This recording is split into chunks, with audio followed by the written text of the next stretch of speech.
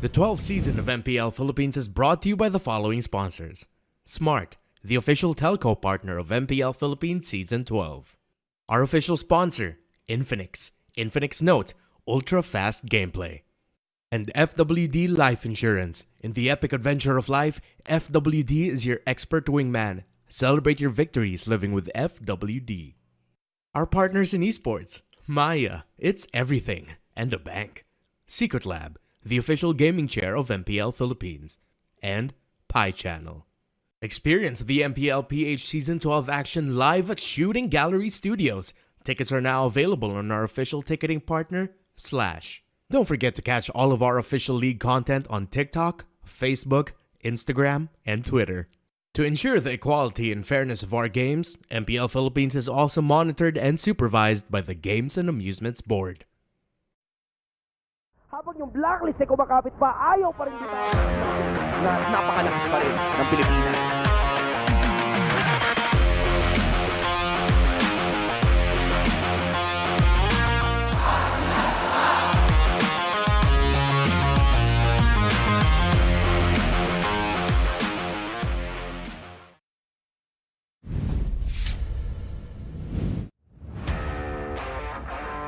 Good day, MPL Arena! And hello to everyone around the world. I'm Mara Aquino, and welcome to MPL Philippines Season 12. Habang papalapit ang pagtatapos ng ating regular season, mas lalong tumindi ang kagustuhan ng mga teams na ipakita na sila ay mas pinaslakas at maibandera ang ating bansa sa M5 World Championship. Pero hindi pa tapos sa mga bakbakan. Marami pa tayong tanong na dapat tuldukan at may mga listahan pa na dapat markahan. Handa ka na ba? Ito ang pagbubukas ng bagong kabanata. Pero bago tayo magtungo sa ating mga laban, alamin muna natin ang mga latest scoops sa MLBB community sa ating Smart All Access kasama sina Hans, Womi, and Midnight. Insiders, pasok!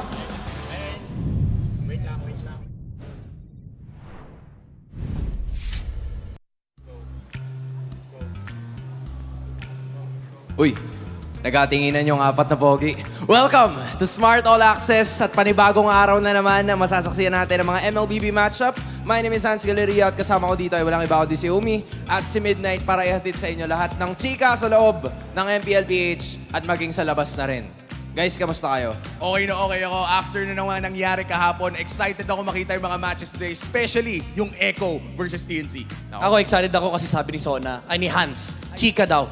Ano, chika Eh, daw. syempre, pag chika, Actually, andito ko lagi. mamaya-maya muna tayo sa mga chika. Kasi ikaw ang bida dun eh. Pag sa mga chika, ikaw ang aasahan ng marami. Pero, I do have a hashtag for everyone na pwede nyo gamitin para sa lahat ng mga matches natin para sa araw na ito. That is hashtag MPL-PH S12 Langit Lupa. Parang ano lang, bumalik ako sa pagkabata. Well, technically bata naman tayo. Tama. Bata naman tayo, di ba? Alam pa Iba, natin. tayo. Alam pa natin ang langit lupa. So, ngayon, yung mga pambata na laro natin dati, we're gonna be translating it here because of course, matchup standings are gonna be important. And isang panalo, isang talo, pwedeng lalagay ka sa langit or bababa ka sa lupa ng konti. Yun yung nakita natin kahapon. No? I think it was our first match kung saan may tumalon from 4th all the way to the 2nd. Medyo kulang sa memory. Nakalimutan ko anong team yan eh. Okay lang. Makes sense. Tama pa rin. Tama pa rin. Di ba? Kasi Sino bang second as team? far as I can remember, ang nakaangat ng AP Bren. AP Yun, Bren. oh, Di ba? yun, AP AP Bren. So Bren, tama. AP Bren. Your memory serves you right. Ikaw. Ano sa tingin mo ang langit lupa moment kahapon? Kahapon na lang. Ang langit lupa moment ko, yung hindi naman naglaro yung Echo, pero nag-secure sila ng playoffs. Oo nga, no? Ganong kalayo yung pagiging nila. Oo. Kala mo lumipad sa aeroplano eh. Yun na. Naglaro sila, pero dulo na. Dulo na. Pero bago Secured pa na sila nun. Secured na sila nun, alright? And speaking of secured, ito ang hinahabol ng ating mga PH teams na nangyayari na ngayon all over at Malaysia. Let's take a look at MPL-MY S12 playoffs dahil sobrang daming ganap nun. Actually, bago nga tayo bumaba dito, di ba? We're seeing a glimpse of it from before a while ago at sobrang dami nating mga nakikita and solid yung experience. I can't wait to see. Yung huli nating nakita was, I think, RSGMY. Yep. Saka Red Giants. Red Giants. Oo. Ay, Tama ba? Tama. SMG. Ay, Yung SMG. SMG. Sorry, sila Miko. So, Sila so Miko. si Miko and si Saksha, ando na sa may bandang likuran. Sa ngayon, ang naglalaban ay si Miko at si Saksha ng Team SMG and si Stome Demon Kite ng RSG Malaysia. Kanina nanonood tayo. I think 1-1 na ata ngayon yung score nila. Pero ang nakauna, RSG-MY. Sobrang dikit ng laban. Pero actually, hindi nga yan yung super nagulat ako. Kasi kung maalala natin, kahapon, nilaglag ng Red Giants yung Todak. By the way, first time na wala ang Todak sa international stage. First time na walang appearance itong Malaysian organization na to.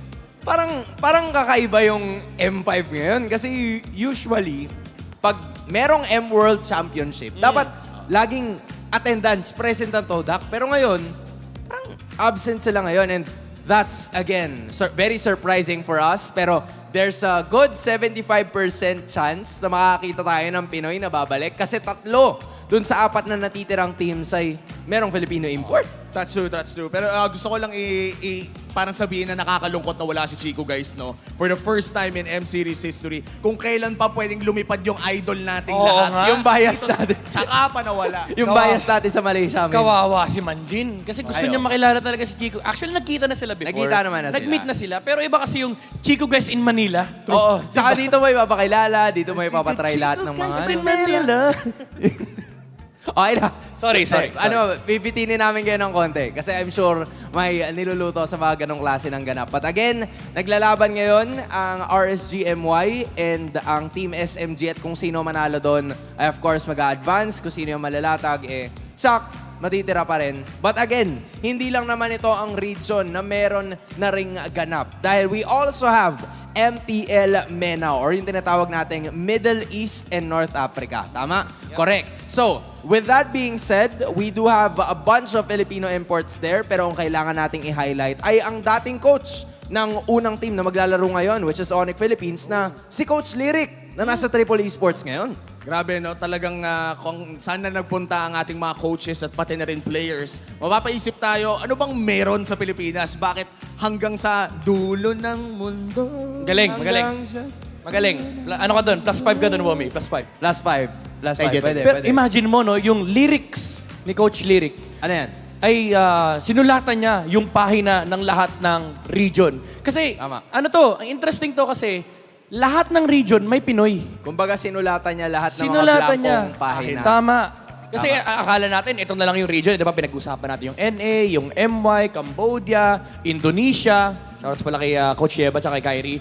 Lahat meron na. For the first time in history of Philippine MLBB, sa M5, magko-compete for sure, mga at least 88% may Pilipino. Sobrang dami ng ating mga representatives na nagkalat sa iba't ibang parte ng mundo. Kaya kung nandyan man kayo na nanonood all over the world, kasi nagko-compete kayo representing another region, pero Pinoy Pride pa rin. Saludo kaming sa inyo lahat. Maraming salamat for repping us over there. And I'm sure na nagagalak din ang sobrang dami ng ating mga manonood dito sa Pilipinas that you are there. And of course, back to our daily routine. Okay, feel ko, Umi, ikaw ang magpapahula. Ay, hindi pala tayo papahula ngayon. Wala mo nang pahulaan ngayon kasi feel ko naubos na lahat ng talents eh. Naubos na lahat ng talents. Alam na nila. Oo, Alam na nila. kakapahula natin. Okay, so magbibigay na lang tayo ng trivia. Okay, we're gonna be asking you a couple of questions and you will win MPL merch, courtesy of course of MPL Philippines pag tama ang inyong nasagutan. So, Umi, may napupusuan ka kanina na feel mo gusto mong tanongin. Medyo nahihiya ako pero hindi, Oras alam na mo, eh. oras na. Maganda Oras yung na eh. pag-spot mo Bakit eh. ako mahihiya? Pag Labi nahihiya na. ako, hindi ako Labi na. babayaran. Ito, sige. liga dito. Bossing, sorry po. Kanina kasi nakita ko nagtatrabaho ka. Oh. Sabi ko napakasipag naman ng taong to. Gusto kitang istorbohin. Oh, Ano sige. pong pangalan niyo, kuya? Kylie. Kylie, okay. Okay, tama. Okay. Sige, dito po kayo sa gitna. Since andito na rin naman na po kayo. Yan. Okay. Kaya. So, andito si Kylie ngayon. And ang tanong ko sa'yo, Kylie, ay sino ang coach ngayon ng Selangor Red Giants na dating naging coach Coach ng Arcadia. Ora and... O sige, hindi niya na ako pinatapos. Ano yung tamang sagot? Coach Arcadia. Panis! Coach Arcadia. Hindi Basic niya na pinatapos. basic. Basic. You got that right. Congratulations, Kylie. And you're gonna be getting this Salamat, one kuya. courtesy of MPL Philippines. Pasensya na at naistorbo ka namin. Ano bang trabaho mo, kuya? Software engineer po. At saka kung Hi hindi... po sa boss ko. Ayan, hi sa... Nag-leave ka ba today? Hindi. Pwede mo bang hindi. i-shout Tama. out yung boss mo, full name?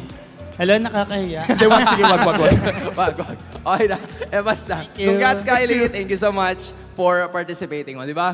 Pag dito talaga yung nagtrabaho, Panalo. pwede. Okay, sinakyan na lang Hindi ko kita alam eh. O, hindi ko na alam. O, sige. Doon naman tayo sa iba na likuran. Okay, hanap tayo ng konti doon. O, mauna na ako ah. Ay, hindi. Sabay pa na tayo. Dapat Sabay may tayo. kanta eh. Dapat may kanta. Dapat meron. Sabay tayo. Pwede. Okay na. Andito na tayo. O. So, Mali ba yung lyrics? mali pala yung lyrics. Andito na tayo. Okay? So, ilalapit ko na yung mic. Ilalapit ko na yung mic. Sino ba? Hindi ko alam eh.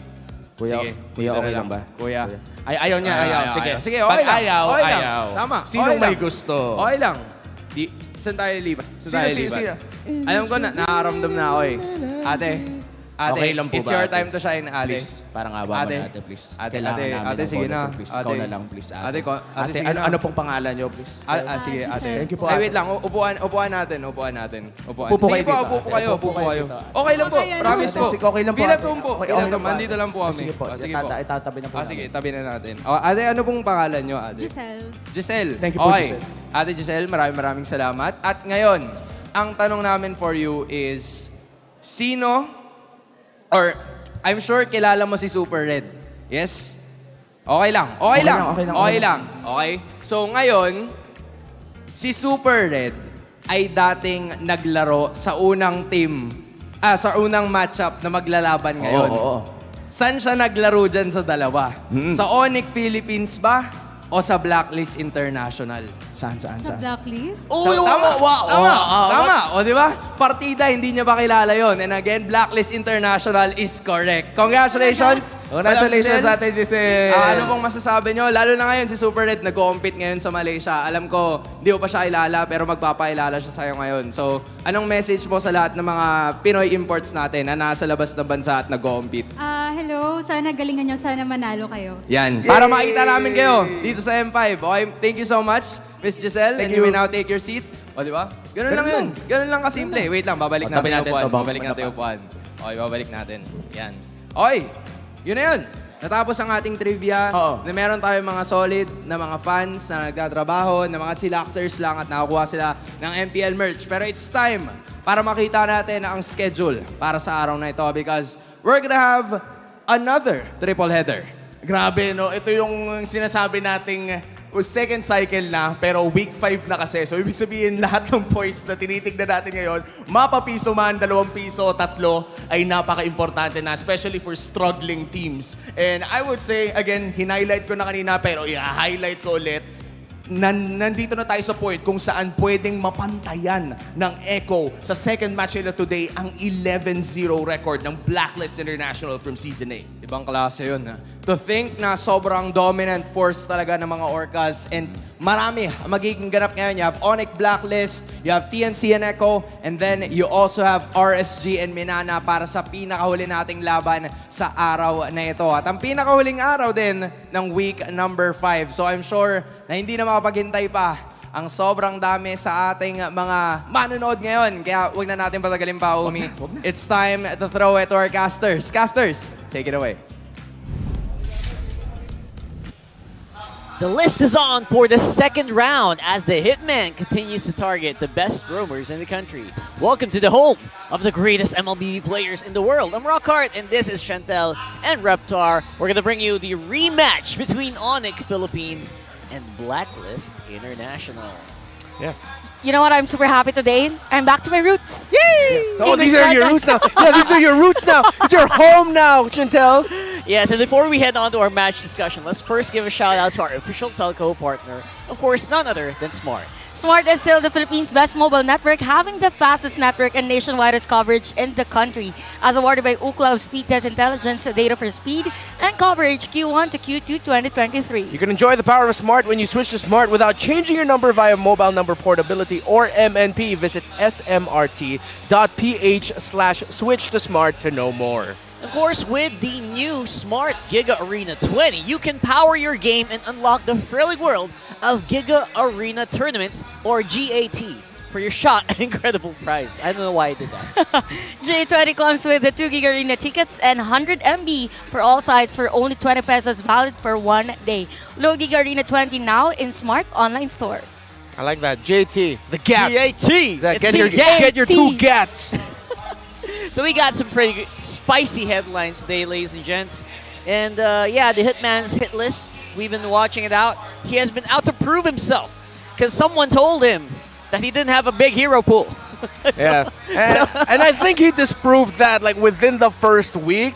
Already rocking out the Navarre. And I think at this point, yeah, the Hitman has already shown off that I have the hero pool. Y'all better watch out. What small hero pool are you saying? What I have is other this? heroes on my sleeve. And yeah, it's really on point as well. Our hashtag for today, which is Langit Lupa, and that is Heaven and Earth, or David versus Goliath, if I might say, because Blacklist International is up against ONIC, which is a team that I might say that has found their synergy already, although from the previous games, it's not really that consistent. So really looking forward for this matchup. Yeah, ONIC, it's up and down so far, and the Hitman, I think he's the embodiment of that hashtag Mas Pinas Lakas, or, you know, improved strength. I don't know how is that the right? No, that's correct. Yeah. Improved strength. I mean, he went from being doubted by everyone to being idolized by so many people after that, especially after that successful first leg run. So now we're on leg number 2. They're trying to find their groove back here. The Hitman specifically having a lot of fun with Mr. Yue himself. Yeah. Coming back here. That's it. That's super interesting. Yeah, and they played really well together. A lot of people were very vocal about the certain, I don't know how to explain it, because the chemistry issues potentially between Haji and Renegade. It seems like they were clicking, and then suddenly they stopped clicking, and then now they're like, okay, let's try out Renegade and Yue. And then yesterday with their match against Manana Evos, they look really good. Yeah, from course, Haji, Oheb, Renegade, of course. Who's S? Sensui. Sensui. I keep How can we forgetting forget Sensui. it? And Yeah. Edward. Yeah. Now they are Rosie. Yeah. Yeah, Of course, and, adding you in. For Renegade, I mean, with the hit list, it's as if this we will see.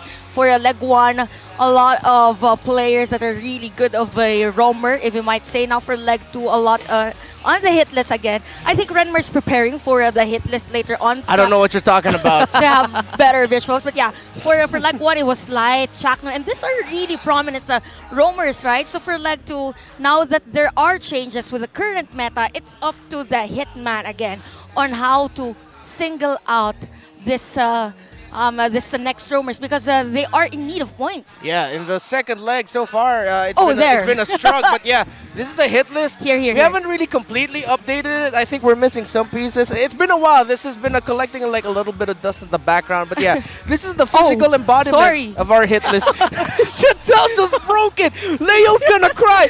Please, Leo's project. Where should this be placed? Okay, never mind. Put it somewhere. For the never mind. This is the hit list of the Hitman. And again, going into the second leg, more misses than hits right now. People are already very aware of the blacklist consistency question. And similar with ONIC, actually. These are two teams who have quite a similar story with them heading into the second leg. One went on a hot streak and then faltered off, similar to Blacklist, and now they're both just trying to find that streak again. Yeah, it's actually really interesting because, of course, for ONIC, there's three possible. Sorry, there you go. Careful there. I'm three good. I don't possible wanna break targets it. here, of There's gonna course. be mad. And Perk Ziva has actually been one that's been very hot on Renegade's list here, which, of course, you'll see on the list, on the stats we have right now. This is something that Blacklist has to work on. Yeah, and speaking of actually the statistics, we don't really know today who's gonna play. I mean, for Onica, there are instances wherein they play with Variant 1. Yeah. We have Variant 2. Now for Blacklist International, now we have Yue instead of Haji. Am I? Yep. Or maybe they could change Yeah, it. they could also still swap it back up. Yes, that's the point. So this is a type of statistics we're in. We cannot really tell, but of course, in terms of the hero pool, a lot of difference for both. Yeah, and I remember this series very clearly because this was Perk Ziva's debut, and he really Oh, right. popped off here. First as that Kufra, those 3 key back-to-back revenges, and then the Tyrant's Rage to end that game number 1. And then in game number 2, it was just his Cho controlling it. It was ONIC showing the rest of MPL Philippines, this is how you deal with this version of Blacklist. They had a very young, hot-blooded roamer who wasn't afraid to get info, to go up into the enemy jungler and enemy roamer's face and disrupt the middle rotation of Blacklist International. That's why this ONIC matchup, depending on who they're going to be putting the roamer, is something that we must watch out for to see how ONIC will continue to try and decode Blacklist, or this time how Blacklist will respond to ONIC, one of the first few teams that decoded them. Yeah, so Renegade definitely going to have his work cut out for him, but you know what else is on Renegade's list? I think he has to go. We got to go international here. Yeah. We got to go international because someone else is waiting Oh. for Renegade. It is Luis, who was taken out, if you remember, by Blacklist's Oh My Venus when they matched off against each other in the M4 Round 1 knockouts. It was a 3-1 score. Yeah, and now that our Luis has already qualified for M5, Oh, yes. All right. that's something that we can look forward to. Yeah, these are 2 players with a very similar history. They both came from the gold lane, or at least had a stint in the gold lane before becoming their new teams or their team's roamers. Luis and RQ Akira have been tearing it up, not only in Brazil, but in Latin America. They are currently, pound for pound, the best team there. They won their version of MSC with a 4-0 sweep over Bigatron Suns. That just goes to show how well he's been doing in that region and how much of a megastar he is there. While Renegade, he's just only starting to build his legacy as one of the top roamers in the league. It's only the season.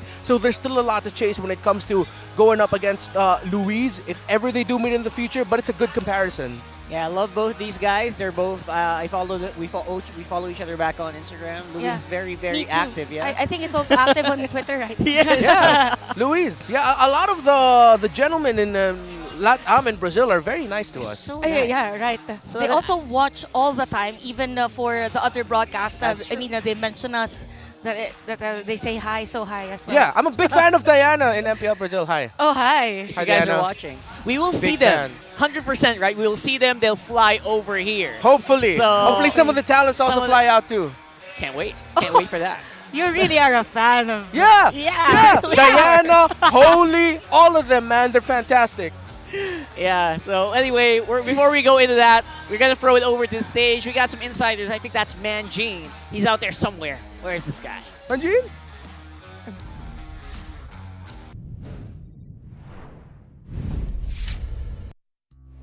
Andito tayo ngayon, all over at the Blacklist Player Lounge, kung saan kasama ngayon together with me sa Smart All Access ay walang iba kundi si Renegade. Since andito naman na siya, Renegade, kamusta ang mga naging paganda nyo para sa matchup na to ngayon? Mahirap ang paghahanda. Pinaghirapan namin yung paghahanda namin ngayon, tsaka babawi kami sa kanila. And I'm sure na babawi talaga because again, kung maaalala natin, ay hindi naging maganda ang resulta ng unang matchup nila, but things wanted to be different para sa side ng Blacklist International. At nakita, flinash din kanina, Renegade, si RQ Luis coming in from Brazil na dati ay gold laner noong mga nakaraang World Championships. Pero ngayon ay naging roamer siya. You're also similar with that kind of situation na naging gold laner ka dati and then XP laner, tapos ngayon ay roamer ka na. Mahirap ba siya na mag-adjust ka ng role, lalo na nandito ka na sa pro scene mismo? Mahirap din po kasi yung gold laner, mindset mo, mag-farm ka lang tapos buhatin yung team stay ka lang sa lane Yung post 5 kasi, siya yung nag-rotate sa early. Kumbaga sa ikot mo sa first mga seconds, ikaw talaga yung gagawa ng play. So, mahirap. So, parang yung bubuha talaga ng game and then roamer is more on gagawa ng play. Is it similar sa pagiging XP mo din na dati gumagamit kang Benedetta, Paquito? Noise mo ba yung mga ganong moments or mas komportable ka ngayon sa roam? Mas komportable ako ngayon kasi mas malakas yung XP laner namin ngayon Okay, mas malakas ang XP laner. Ito, one last thing. Kung meron kang gustong makalaban na team na galing sa ibang bansa pag pumasok kayo ng M5, sinong gusto mong makita? ONIC. ONIC ID, si Kyrie. Kyrie and Coach Ev, abangan nyo na sila. Because again, Blacklist International will go up against ONIC Philippines in this specific series ng Best of 3. Renze, Hans, bato na natin to sa ating mga casters. There you go. So we got another guy on the list. My God, so early They already listed down ONIC, bro. What you say about that? Well, actually, for an added person on the hit list, it means that Renegade is hungry for improvement because he's eyeing for a lot of, okay, you're the next target. You're the next on the list. But isn't he also one of the famed Bataan boys? Yeah. Oh, Right, yeah. So that's Bataan is like an area here in the Philippines, and there's a lot of really strong and well-known players who came from that area. Coach Bon's from Bataan, Kyrie's from Bataan, Renegade's from Bataan. I think that's also one of the reasons why they became close because of that connection between them. Yeah, they would say kabata. Was it kabata? I don't know. Kabataan? Isn't that? Kabataan. I think they're kabataans. Isn't that fellow kids? Kabataan or maybe fellow friends from Bataan. Yeah. It depends It's on the combo. pronunciation, right? We'll go with that. From kabatak plus bataan is kabataan. There you go. There you go. Nailed it. All right, so you see them right there. I love the energy that we're seeing here from Blacklist. Edward, the usual, not the usual like super serious face. He's a little bit more chill today. And I would say that they are definitely a team that are, they're currently in the middle of the pack, right? But you don't really want to stay there as much as possible. Right now, I think despite Onyx's loss yesterday, Gem's still really up and coming. Yep.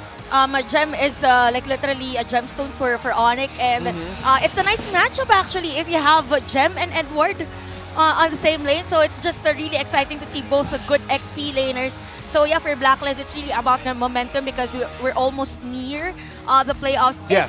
Whenever they secure their playoff spot. Yeah, and speaking of playoffs, to add to that, AP Brents at 18 at second, RSG Philippines at 17, Blacklist at 16, ONIC at 15. That's how tight it is at the middle. One.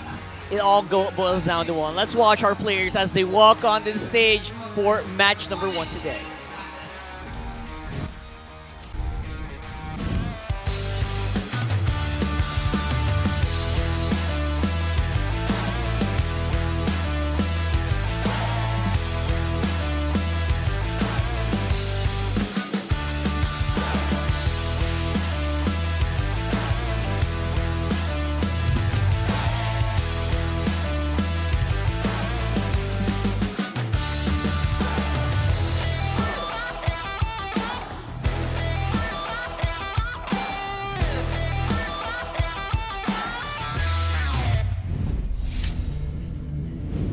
They sit at 5th in the standings, but the upper bracket slots are still well within reach.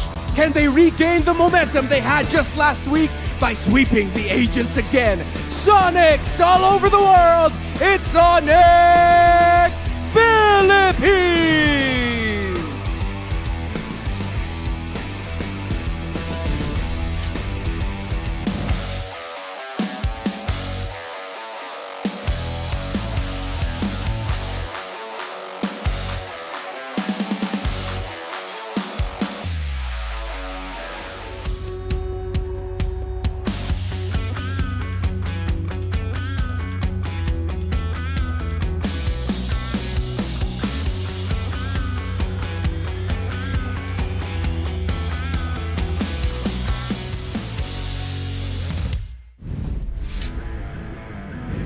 The agents are back to their winning ways with a sweep from yesterday. Will they avenge their first round sweep loss to the Sonics and get back onto a win streak? Agents and the world, they are truly top tier. It's Blacklist International!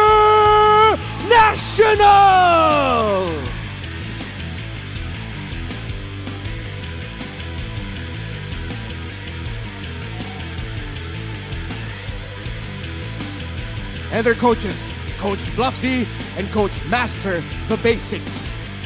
Sonics and Agents, welcome to our first series of the day!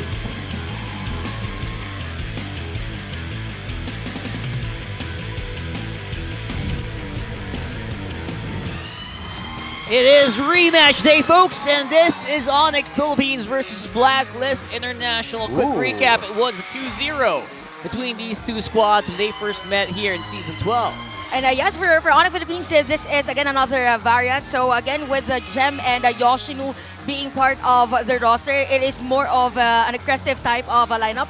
So really looking forward on the synergy that Ryzen, Prince, and Gem will bring to the squad, because it is where the consistency of nets will translate. Yeah, and now for Blacklist International, it's Oheb, Sensui, Edward Renegade, and Yue. So Kapitan Haji will be sitting it out again. But of course, we saw Yue pop off yesterday with that Navaria. And there may be something in the chemistry and synergy between Yue and Renegade that just seems to be going better right now for Blacklist International. And let's see if they'll be able to replicate yesterday's results against a team that swept them again earlier on this season. But they're not going to be going up against the exact same ONIC lineup. It's 4 of the same members, but instead of the roamer that they had before, it's now Yoshinu instead of Perkziba. Yeah, Yoshinu proving to be definitely more aggressive in comparison. Perkziba, I think, kind of fell off yesterday a little bit. Below expectations, the way he played. It was something that was expected maybe earlier on, but maybe after that good performance he had, I was expecting him to... I was expecting more from this guy. He really set the standards high for him, and for Yoshino, it's really more of a aggressive and somehow sustained type of junglers, or rather roam heroes that we might see. Now, looking at the overall statistics, actually, in terms of kill participation, it means that both teams are really towards that type of a team fight wherein they are complete, and as much as possible, it will translate on the objective taking. So, a lot of difference in terms of the turtle control, if I might say. Yeah, I think there was something as well about with the performance of ONIC yesterday when they went up against, just double checking that, AP Brand there. When they went up against AP Brand, it sort of exposed their, weirdly enough, their weaknesses now in terms of being able to actually just focus on the fights in the major objectives. That's where they lost it against AP Bren. So let's see if they're going to be able to sharpen that up a bit, but at the same time, keeping to what we know ONIC-PH is good at, which is actually the macro minion map control that a lot of teams have had a problem with against ONIC. Surprisingly, their stat matrix is also very similar. I just noticed that earlier. It's like close. almost the same, like 1% off, which means they pretty much are pretty similar in terms of stats across the board. That's super interesting, and maybe that's something that you can break down further as we go into our keys to victories here, Mr. Renmar Santa Cruz. I got it.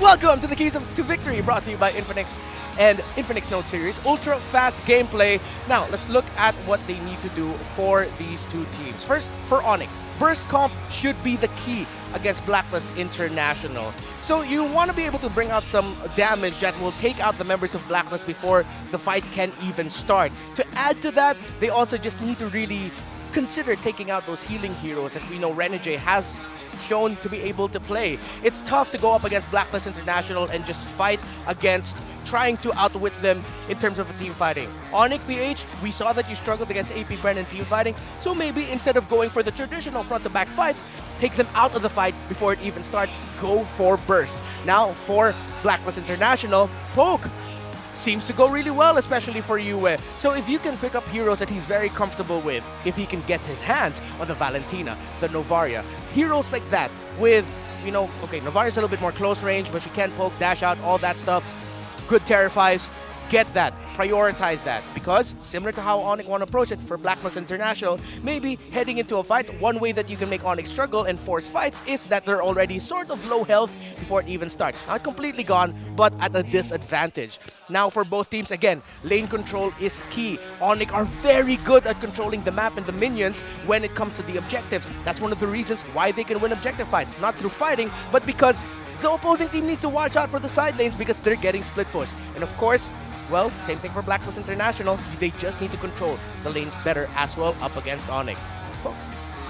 Well, I think you hit it in the nail there, partner. Yue with a beautiful stat line with those Astral Recall hits yesterday. Definitely something going to be on the sites here for the ban list of ONIC Philippines. And if you're going to go that way, you might as well have to ban out these healers, which might be a problem if you're going for pokes. They heal up the poke, you know, basically you did nothing. And what is interesting actually for Blacklist International, they're also known as, I mean, we call Renegade now as the Hillman, but their tendencies were in, they are the ones that actually ban out those heroes, the Rafaela, Matilda, and even Angela yesterday. So if you are ONIC, you also have to be prepared for the counter heroes like that has sustain and even the heal. Yeah, and now you see the player head-to-head, Ryzen and Sensui. Of course, they were the focus of their first round matchup. Right. The battle of the two can we say ghost fighters? Let's just go with that. Yeah. The two Class S The Class monsters S. with how great they are with retributioning. But actually, I see them as two different kinds of junglers. Sensui, it seems like Blacklist International, they just tell him, dude, just retry. And yeah, he'll always have a utility ability ready for him. But most of the time, he's in a safe distance, staying alive, trying to retry. But for Ryzen, it seems like ONIC want him to do more things. Hey Ryzen, can you sort of act like a roamer sometimes? Try to see if you can do a setup. Hey Ryzen, can you go and get information for us? You're tanky anyway. So it's like, on one side, you have a team telling their jungler to do a lot of things, while for Blacklist International, it's like they're just telling Sensui, just focus on the retribution and then we'll set up for you. Interestingly, Sensui just gets the job done, right? Yeah. No matter what hero you put on him, somehow he gets the retribution. And now with a player like Yue, this should be very interesting. If they can leverage that into something that can get him the advantage.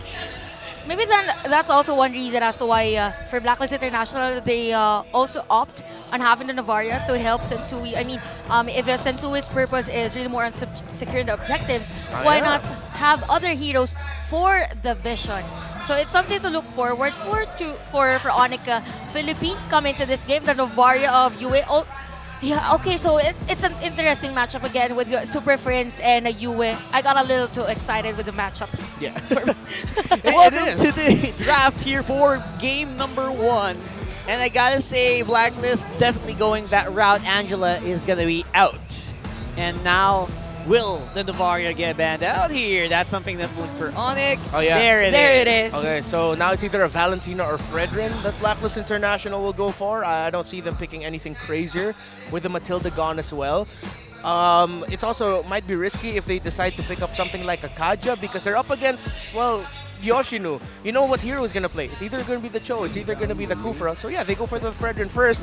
And now ONIC, I want to see if they want to rush pick either Terizla or a Yu Zhong. One of those, along with the Valentina. Yeah, that was open. So this is a nice pick actually for ONIC Philippines because it's as if you're telling Blacklist International to not pick heroes that has a lot of crowd control or ultimates that are good for the IMU. So Blacklist International, okay, it's gonna be Edith and maybe a marksman already for OM. This draft is coming so fast. Wow, yeah.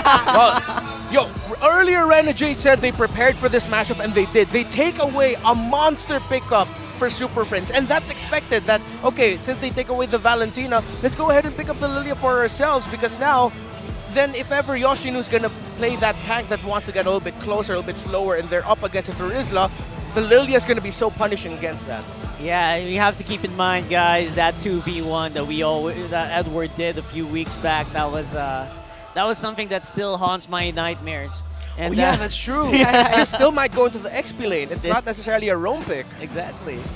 Okay, so ONIC, should they pick now the marksman hero? No, Martis. Okay, wow, so marksmen are being left out here for both teams. Because Baksha has already been banned and it is like ONIC wants to secure something that is good for the early game. Yeah. Draft index looking like it's definitely a lot more favoring Blacklist so far. Isolation definitely lacking here for ONIC at this point, which that's to be expected, I think. Yeah, if you look at the wave clear and hero DPS, it leans towards ONIC.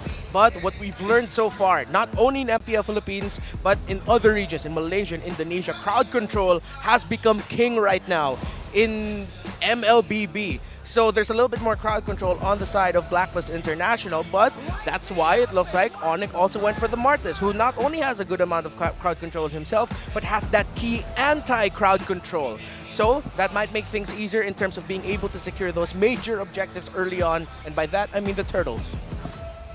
All right, so we're looking at marksmen. Both teams are still lacking that very crucial role here, and they're not getting banned out. Blacklist, again, it's so weird to see Blacklist just banning out these healers. Yeah. Seasons before, it was them. It was their team that are neglected of the opportunity to have this hero. Now they are the ones to get to ban this hero. So, yeah, for Blacklist International, is this going to be an Edward Edith, or there's a possibility for this to be a Renegade Edith?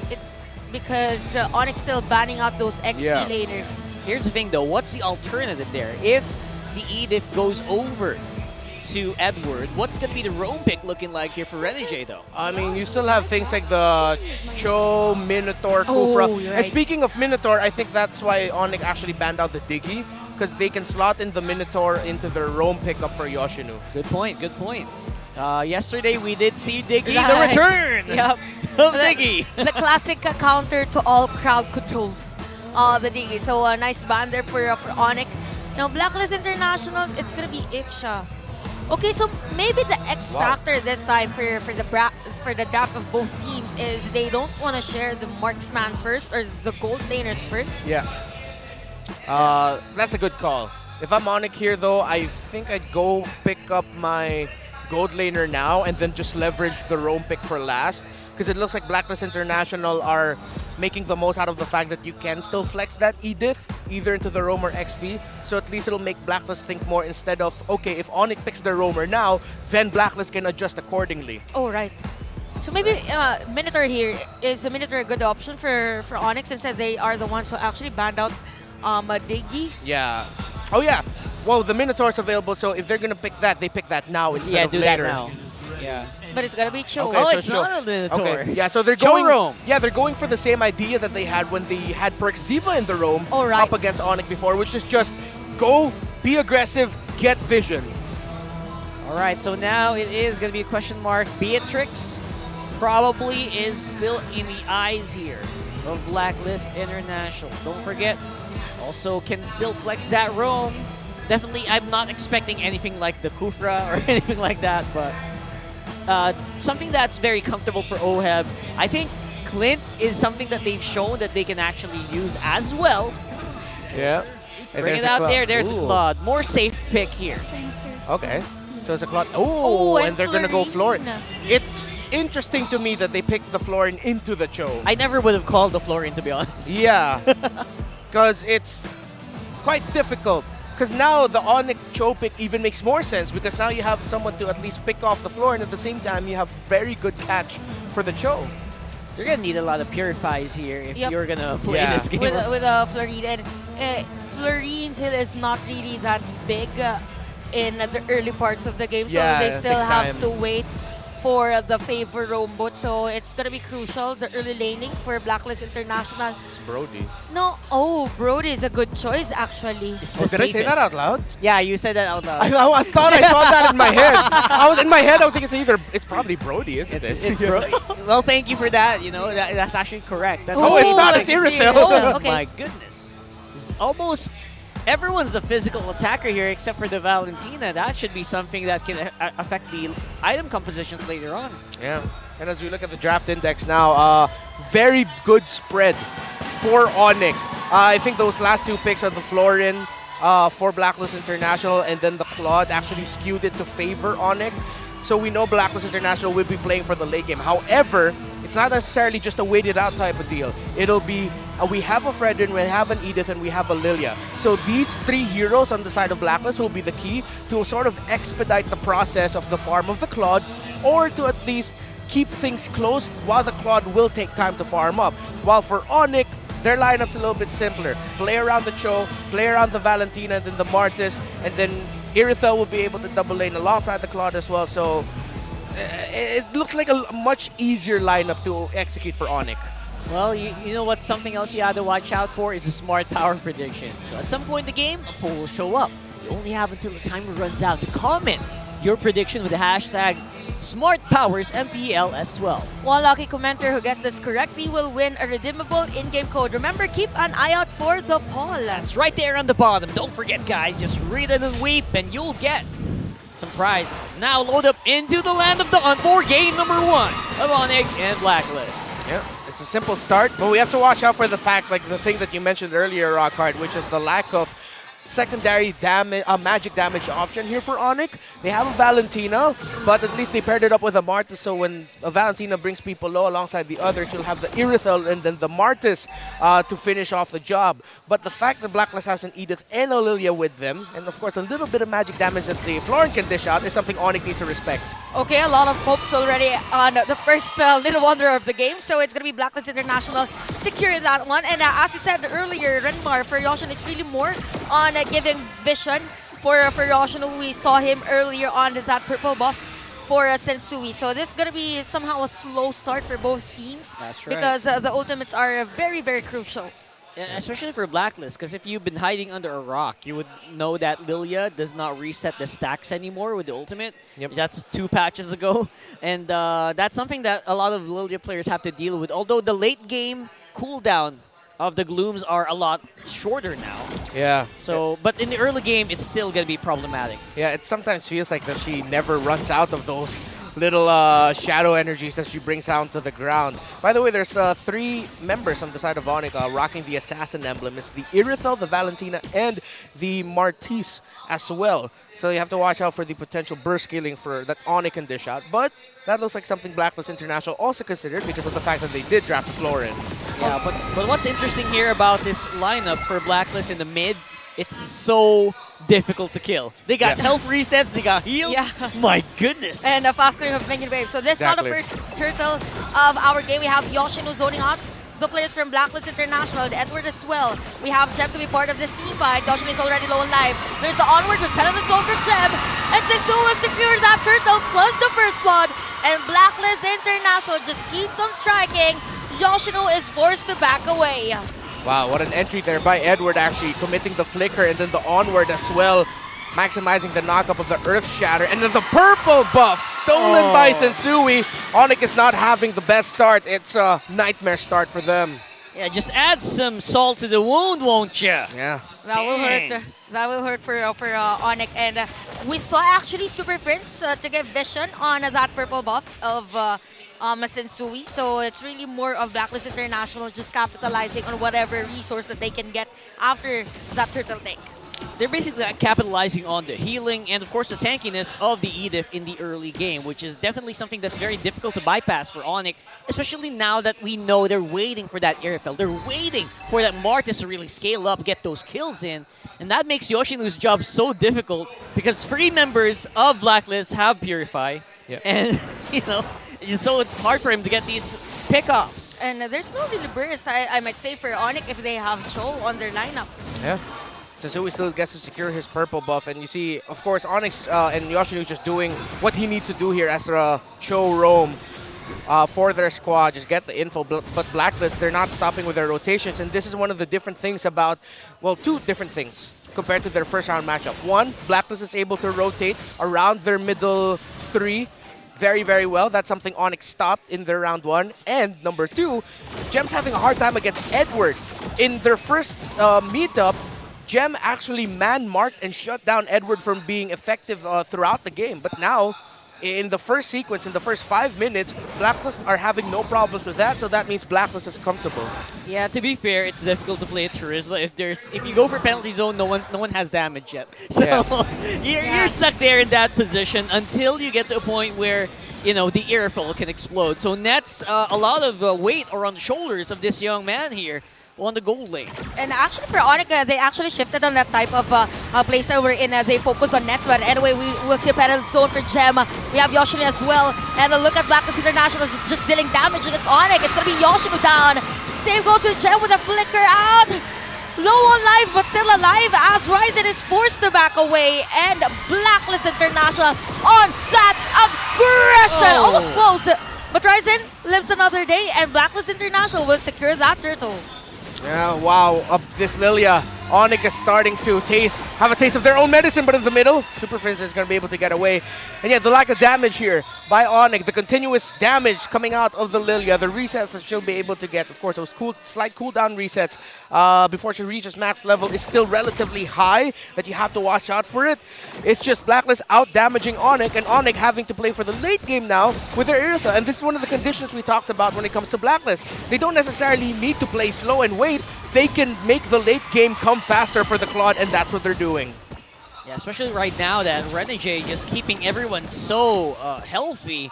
They have so much leeway. They just go aggressive. Yeah, and we actually saw Oheb already on the double laning. So that's one difference, probably on Irithel and Claude, the mobility. So Blacklist International is just pretty solid on their rotation. We could see a Wind Talker already for Nets coming to this game. Gotta go fast. Gotta go fast. Yeah. You have to do those double lanings as well. Well, it's one of those few heroes who can actually do that, right? So they're doing it very well. And ONIC, they are trying to dance around it. Yoshino, he's waiting for the timing. Okay, there's a poke from Sensui. Wow. So they're just helping OHEB to actually secure this turret out of bottom lane. So it's really more of securing the turrets here for Blacklist International as to what the lead is now at 2.4k gold. But wait, hold on, Sensui is already low on life, but Yoshino is there as well. So forced away is ONIC Philippines, and Blacklist International still continues that aggression. You feel bad for Yoshino. You saw him desperately try! Oh. Okay, no, I thought something was going to happen to them. Could have been bad. Yeah, that was a massive knockup. Anyways, so Yoshino was desperately trying to kick back Sensui, but then all the crowd control being dished out by Blacklist International, and just when he was about to kick Sensui further away from the members of Blacklist, he was taunted by the Fredrin, meaning he lost a little bit of control in terms of being able to dish it out and finding a good angle. So right now, Blacklist International are having this show very well, and look at that. My goodness. Little by little. Somebody stop these guys. They're not slowing down here. And you know what? If you're Yoshino, you'll really have a hard time on trying to have that beautiful kick, because there is a lot of hope from Blacklist International. Whenever you move forward, we saw that damage against Yoshino. So, man, for ONIC, they just really have to wait for Nets to have that damage and have Super Prince to do those bursts again. Yeah, that Lilia is a problem. ONIC can't get close, and that's what's single-handedly stopping ONIC. Yua is a Neo Beast right now with this Lilia. Literally a Neo literal Beast. Neo Beast. Actually, such a beautiful skin. I hope you guys already locked that in, because it's gone. Can't get any more. Oh, I didn't. Yeah. I didn't as well. But Same yeah, here. that's one of my favorite heroes. So yeah, a bit sad on that. But anyway, Blacklist International, they're not sad with this type of rotation, because yep, we saw ONIC Philippines on the aggressive side, but okay, Yue is already low on life. Ooh. So a bit slow-mo on that, the secured kill for ONIC, but it's a good kill because it's against Yue, the burst damager. Yeah. You know what's crazy? There's only been 3 kills in this game so far. It feels like we've seen a lot of things happen already, and it's only 3 kills. It's just a lot of them just poking. And then, I mean, we mentioned that earlier. Blacklist, try to go for poke as well, while ONIC goes for burst. Blacklist goes for poke. And yeah, Blacklist are poking. ONIC still not being able to burst just yet, but at some point it's gonna be evident the Super Prince has his item. Suddenly Blacklist will wonder, why is our health suddenly gone? Why are we terrified constantly? And that Valentina being able to catch up is one of the keys right now for ONIC to be able to turn this game around. I like the aggression being shown here by Sensui, just making sure he's a very stalwart front line here for Blacklist. Okay, Raizen's gonna be a target, but will still be alive, so it's just poking for both teams. Blacklist International just getting prepared for this Lord objective. Actually, it's 9 minutes already, so even for Raizen, as much as possible. Okay, middle lane. So middle lane, if there's a hit map in this game, we could see that this part is gonna be super red. That's gonna be super cloudy. With all these footsteps. Yeah, it's all just there, focus alongside the river.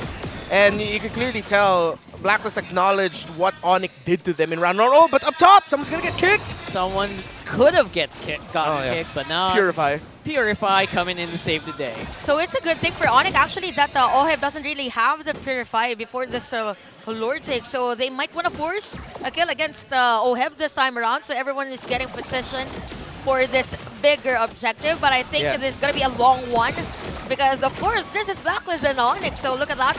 Just dealing or just poking each other. So we have Sensui up front. Yeah. And the others on position. Okay, ONIC might need to play for something different here because Raizen is 1 level behind Sensui. It's going to be so hard to win this stretchy battle if you're Raizen. Wow, it's a very messy one here. Edward already used the onward. Okay, we already have the kick for Yoshino against Edward. We have the penalty zone as well for Primal Jeb Rep! and OHEB on that free hit. And it's going to be a kill again for Blacklist International as Edward will get a double kill. Plus, they have the opportunity right now to get this Lord objective. So 2 players down for ONIC Philippines. That's the thing about this hero, man. It's a tank. You're in your mind. You're saying this guy is supposed to be a tank, but he hurts so much when he goes on the Primal Wrath. The kick onto Edward was. It seems like Yoshino was just trying to go for something, someone, but the wrong target. Edith is not the best course of action there, but it seems like Yoshino was trying to kick someone else, and now Blacklist are still in full control. The middle rotation of ONIC was shut down. They weren't able to shut down the middle rotation of Blacklist. The Lilia has been, again, this Lilia pick in the first phase just completely controlled everything that ONIC wants to do. And now as we look at the items, up to a Corrosion Scythe already is this Claude, Berserker's Fury already, so 3 core items locked in by both marksmen. But the difference is there are already Blade Armors on the side of Blacklist International, but there's a Blade Armor on the side of ONIC as well. You know what, with the damage actually of the Lilia, I thought it's a full burst items, but anyway, Yoshi is going to be bursted on by Yue. And they don't need any minions at the middle lane to secure a kill. That's how huge the range of Blacklist International is. And the top lane, and they might secure this as well successfully.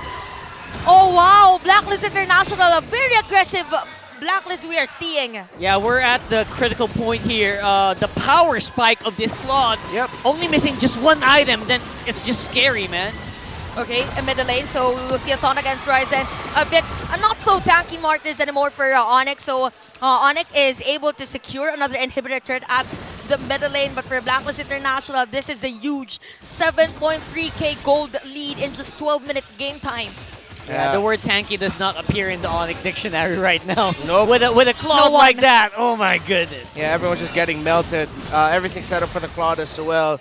And again, this is what you get when you have more sources of magic damage. This goes back to a condition we take in MPL Philippines Season 10. If the Valentina is your only source of magic damage in the game and you're up against multiple ones in the roaming mid 3 of your opponent, it's really going to be a struggle. And ONIC just fell into that trap again with prioritizing the Valentina, though it does make sense.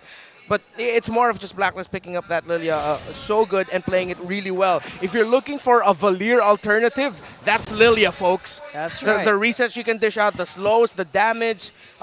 We have this term in the Philippines, we call it malagkit. It's sticky. You can't seem to get away from it. You try to run, but it's slowing you down and it's hurting you, and that's what this Lilia pick is. Yeah, and it's so easy to itemize against the lineup of ONIC, especially with the blade armor being improved by the patch, right? Just go slap on that blade armor, you're good to go. Yeah, you actually mentioned that for ONIC, it's really more on the physical attacks only. So Blacklist International, the only threat for them come the late game is just gonna be nets. So blade armor is the only item they actually need, not unless there's a good kick from Yoshino. But how? There are 3 purifies here from Blacklist International. So okay, we'll see a Lord being started here by Blacklist International. I think ONIC, they're not going to contest this one. They can't. If they contest it, it'll be too much of a gamble. They just need to try and open up the map. And you see ONIC actually trying to open up the map by split pushing the sides. But Blacklist timed their Lord attempt really well with the minion wave flow, so that if ever ONIC wouldn't be able to split push so easily in the sides. But also a little bit of indecision by ONIC whether or not they actually wanted to go for contesting the Lord, maybe speak it out, or really complete a split push. So a little bit of indecisiveness there by ONIC in terms of what to do around that point. Yeah, man, the clock is running out here for the ONICs. It's so apparent that it's impossible for them to get a kill, especially with Renegade. The presence of the Florent just so massive here. Yeah. Okay. And we actually see a Sensui use that Retribution just to slow down Ryzen. So it's as if Blacklist International, whenever there is a skill that they can use, why not use it against ONIC? So Lord will march in at the top lane. So Blacklist International just waiting for those minion waves. Middle lane turret is going to be the target successfully. They are to destroy that one. And the Lord is going to be killed here or defended by ONIC. Yeah. I think Blacklist still have to kind of be on their guard, because the one bad catch on OHEB will actually mean that most of their damage is going to go down the drain, right? So I think that is mission number 1 here for Super Prince. Yoshino! Yoshino is going to be having that nice black shoes from Yue. That is going to be a turnaround kill for Blacklist International, right on spot for the players of Blacklist. Nets on the damage. Sensui finds this one, has the blade armor, by the way. So we have 3 players for Blacklist International, 3 players down for ONIC. Is this going to be it for Blacklist International? They will go for the tower push. Minion wave and a shutdown from Nets. Renegade's immortality and a double kill for Nets. My goodness! Prince and Nets What a play! Terrify, burst, the two main damage conditions of ONIC popping off at the right time. It finally happened! The stars aligned here! The Terrify and the crits coming in from the Irafel meant that even with the floor in, it was just not enough to keep OHEB alive. I think for ONIC, this is their strategy. If we base it from yesterday as well, there was a time where the other team was trying to go for the final push, and then they went for a play. So maybe 2 or 3 more that kind of plays from ONIC, they might turn things around because Blacklist International, they have to be prepared for those kind of plays. Yeah, they can't slip here. This is the best chance ONIC has to turn the game around even more. Blacklist still has a considerable lead considering all the towers on the side of ONIC are gone. And ONIC, I think they may have realized something. Hey, we can just throw Gem, Ryzen, and Yoshinu and just make sure Super Prince and Ness can free hit. That's it. That's the play. Throw everything you have straight into OHEB and you just might get what you want. That, I guess that depends on how badly or how well the collapse, the 5v5 happens. So we'll see if that's going to happen here around this Lord area. Right now, Blacklist looking a little bit more shaky than I thought they would. Yeah. So actually, you have 3 rather Purifies available for Blacklist International. So this is gonna be, I think, 2 more resets for this Lord. Yeah. I highly doubt that minimum. This is one straight Lord objective taking for both. Yeah, the moment Blacklist gets info, it looks like they might reset it, but they might actually not even. It looks good right now, especially with OHEB being able to poke down Ryzen, but let's see. Oh, the retribution is being used by Ryzen, by the way. So this is the perfect time. We see Gem on the penalty zone, and look at that. Net's going to be down on Edward's hands. A double kill already for Edward. Why is Edward acting like a marksman for Blacklist International? Just zoning out the rest of the players and dealing damage against them. No need for the Lord. No, no, no. Not this time as Blacklist International wreaks havoc against the base of ONIC. They have the minion wave again. Sensu will secure, or rather, you will secure that kill, and we have the minion wave at the top lane as Blacklist International will go for the base lock, and ONIC can't defend this one. Blacklist wins game 1. And that winning moment is brought to you by our official sponsor, FWD Life Insurance. Oh, that's what we mentioned about ONIC. Lapses in their decision-making when it comes to major objective fights. Was their downfall against AP Bren, was their downfall against Echo, and was their downfall against Blacklist in game number 1. Yeah, I think for ONIC, it's as if they are waiting for the other team to commit errors. Yeah. I mean, in a game like MLBB, you don't really have to wait for that opportunity. You have to create your own opportunity to get that win, to secure those kills. Yeah, and at the very end, we were super surprised. And again, this is to be expected from late game Edith. Just isn't a tank anymore. It hits even harder, like some marksmen that I know. I was surprised that Edward was just there. I mean, Edward killed someone and then Edward with a double kill. So I just said, why is Edward acting like a marksman here? Well, he was hunting down kills. He was playing like he was a marksman, and that's the right call. And especially in a meta where it's actually not as favored for what we call carry XP laners. They're more for the dive, you act as a secondary tank, but that's why the Edith pick is so good. Why teams actually look to ban her in the first phase, because she can do that. She can set, she can break formations, and also carry for a team when needed. Yeah, and that's exactly what we saw there. I mean, everyone was eyeing OHEB. That's the moment in the game where 5 people are looking for that marksman, and they use so much to do that. They even use the Retribution, like you mentioned. Retribution versus, against OHEB. Why? Just to slow down. In front of the Lord, yeah, why? Same question in my mind during that moment. Well, maybe you can explain, Renmar Seth Cruz, break it down on the analysis. Sure. I will try to explain it. I can't explain it. Well, the Retribution, that looked a little bit too eager by Ryzen to try and chase him down. You're up against a Claude who can easily BMI out. He has a Purify. The team wasn't in full formation yet for ONIC. There were other members still trying to get into position, and most crucially, ONIC didn't have full information yet as to where the members of Blacklist was. But we have to talk about the MVP performance here by Edward. Again, I will reiterate what I mentioned. This is the era where carry XP laners or XP laners that we expect to carry for a team, one of the main damage options for a team, aren't necessarily favored. You go for formation breaker XP laners. You go for setup XP laners, sort of acting like a secondary tank slash the idea of a fighter jungler. But that's why Edith is so good right now, because she can do that, plus also be a carry when needed.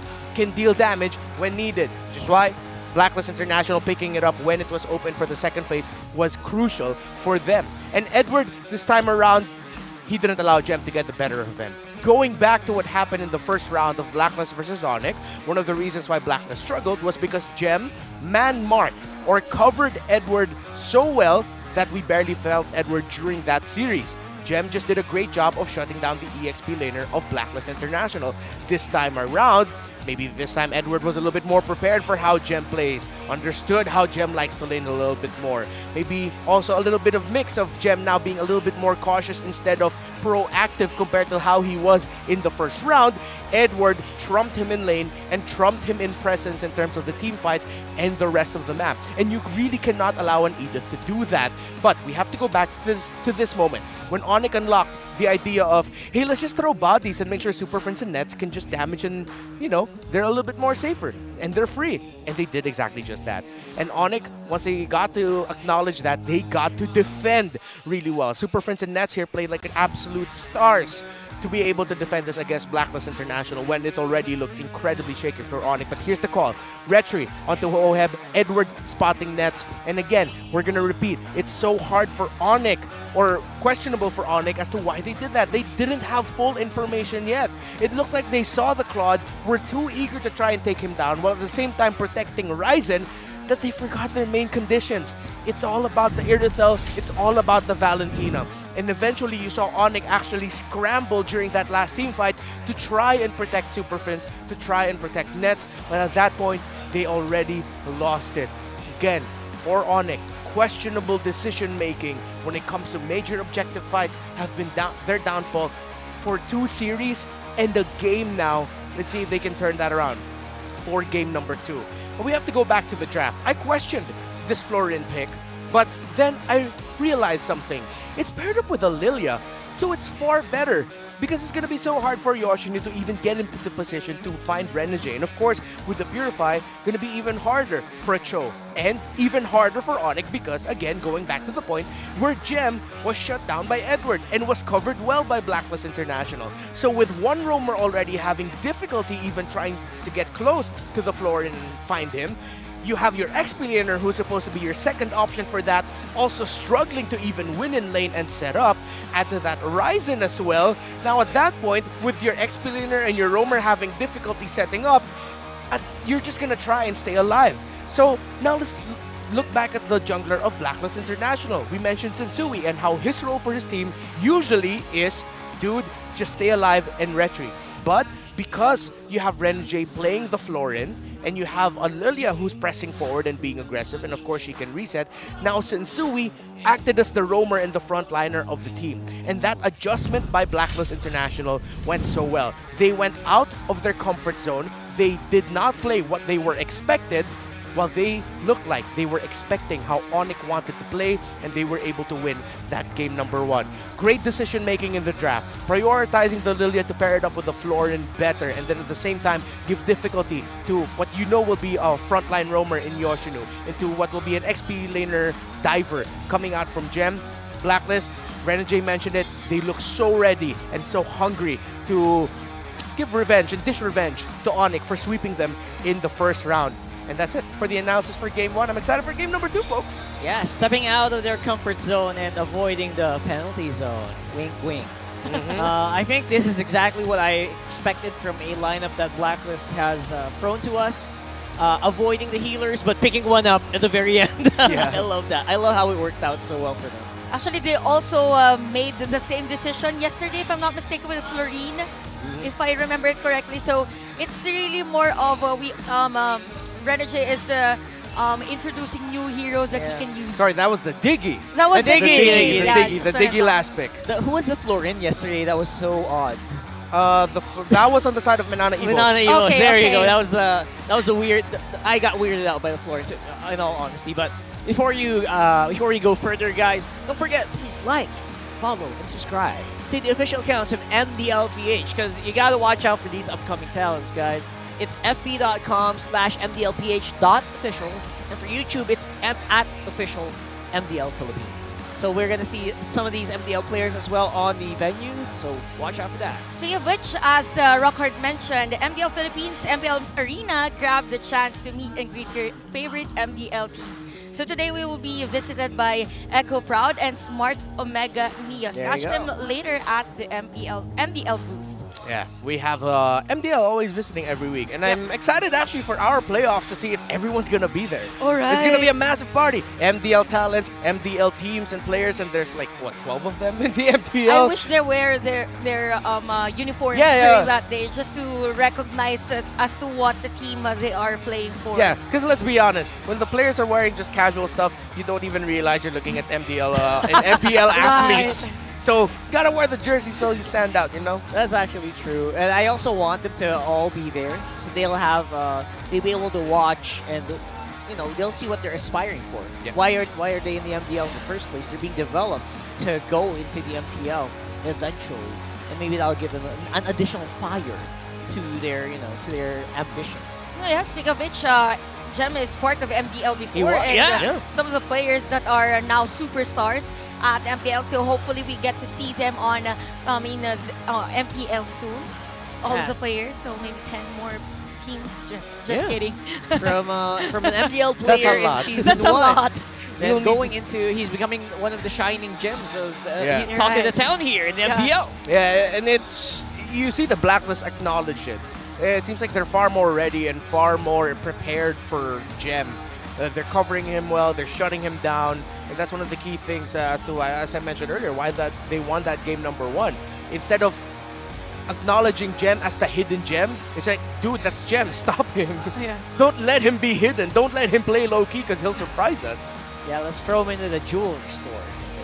The jewelry store. The jewelry store. Feels like a heist right now, isn't it?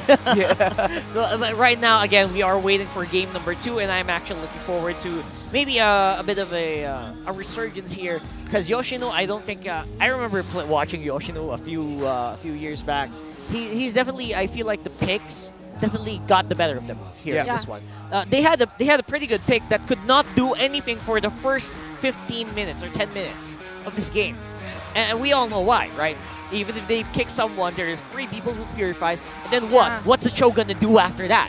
There's even the poke from the Lilia. So probably maybe they have to be prepared, or if they open up the Lilia, because they also have, they know the potential of a Lilia because they have one good player that Yeah. uses Oh, yeah. a Lilia as well. So maybe let's all decide, let's all agree that we won't be using Lilia this game. Because we know Yue, he's the type of player that is really more on the aggressive side. We saw the Novaria play yesterday, and with the Lilia play today, it's as if he's dealing his own damage to the rest of ONIC Philippines, as to why it's a lot easier for the rest, for Sensui as well, to just focus on the retribution, because Yeah. there are players that will just support him. Yeah, and I agree with that. I was actually looking back at the draft record of these 2 teams. The Edith was played by Blacklist International twice in their first series.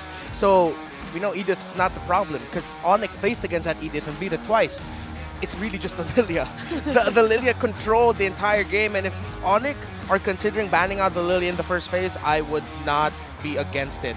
Or at least try to change up your pick in terms of the priorities. If ever they can and they're willing to, if it's still blue side Blacklist, ONIC red side, prioritize the Lily instead of the Valentina. Honestly, this is a lot easier said than done, because everyone's hero pools right now are way too much. We got Yue with all these nuker mages. We got Renegade. He got setter tanks. He also plays Cho, and he also has the healing now in his pocket. Yeah. I mean, that's a tough order here if you're on it. Yeah, a lot to answer. So many there. things Yeah, to answer. I'm trying to go through like all the possibilities in my head and the scenarios, but now it's under the pretense of it's still blue side black, red side ONIC. If it's gonna be switched up, then all the things I'm thinking of are just out of the window. Well, we'll find out in just a few moments here which side they're going to be picking here. Of course, ONIC will have priority on where they want to go here. And I would say if you want to go and do things like this, you want to make an aerial lineup, at least don't make it a pure damage aerial lineup. Since Yeah. people are Alright. itemizing against it very well. Yeah. Because I believe for ONIC Philippines, I mentioned this earlier, it's as if they're just waiting for Nets to have the items, but it's not really effective if you are up against a team that is ready to take on the objective and then move forward to the next objective. So it's as if they're limiting their opportunity because they're focusing on one insurance plan. During that time, it's just Nets. Yeah. Yeah, when they should be focusing on FWD. Yeah. Yeah. Just kidding. I think it's... Nice. Now you feel my pain. Sorry. That happened. Sorry. That happened to me with Naisu too. It's like this part of the desk is cursed when it comes to high fives. We gotta look at the I'll never camera. try The doing camera this angles again. are, it's very hard to catch on your side. So sorry about that. Yeah. But yeah, I think making sure that you have something to deal with the area, something to make sure that the airfield works. Because in that lineup, I think they made sure that the airfield would not work because everyone would armor up. I mean, at the very end, it was only Ohem who was susceptible. That's why Nets was always hunting him down. And everyone else, after the dives happened, after the 5-man blacklist dive, you realize the damage from Nets is just not enough because everyone's on armor. I wonder if it really will be a Lily priority ban or steal here. I really feel like, again, I've said it before, it's probably my inherent bias towards Lilia because she's one of my favorite heroes. in the you game. like- Me too. That's Oh why my I keep gosh. mentioning Lilia. Yeah, I love Lilia. We got a Especially- Lilia desk here. All Yeah, right. Like, you know who inspired me to be a Lilia main? Marky. MPL Marky. Philippines Season 8 when he was Alright. still playing it in the gold lane. Yeah, even during M3, if I'm not mistaken, Yeah, he's and in playing M3. Lilia on the Played gold the lane. Lilia. That's It's why a Lilia. Yeah, and that's why I love this hero. And even though we realized, at first everyone was thinking, oh man, she's dead. They removed the reset. Suddenly the cooldown changes kick in. You realize she's just like Valir. Just play her like Valir. Just You'll toss never everything. run out. You never run out. As long as you hit heroes. Because Yeah, the as long as reset, you hit- the cooldown goes down. Yeah. But yeah, I feel like even before the Lilia was super wasn't nerfed, it was underrated, right? It was Yeah. super underrated, and a few people would play it like Aqua, play Alright. people who would really be aggressive.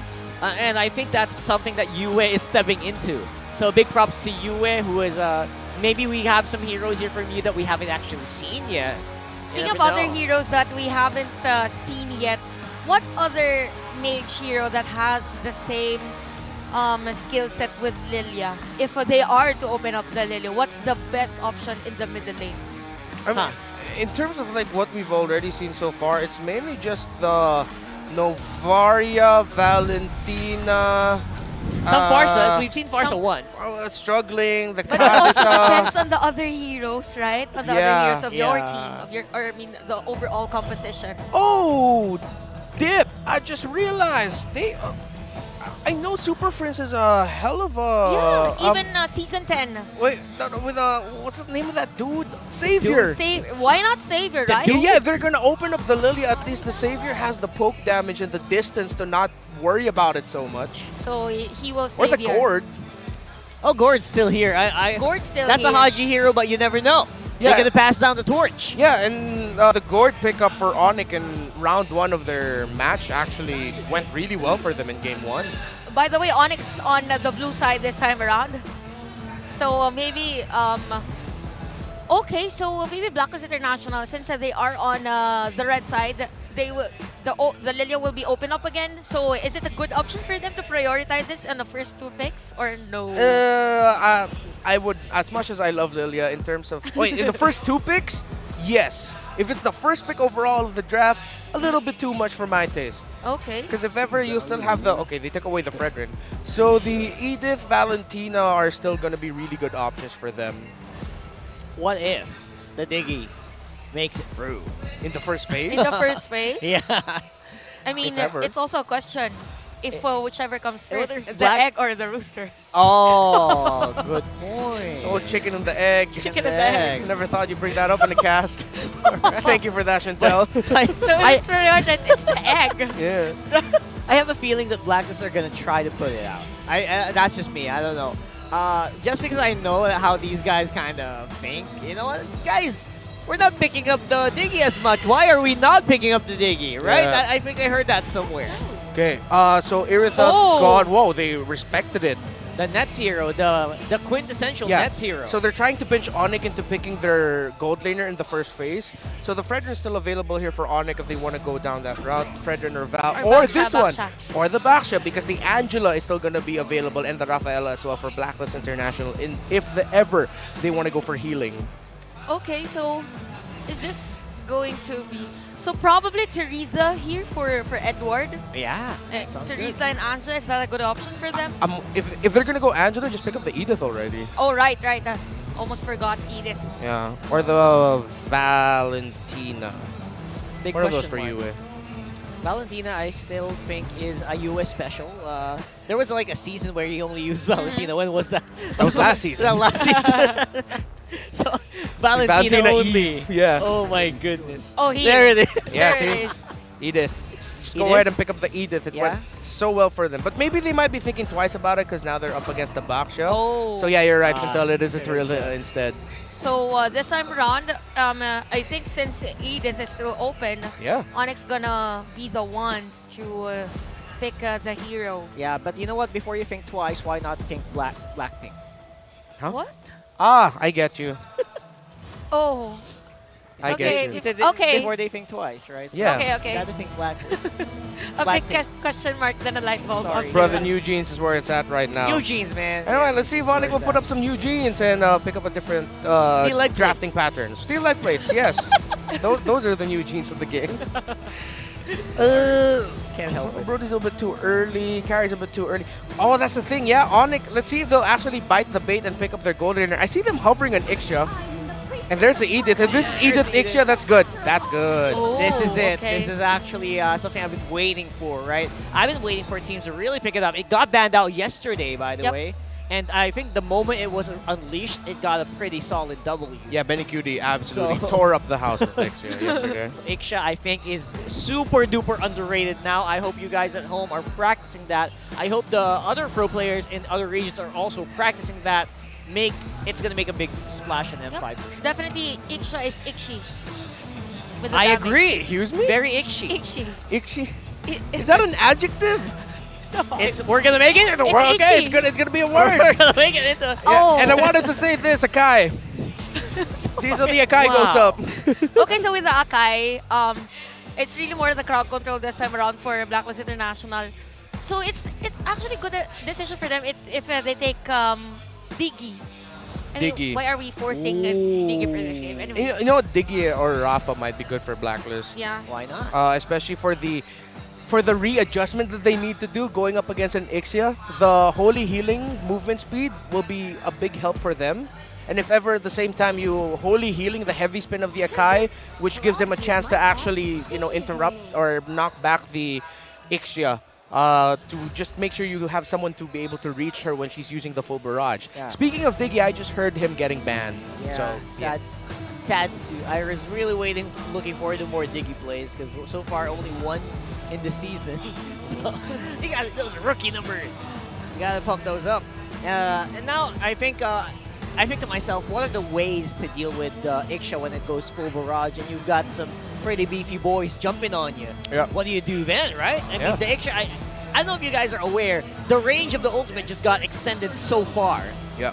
By almost 2 cells or 3 cells here. Great bans right now here by ONIC. Now they take out the Claude. They don't even need to take out the Brody because the Brody will not be able to reach the Ixia. If ever ONIC really want to pressure them, Blacklist International into a specific marksman pick, the next one that they might even actually remove will be something along the lines of a Beatrix, just to make sure you're taking it out. Because if ever, that means that's just going to leave the Clint and the Brody as the last possible options, and that's going to be tough, man. Oh, congratulations to that And the carry. CPA there in the Yeah, we have Congratulations. We have a lot. we have a lot of people who recently became CPAs here. That is true. Yeah, there's a lot in the crowd there by the name of Luis Gonzalez. Yeah, I saw his name as well Yeah. being changed that he's already a CPA. Yeah, so congratulations to him. And to Congratulations. everyone who became a CPA. That's true. So now, also that bagoong alamang, you gotta get some of that. Some nice product placement there. Oh, yeah, that's so true. For people from all over the world, when you go to the Philippines, everyone always says balut, adobo, get yourself some bagoong. Bagoong, man. Yeah. And look for green mangoes. Green mango, yeah. Green mangoes and bagoong. You're it's gonna great. thank us. You're gonna thank us later. Just make sure you drink a lot of water because it's very salty. But it's really good. Oh man. Can you guys take over? I'm just gonna I'm just gonna take a break real quick. Wait, I want to you're- get some bagong. I'm Share, please. right now I'm craving for green mangoes. Green mangoes. Because man. there's bagong already. in the- Okay, it's gonna be carry here. Dude, they're really just pinching blacklist now for the marksman thing. Yeah, pinch it out. Get that. Force that Beatrix out, won't you? Yeah, it's either the Bea with the snipe or the Brody or the Clint. One of those. All of them, theoretically, thinking about it, will struggle up against the Ixia, who has a good range with a full barrage. Brody's actually the safest of all of them because of the innate tankiness and the stun mobility that we can provide, and the long range pokes that can somehow rival the Ixia. Wow, that's Battle of the. Sorry, that's a really good fan-made graphic. It was. I I was thought it's part of the surprised. graphics of a different region. Yeah. MPL region. Whoever it's did ours. that was amazing. Comparing some of our league operations, I believe, are observers. By the way, Good stats. yeah. Stats don't lie because they're the ones who keep the stats. Rafa. Or the Brody. What? Okay, it's gonna That's be Brody. Brody. That's the safest route. Yeah. So now, how do you round this lineup out? Is it a good option for Blacklist International to have Renny J choose HO? Ooh, now that's a very intriguing idea. Now that can allow some really nasty kills here. Okay, I get that they'd want to have a little bit of a more aggressive or tankier frontliner instead of a Rafaela. Oh, they need a Rafaela. Nah, they need a They Rafaela. need a Rafaela now. Yeah. Hey, Eve, been a while. And it's a Ruby. Wow. Also been a while. So it's a Wow. classic Eve Ruby combo.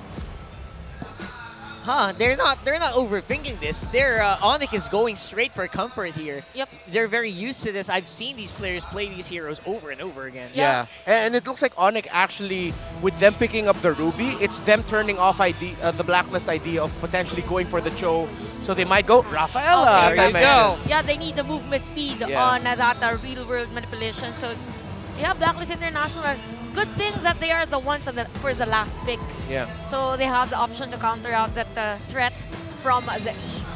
Yeah, Draft Index is showing that, you know what, burst is very much lacking for ONIC, but it's very deceptive because this lineup is, like you mentioned earlier, malagkit, very sticky. Yep. It's going to stick to you. It's going to make sure that you can't escape. It's going to whittle you down with non-stop damage. Yeah, if you're ONIC, just sharpen up the team fighting here. Everything's all really close. The lack of burst will be a problem, but that's fine. You're for longer team fights. They just have to be careful to play the map well. One of the problems with playing around an Edith is that you think more about fighting together as five, going for that full team fight. But then the risk of that is if the opposing team decides, we're just not going to team fight you. We'll go ahead and split push. We'll go ahead and pressure side lanes. So ONIC needs to watch out for that. Because honestly, they're going into this with a much better draft. Blacklist International, their moves were projected here. Their initial move of pinching out gold laners for nets came back to bite them because ONIC got to draft really well, prioritizing the Ixia. They're going in for an even Ruby, taking out OHEB heroes. So ONIC are going to this with a draft W. They just need to execute better in game. Yeah, execution and obviously the composition that we have here are going to clash between these two teams right now for game number 2 of ONIC and Blacklist International. Now, ONIC Philippines, it's very apparent that they also have to wait for this Ixia timer, right? Because Ixia isn't really strong early on. Yep. Although Flicker has been used already for Yoshino. So this is a battle of pokes again at the middle lane, so probably majority of the happenings will be on that area. Yeah. Top 3 career most picked heroes, by the way, for Ryzen. It's actually Lancelot. It's just a graphic that's showing that he's a very assassin-oriented player. Yeah. Even when playing tanks, he actually does play them like assassins a little bit. So From Lancelot, Paquito, and Link to Baksha, Martis, and even Fritrin. So a nice adjustment there for Ryzen. I mean, for MPL Philippines, you just really have to adjust on what's really effective. Yeah, and speaking of adjustments, it's a good adjustment by Blacklist, knowing the fact that the ONIC draft is a little bit better, that they have 3 Wilderness Blessings on these key heroes. The Terizla, the Valentina, and of course, the Rafaela. So now that turns the focus of the game to them rotating more together towards the middle, around the river area, so that you can take it to ONIC Philippines, and that's why Yoshino was caught out earlier. He didn't expect a massive rotation suddenly by Edward into the mid after a quick clear in the EXP lane against Edith, and that's what something Yoshino has to watch out for here. yeah, and you gotta watch out as well for the way that their Blacklist are gonna contest this turtle, because it's deceptive, but the Raphael is just such a very difficult hero to deal with. But right now, ONIC, they're adjusting to that by throwing 4 people straight into the turtle. This could be bad. We will see a balance zone, but real world manipulation for Super Prince. And Sui is already half alive, but look at Yoshino! Still alive with a Cyclone Ice, so players of ONIC are forced to back away while Blacklist International will start this turtle objective. Even Ryzen can't really secure this jungle. That was so smart because Yue took the primal wrap. Oh my god! Exactly! And that was the crucial X factor of that fight. Because yes, if you go back to mech form immediately, you'll have access to Onward and the Earth Shatter. So Yue, of course, utilized the Primal Wrath, dealt damage, but when he goes into the mech, he has the possibility of getting the crowd control that the Edith has. So now that's what ONIC needs to watch out for here when Yue becomes Edith. Does the mech have a name? I think it has a name. I have to remember that. Anyway, that's going to happen later on. Renegade! Okay, uses the ultimate just to be able to escape that aggression from ONIC Philippines. So Blacklist International really playing smart this time around. Again, with the switching, or all along I thought that Yue is to use the IMU on the real world manipulation. Then went for that Edith. So Yue at the middle lane, still alive. Uses down flicker. We have Edward. Same goes with the real world manipulation. Jam's gonna be down. First blood for Blacklist. Well, what do you know? It's a trap card. It was a reverse card So for some reason. There's no opportunity here for ONIC. If they want to zone out a specific player, they have to be continuous on the moment. Okay, so nice setup play from Yoshino, and even the real world manipulation for Super Prince. Edward still alive. And we have Ryzen. Nope. Look at that. Because of Renegade, they're just walking out of the real world. No problem. Yeah, the healing, that's why the Rafaela was projected. And Blacklist, despite playing a draft that should have been projected really well by ONIC, again, they're just playing better. And that's what the thing we mentioned about ONIC. They just need to play better. So whether or not Yue decides to steal Phylax away from Gem or steal the real-world manipulation, there's a lot of things to consider. Phylax, thank you for that. Got you. I was trying to remember that. I totally did not just hop into the in-game client to remember it. I just dug deep and remembered. I can vouch to that. Yeah, I asked my ancestors, what's the name of Edith's mech? And they whispered in the wind, it was Phylax. I hear a lot of voices in my head. Back to the game. Yeah, we might have to get that checked later, but you know, we can talk about it. Anyway. Now, all right. I hear some whispering that there's going to be a team fight here again for the turtle objective taking. Edward. So, nice onward here. But Edward's still alive though. Does the flicker plus penalty zone just to be able to back away again from ONIC's threat. So this is going to be a long one. But I think Sensui is here and ready for that heavy spin retribution play. And right now, Sensui and the rest of the players of Blacklist International, Super Prince will use that real world relation. After a long poke, it's going to be Sensui on the turtle take.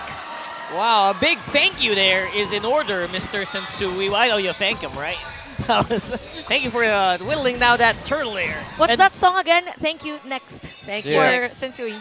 Not to mention, they also got the tower on the bottom for Brody. Yeah. Oh, now man. Blacklist is saying thank you, Nets. It seems Thank like you, ONIC really wanted to get a big win already as a 5 versus 4. But this is the condition we were talking about here. When there are teams going up against another team playing on Eve, usually they're not going to full 5v5. They will consider the option of sending someone to the opposite lane, either 2 or 1 player, and then just split push instead. And that's what Blacklist International did.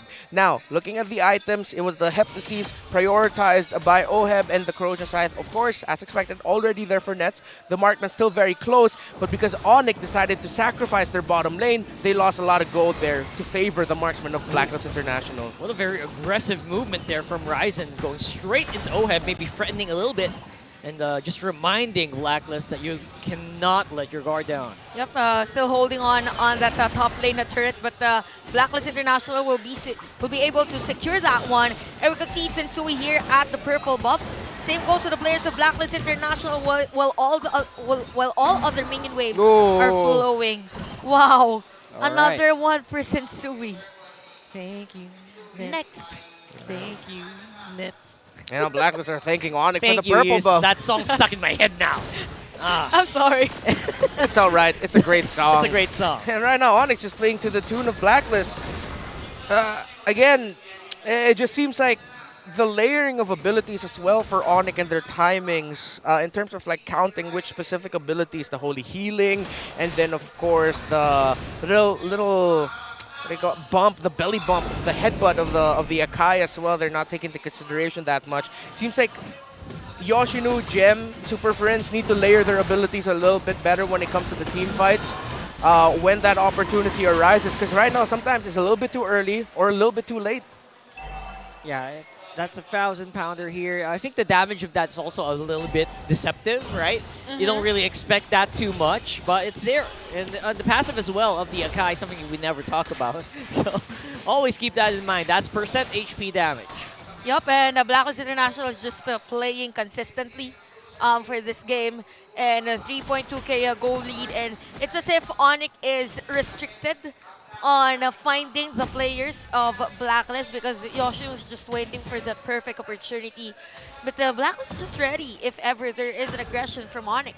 But you know what? No matter how bad this goes, I personally have been playing the Iksha with an 83% win rate. Wow. And I would The say, flex. yeah, it's just a small flex there.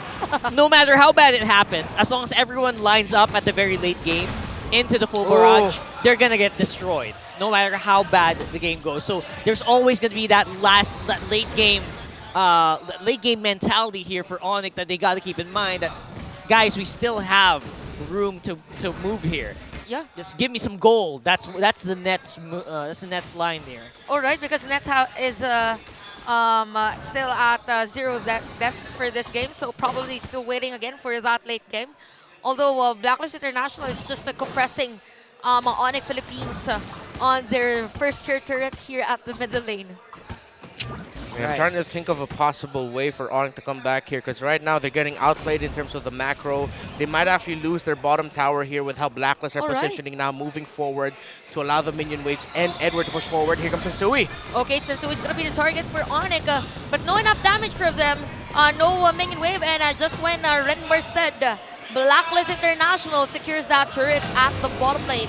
Sensui just tanked those free heroes for a solid 10 seconds. And he's still alive. That is really something. Yeah, the man has a Radiant armor on him, so of course those three trying to take him down. That Eve and the box together, that won't be enough to take down that Akai.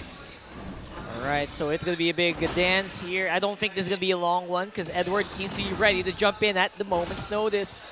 Waiting for maybe Ryzen and Gem to make a small misstep here. Yeah, what I want to see here is Super Friends and Nets not stacking up together. Wherever they're going to put down their ultimates, it has to be quite a distance from each other. So Blacklist has to choose who to dive. They can't stick.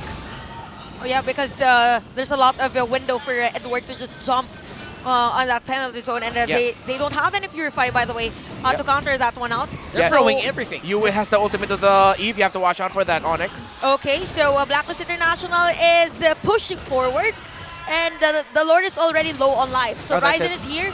Is there going to be an entry point? But Ryzen is going to be the target here for the side of Blacklist International. And Sensui will secure that Lord plus the kill for OHEB against Ryzen. For some reason, the copied to copy the ult here from Yue hurts a lot more than the OG. I don't know. It's hard to explain. Well, she also deals magic damage, so does make sense. And a higher level, yeah. That was a messy attempt at trying to get vision and trying to win that Lord fight. Questionable positioning and decision-making there by ONIC yet again. One of their biggest problems right now. A team that had a 5-series win streak at one point. Seems like they're forgetting what made them so good. Yeah, I think Super Friend's just a little bit passive with the real world as well. There were so many moments earlier that he could have actually went for it, maybe closer to the Lord.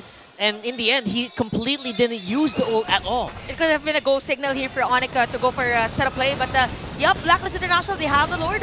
But it's easy for ONIC to defend this one out. Yep. There might be a jump from Blacklist because all minion waves are flowing both top lane, or all lanes actually. So, okay! That we have been saying, 5-man penalty zone, but Edward is going to be down. So we have the counter kill here for ONIC. And a real manipulation as well for Super Prince. What I tell you, that full barrage, you gotta respect it. Even with a beautiful initiation there from Edward, it was just Blacklist being forced to back out completely. I don't know if ONIC were purposefully trying to bait that out. I don't think so. Because like as 5 members sticking together next to the wall, knowing you're up against a Terizla with a flicker, as well as a Rafaela, it could have been a bait out because Nets was able to flicker away and then had a really good position for a full barrage. So I'll give them the benefit of the doubt and say that was a bait.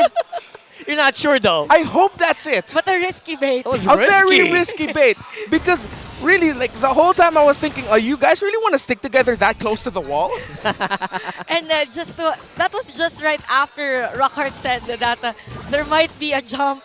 Yeah, there might be a jump. From Edward, and then Edward came in Straight with a up. 5-man penalty zone. Yeah, little bro never fails to disappoint in that regard. He's gonna go for it when his eyes, when he sees that moment, his eyes gonna turn red. Like an anime, and just jump on it. Yeah, and I know there's something up really today with the comms with ONIC. Not so headstrong, not so sure compared to the past. I don't know if it's getting to the point where their lose streak that they're on ever since getting snapped by Echo last week is starting to get to them. But this doesn't feel like the ONIC playstyle that went on that 5-series win streak. I like it that you mentioned that there might be a problem on the comms of ONIC because before, it's as if we have 2 players, both Roamer and even Gem, trying to do some crowd controls or initiation, but this time around, it's as if there's a disconnect on who to target, which one is the first that we will deal damage to. So it's something that ONIC has to adjust because it's already 30 minutes of our game. I actually agree. At the same time, I'm looking at ONIC, and I remember the draft index, and I remember they don't really have burst. So it looks like they may be targeting the same people, but they're not dying. So it just feels like they're disconnected. Well, I don't know. Gotta watch out for Oheb. Oh, Oheb on the sides. Oh, no, just getting the vision. That is a very nice bait as well for Blacklist International. So easy Lord for them. And the minion wave is flowing again on the top lane. So for ONIC Philippines, we've mentioned about burst. So in terms of clearing of minion wave, they still have Nets and the rest of the players of ONIC, but you don't really want to use that real-world manipulation just to clear the minion wave. There's going to be a tough defense. But again, ONIC has fantastic high ground here. They just need to position really well and time their abilities better.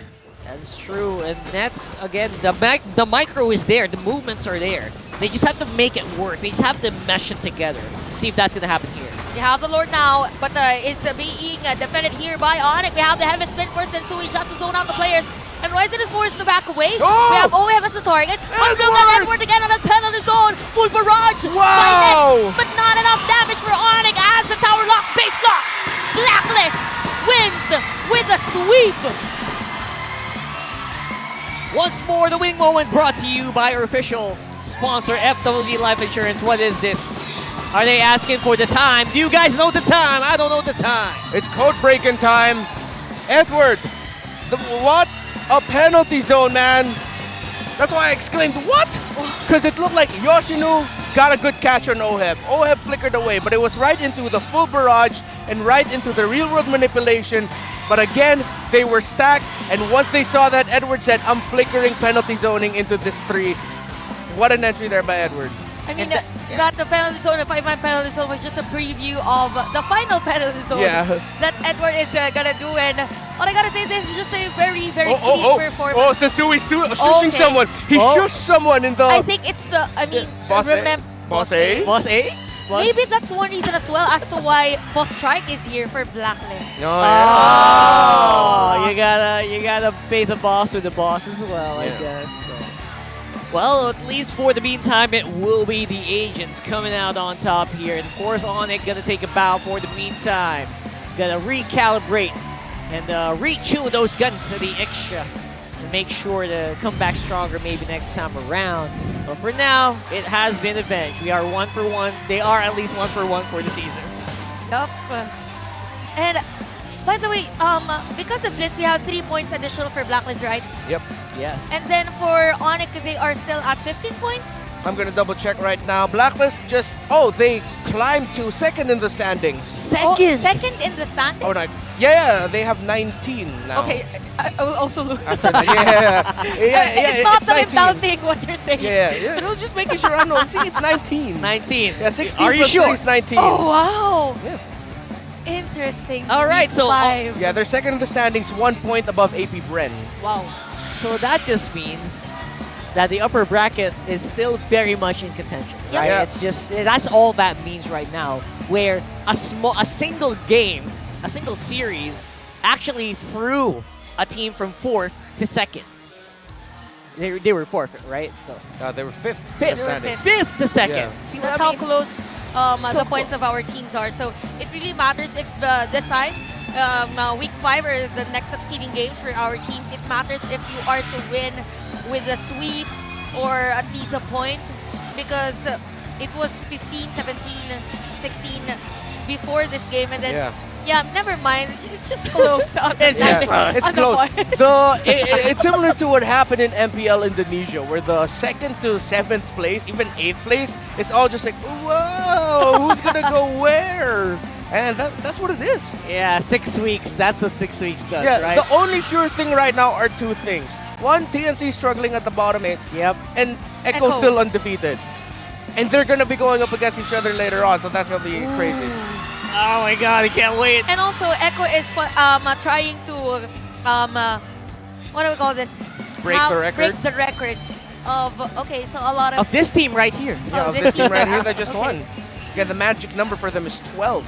Later on today, if they win, they're going to match it at 11. They're going to be tied at 11. Both of them are going to be on an 11-win streak. Hey, fun fact, we were searching earlier. Do you know which team actually throughout all the MPL regions is the only one who went on a perfect regular season record?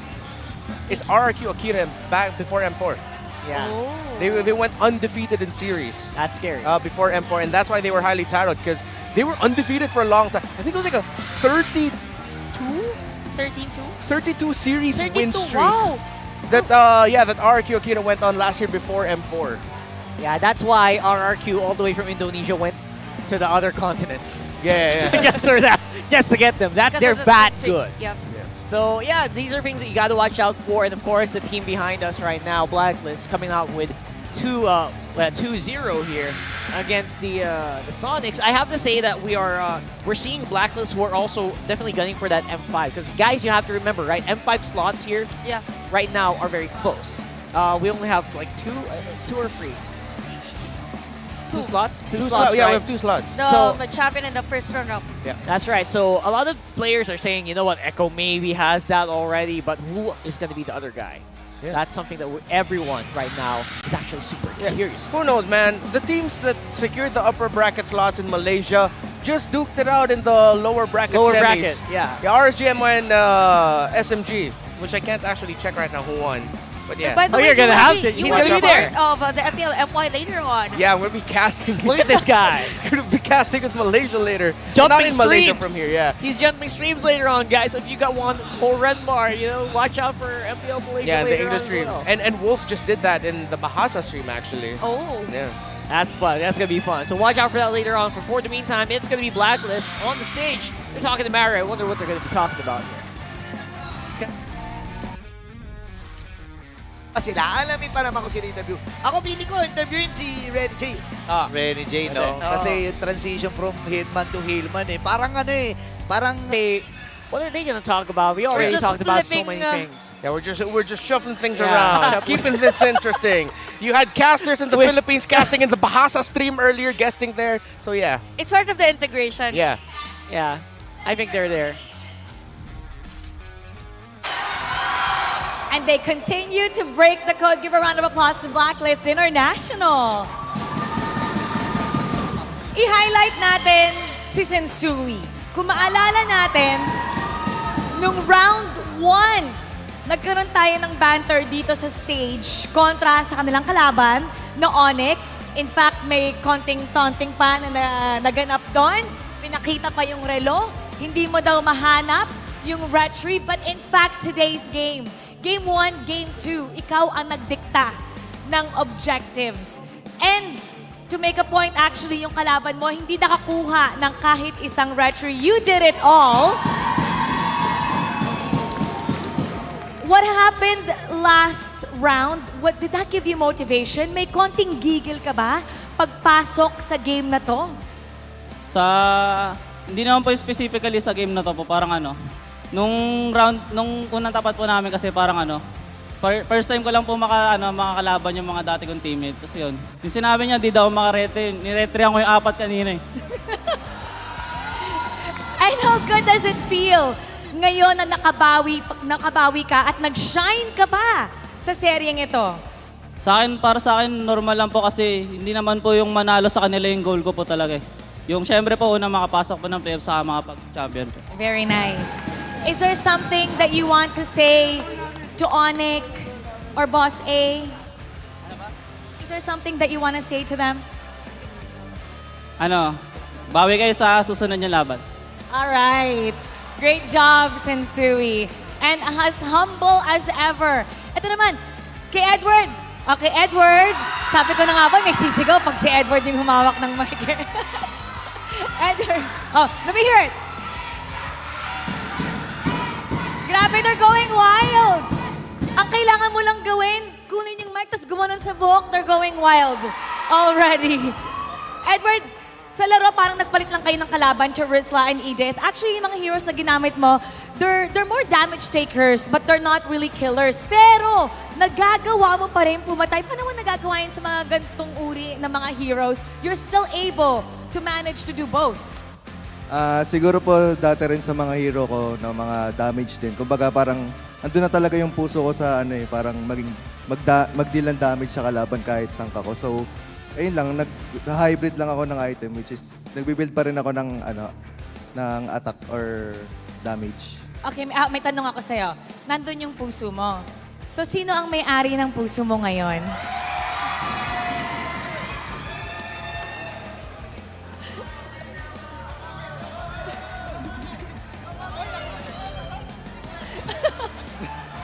No comment.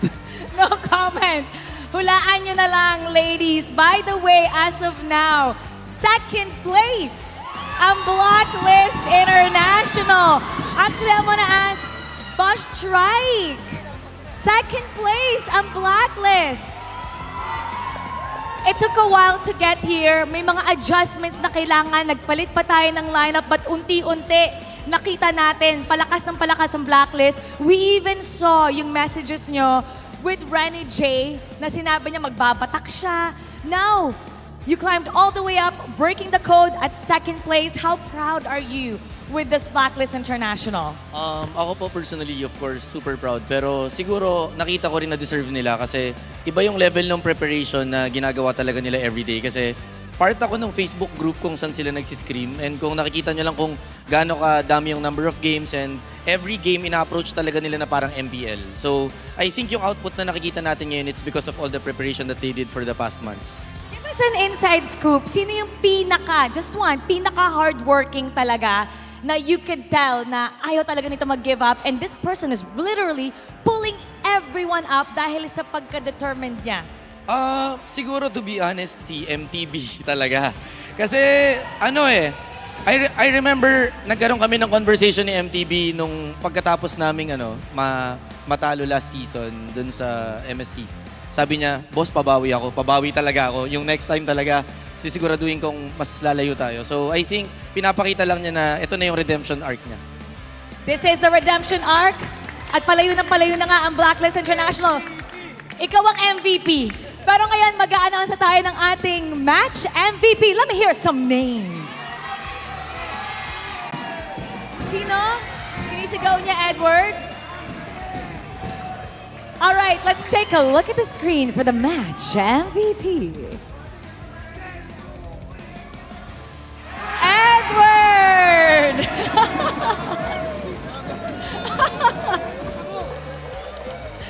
Edward, congratulations.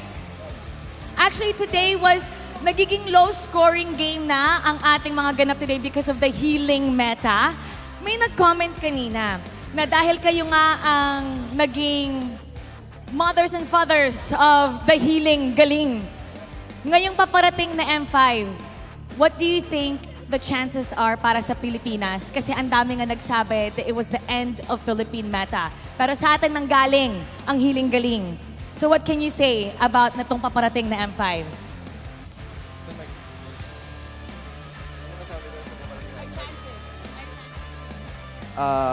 Yung chances, 100%.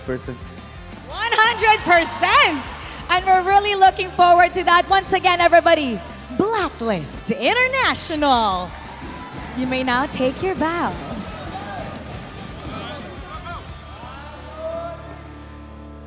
And take your walk of victory. Congratulations to Blacklist International with Trike being here. May buff ulit ang Blacklist. At ayon nga kay Edward, he feels confident na magiging 100% mapaparating sa atin ang ating M5. We'll see about that. Himayin natin ang ating laban. Balikan na natin ang ating casters. Pasok! Always nice seeing you, Blacklist International. And by the way, Trike is back here after quite a while. Seeing his team definitely win in that fashion, by the way. It must have been something. Yep, and I also like that MTB was actually mentioned the hard work that they did to be able to pull off with this kind of strategy for Blacklist. Yeah. And so for now, we're gonna break that game down just to see how they actually got to that dominant phase with Mr. Ranmar Santa Cruz here. Okay, so on one side, for the members of ONIC, you have, well, a great draft. Great ideas, great consideration, knowing that at first they went into the phase, getting pinched into the marksman, but then they turned it around in the heads of Blacklist, and you expect that the Rafaela would be last picked here. But what ONIC didn't expect is for this man right here, on this Valentina, to become one of the biggest problems to their draft. Though the idea behind it was so well, they were out-executed and outplayed by Blacklist International and Yue. Those moments by Yue where first turtle, he got the ultimate of the Edith and used it quickly, not only just to Primal Wrath, but of course, you can go back to the mech as a Valentina Edith so that you can get access to the crowd control abilities, and then later on that, deciding to get the real world manipulation and then use it against ONIC, being able to choose which ultimates to go for, not only relying on one, although eventually you'd see Yue lean more towards the real world manipulation because ONIC would be watching out for it, and it was used as a counter punish tool as well for Blacklist International. This Valentina played a hell of a game against a lineup that theoretically should have given him problems. And now that scene right there, I feel like is a great example of what the ONIC problem might have been for this game, which was communication. You don't see teams going together as 5 up against an Edith, stacking together like that against a lineup that can surprise and set you up, sticking really close. Super Friends and Nets as well in this game stuck way too close for comfort here. You have two main conditions, both of them are static. You have an XP laner that you're up against in a Terizla. You're up against a Valentina that can steal away either the skill set of the Edith or the skill set of an Eve, which of course will make it difficult for that Ixia and the Eve just also standing there. So there should have been more scenarios where those two weren't fighting together and should have been more apart.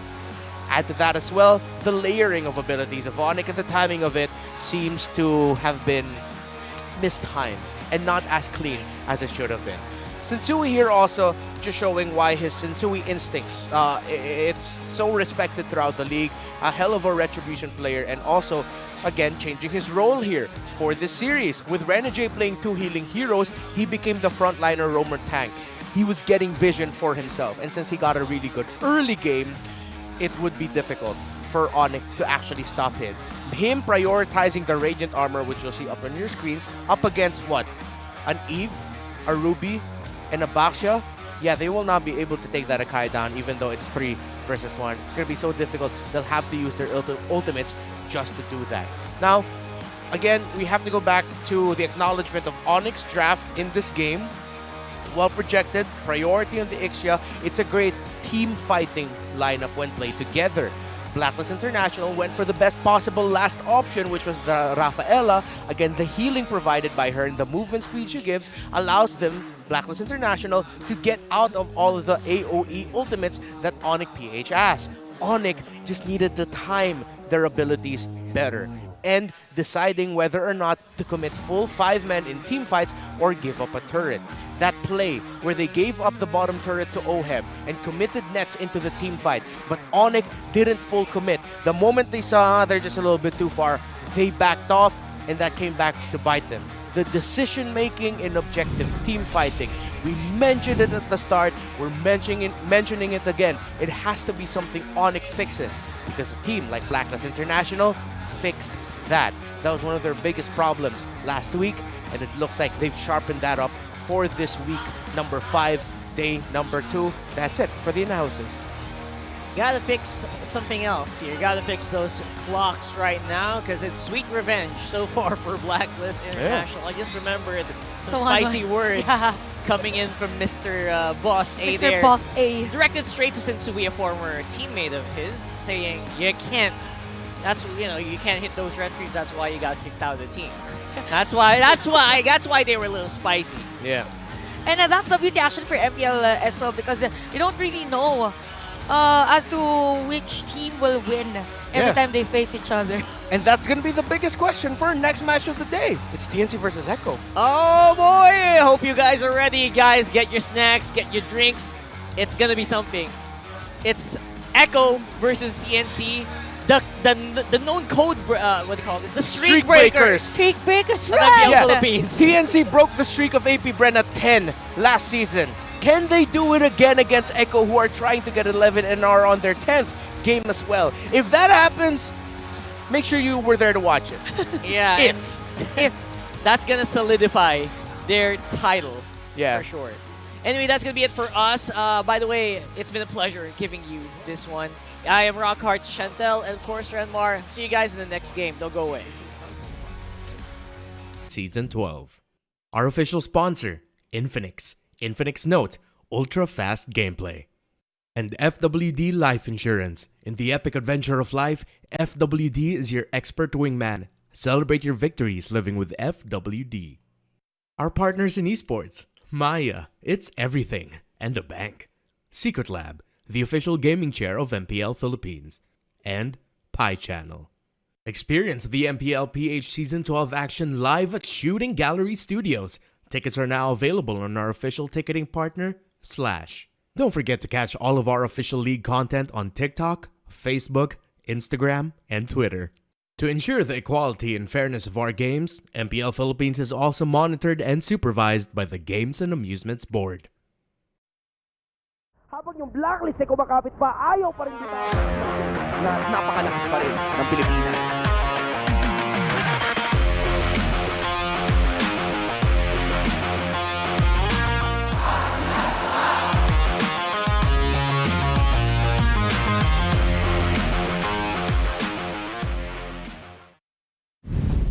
Tingin ko po yung meron ako na wala ibang explainer ay yung mas gigil ko pa po ako ngayon na manalo, tsaka po yung pagkaldag.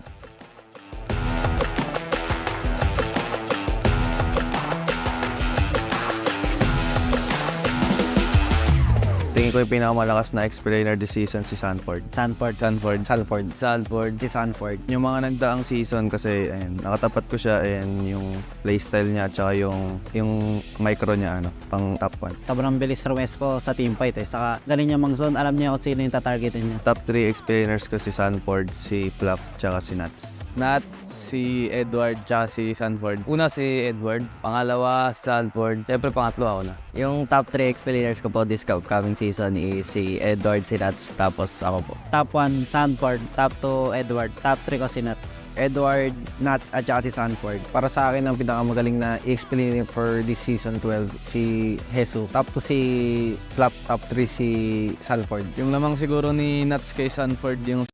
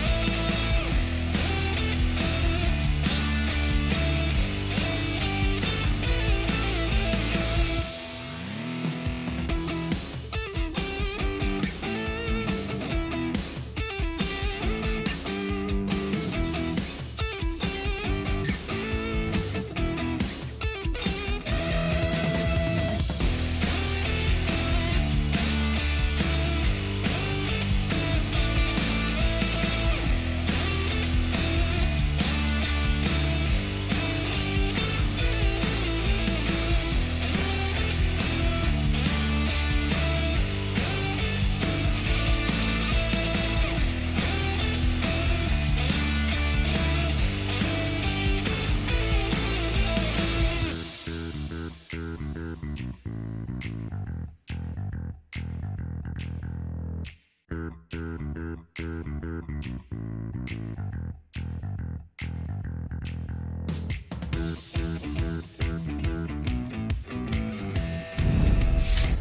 12th season of MPL Philippines is brought to you by the following sponsors. Smart, the official telco partner of MPL Philippines Season 12. Our official sponsor, Infinix. Infinix Note, ultra-fast gameplay. And FWD Life Insurance. In the epic adventure of life, FWD is your expert wingman. Celebrate your victories living with FWD. Our partners in esports, Maya, it's everything, and a bank. Secret Lab, the official gaming chair of MPL Philippines, and Pi Channel. Experience the MPL-PH Season 12 action live at Shooting Gallery Studios. Tickets are now available on our official ticketing partner, Slash. Don't forget to catch all of our official league content on TikTok, Facebook, Instagram, and Twitter. To ensure the equality and fairness of our games, MPL Philippines is also monitored and supervised by the Games and Amusements Board. Habang yung blacklist ay kumakapit pa, ayaw pa rin dito na napakalakas pa rin ng Pilipinas.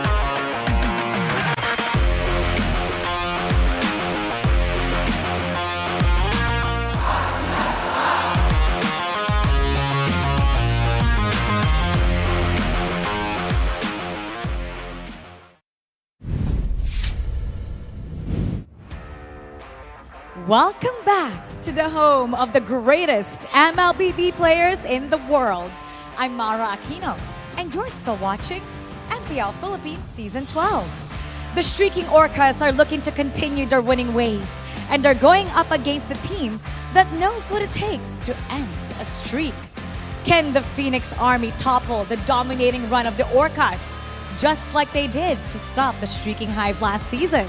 Maulit kaya ang tadhana? Or maitatag na kaya ang susunod na dinastiya? Oras na para malaman ang kasagutan. MPL Arena. This is TNC Pro Team versus Echo. Bakbaka na. Casters, pass on. Nothing is more dangerous than a man who has nothing to lose. This is a fight for the streak, a fight for tournament life. It's TNC Pro Team versus Echo. Welcome to Mumbai at your service. My name is Leo here with Chantel and Reptar. It's us, We Bear Bros. Woo!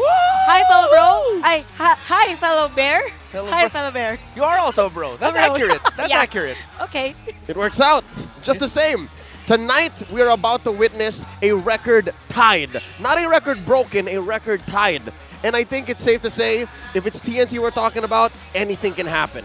Yeah, and for TNC, again, there is a history of them that they actually broke someone's record, so this might be it for them. I mean, it's not yet the dawn in terms of the standings. They could still have the playoff spot. Yeah, it's still not impossible. Even if they lose this TNC, they're still living here. But man, how good would it feel if ever they are the ones to break a streak yet again? Good, relatively speaking. Real quick before we get on with the matchup, like to tell everyone that MPL Philippines Season 12 is live on Smart's live stream app. Watch your favorite MPL teams battle it out and don't miss out on any of these epic power plays. Download the Smart live stream app now, available on your device's official app store. All right, we're also live and alive here from Makati City in the beautiful Shooting Gallery, which we've called home for 2 seasons now. And by the way, Renmore and Leo, before we head onto our match, let me invite you guys to watch and experience MPL Philippines Season 12 live in action and on-site. Get your tickets now from our official ticketing partner, Slash. Just go to slashevent.com/e/MPLS12 for more details. And back to the story at hand, the Phoenix Army is just about to scorch up because this is the hottest they should ever get. Again, it hasn't been a great Season 12. The plan to rise from the dead, not looking so well, but here tonight they can make a statement. Yeah, and to say that this is a David and Goliath match would be an understatement. Even David somewhere is looking at this match and going, yo, that's a little bit tough there for you there, TNC. But yeah, if ever this is the game to make the statement that they are still in playoffs contention, and they have to do it against the reigning world champs and defending champs who are 10-0.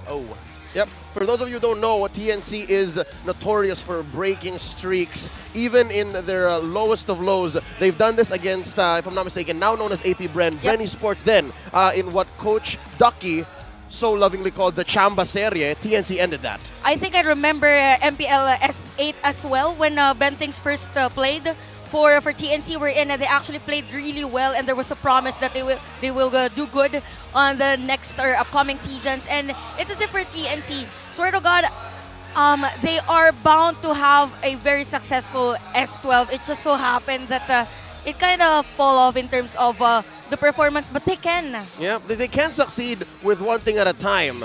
Throughout week 1 to 5, not so much, but maybe here. They can start with this by ending this streak, by denying Echo tying Blacklist 11 match win streak. This is from Season 8. Oh, actually I have to correct myself there. This whole time I was thinking it was a 10-match winning streak for AP Bren.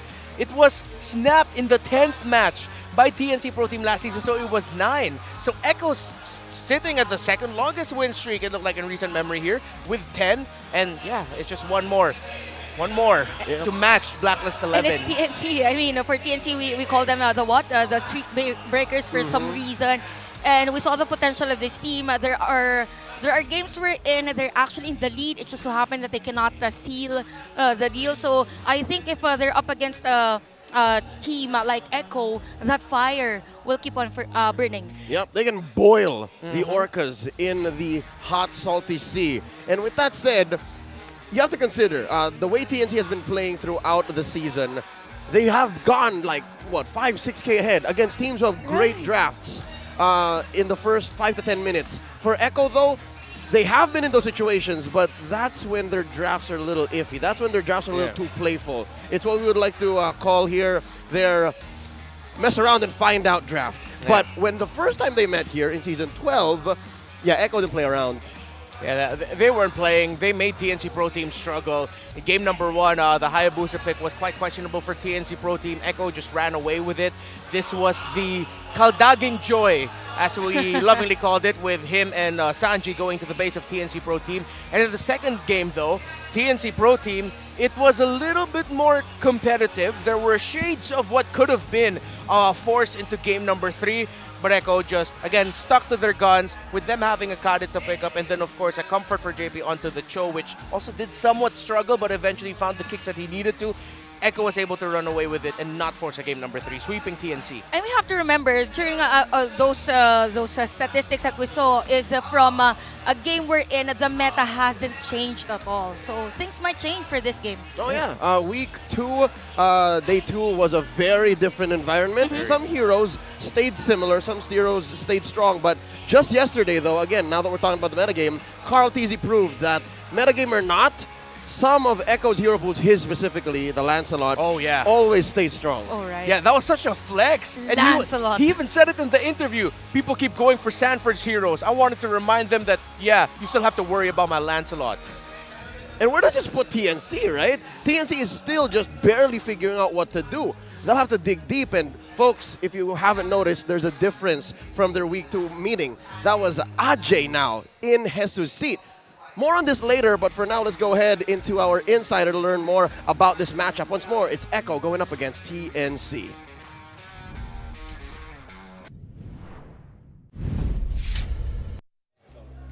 Nandito tayo ngayon, Smart All Access, Hans Galleria. Kasama ko ngayon ay walang iba kundi ang head coach ng TNC Pro Team. Walang iba kundi si Coach Scholar. Coach, kamusta? Kamusta ang takbuhan ng TNC ngayon in this season? Kamusta? Ang preparation na lang, yung paghanda na meron kayo. Kasi I'm sure na hindi lang game-wise yung pinaghandaan nyo. I'm sure na there's also a mental aspect to it na paano nyo i-approach yung laban nyo against Echo this time around. Ayun, syempre usual preparations namin, practices namin, tuloy-tuloy naman yun eh. Hindi naman nagbabago.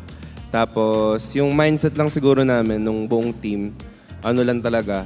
Kasi yung mga laban talaga namin lagi sa iba't ibang team, laging lamang talaga kami.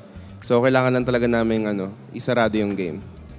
Closing the game is gonna be the key factor para makuha nila ang panalo kontra sa Orcas na makakalaban nila mamaya. Again, this time, talk to us about the Cinderella run. Kasi nung last season, kahit nung Season 9, ikaw nagsabi sa akin yan, di ba? Season 9, you've made it to 3rd place. And then Season 11, nung natalo nyo yung Bren Esports, now known as AP Bren, doon nagsimula yung pag-arangkada ng Phoenix Army. So, ngayon na medyo papatapos na yung regular season, are we gonna start to expect that? Or paano ba nagsisimula yung Cinderella run? Paano ba yun, in your perspective? Siguro parang medyo late ata kami. Yung last season kasi medyo late, medyo magulo yung early games namin, early series namin. Tignan na lang natin ngayon kung masisimulan namin ng maayos ulit. Hopefully, they can do that because again, they need all the points possible. Kaya ngayon, of course, syempre, bigyan mo na ang message mo sa lahat ng mga supporters ng TNC Pro Team na hanggang ngayon ay patuloy pa rin ang suporta. Unang-una, thank you sa lahat ng Phoenix Army na sumusuporta sa amin. Tsaka sa walang sawang punta dito sa venue para suportahan yung lahat ng team namin. Thank you. Maraming salamat sa inyo lahat, Phoenix Army. And again, I just have one final question, Coach. Isa na lang talaga, okay? Di ba may nagbe-birthday dun sa lineup nyo ngayon? Meron ba? Meron. Okay. So, Yasuo, sino yung may birthday? Sino yung may birthday? Si Ajay. Si Ajay. Okay. Guys, si Ajay. Okay, ng TNC. Ex-planer ng TNC ang may birthday today. Can we sing one major happy birthday lang para kay Ajay? Kasi ito yung routine Okay? Okay, sabayan niyo ako. 1, 2, 3. Happy birthday to you. Happy birthday to you. Happy birthday, happy birthday, happy birthday to you. Okay, guys. Mukha lang hindi masaya si Ajay, pero masaya siya kasi nakaabot siya, okay, ng susunod na lifetime niya. Okay, Ajay? Of course, anong message mo naman sa lahat ng mga nag-greet sa'yo, mag-greet pa lang, and sa susunod na year ahead? Thank you po. Yeah, tama! O, di ba? Yun na yun. Papasalamat siya sa lahat ng mga nag-greet. Salamat siya sa mga mag-greet pa lang. And thank you sa inyong lahat. And thank you rin, of course, kay Coach Scholar and the rest of the TNC Pro Team that are gonna go up against Echo. Kaya bato na natin to sa ating mga casters. Happy birthday! If anyone could help TNC do the impossible, it's gotta be the birthday boy, Ajay. Happy birthday. That's the reason why I mentioned it. Something was clawing at me from the inside. It's like, Leo, you gotta talk about Ajay. It's a very important day for him. Boom, it's his birthday. And I believe the birthday buff really works. For some. I mean, it works. Yeah, it's had a great record so far in MPL Philippines Season 12. I mean, technically, Wise isn't playing, but Wise's birthday, Blacklist won. Yesterday. Coach Imba DJ's birthday, Minana Evos won. The other Super day. Marco? Super Marco's birthday, AB Bren won. So, hey man, if this is the day TNC breaks their losing streak and breaks Echo's streak, it's the birthday buff. That's the perfect birthday celebration. Yep, what a gift from the universe to the young XP laner pulled out from the MDL into the toughest fight of his Mobile Legends esports career. Here we see TNC Pro Team. Their energy's there. I like their body language despite what's happening. Yep. I mean, this is the perfect time for TNC to remove all that frustration. I mean, I know that they're frustrated because of they are aware that the majority of the games they cannot seal. So this might be it for them. Yeah. Wow. Now that we're here, seeing the different body languages, Echo looks a little bit looser, understandably. But TNC, yeah, it's good to see that they don't look so pressured. Yeah. I just wish they sang the happy birthday with a little bit more jovial energy. All right, to be fair, I think kind of nervous. I think everyone was just caught off guard. Like, hey, you weren't speaking up. It was your birthday. Oh, yeah, that's true. I'll have to admit, I was just talking on my behind when I said I felt something. But, you know, I can't help but bring up Ajay's because week in, week out, ever since he was brought up to the MPL, he showed quite the significant change. So he's an impactful player. Let's welcome them on stage, TNC and Echo.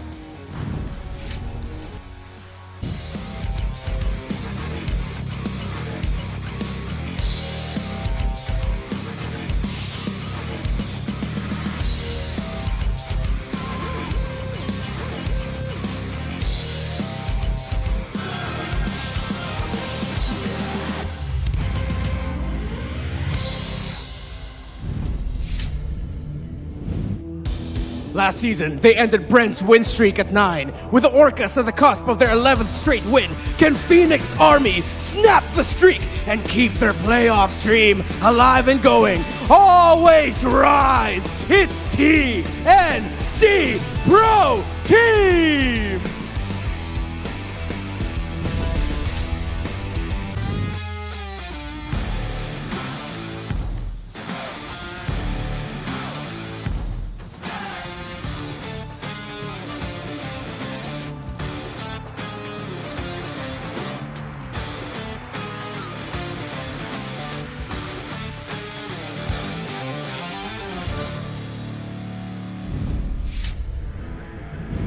The defending champions are close to making history. 10 straight wins, still undefeated. Will they douse the flames of hope of the Phoenix Army? They are the reigning champions of the world! Echo!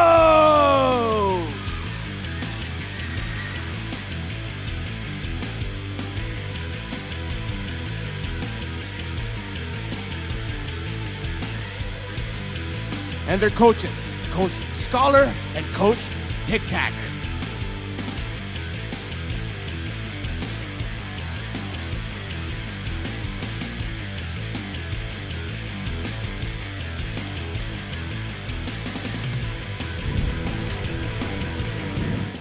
The Phoenix Army is fielding their usual 5 ever since that call-up for Ajay. I wonder what they're bringing up this time around, given that this is a key matchup. Again, it's bigger than even David versus Goliath. You know what? Knowing that there are changes in terms of the meta, I'm really looking forward as to what heroes will bend things play coming to this game. Some hero that has synergy probably on the X lane, because ever since Ajay actually played for TNC Pro Team, they are now known into a team fight heavy type of lineup. Yeah, TNC Pro Team loves a team fight. Echo are great at that, but they're really good at their pickoffs. Still one of the best pick-off-based teams in the entire world. If Goyo and Bentings are the focus for TNC Pro Team alongside Ajay, Sanji, Sanford, and JP need to be the focus here of TNC Pro Team. They cannot allow these 3 players to do what they're good at, because that will set up Carl TZ and Benny Cutie for success. If you try to shut down the GOAT, well, I mean, Sanji, Sanford, JP, and Benny Cutie will always cover. But if you can cover that core 3 for Echo, then the rest of Echo will crumble and have a difficult time. But we've seen it so far this season. Easier said than done. I thought you were going to forget and not mention Benny Cutie, because yesterday we learned the hard way. Nay, their opponents learned the hard way because they went straight for the base. Benny did Benny things, man. Yep. That's what happens when you don't watch out. That's what happens when you don't give 150% attention to all 5 members of Echo. Look at the numbers. Look at all the red. Yeah, right? It does not bode well here for TNC. Well, going into it, everyone acknowledges the situation, and even the stats say, yo, we don't lie. It's not looking good right now for TNC Pro Team. So when it comes to the hero picks, what we have to look out for here are a few questions for TNC. Are you going to give up the undefeated Yuzong of Sanford? And what are you going to give to Benny Cutie? If he ends up with a hero that can split push really well, how well are you going to cover those split push attempts by the Storm? And what's interesting, because if we look at this graph, or actually this visuals, in terms of kill participation for TNC, it's actually close to the 65% of Echo. So it means that for TNC, what lacking is that how they really secure those objectives whenever there is a team fight. So it's really more on the decision making and composure as well in terms of being pressured. Which circles back to what even Coach Scholar mentioned in his Insider All Access with Hans Galleria. He mentioned that, yeah, we're often ahead, we know how to get there, but when we're there, we don't know exactly what to do. And here's what these teams have to do to win. The keys to victory brought to us by Infinix. Okay, so we got to get down to the details here. If ever we're going to see a history-breaking and history-making moment for TNC Pro Team, they need to go all in and win the early game. We've said this so many times about TNC Pro Team, and they have acknowledged it. We handle the early game really well. And again, the key word for them is they can't convert. Conversion. So if you're gonna play for the early game, if you're gonna try to disrupt Carl TZ, if ever he lands on a hero and a composition for Echo that makes it hard for them to defend their jungle and hard for them to control the middle of the map, the river area, then go for it.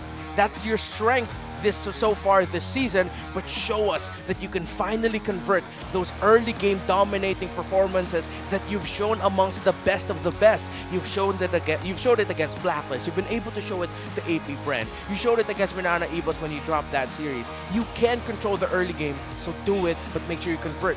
For Echo, activate Sansan to disrupt TNC's tempo. We talked about that earlier with regards to the addition of Daddy JP as well. Sanji, Sanford do well with breaking formations and messing up team fights for the opposing team. But if you give them a hard time of finding their tempo throughout the map, then they will struggle, and Echo will struggle. Now, ISO heroes for roamers is the key. We know Echo love to do the pick-off based comps, so go ahead and stick to it. That's your strength. If you really want to gun for that record, don't give TNC an easy time. For TNC Pro Team, try to match it, because Ben Thinks is a hell of a pick-off roamer himself, and I'm sure he can match up with Daddy JP. That's the keys to victory for this match. So in the draft alone, we're about to get into in just a couple of minutes. Looking forward to some kicks and pulls. Yeah. You got to get them Chos, and you got to get them Kajas. Or is it just me, or is there an odd absence of Grok? Or rather, of Franco. All right. That's Franco. true. I meant Franco. We see a lot Speaking of of Grok. Franco, we have two players on our head-to-head that are actually good on playing of Franco. So probably that's one hero that is for contention coming to this game. So looking at Ben Thinks, damage taken that is shared, it's actually high, 22%. So it's really more of the conversion, as what Renmer said. So for JP, it's a lot easier for him because Sanji is really known to be a player that deals damage to the rest. Yeah, and he has really good, he has a really great combo with JP. He knows how to cover JP so well, make sure he responds to it.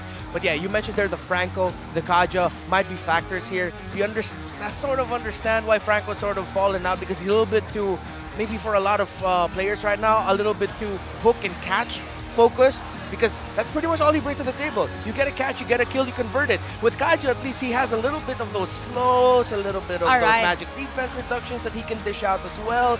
So maybe that's why it's a little bit more considered for this matchup, especially with JP having a near perfect record with that Kaja.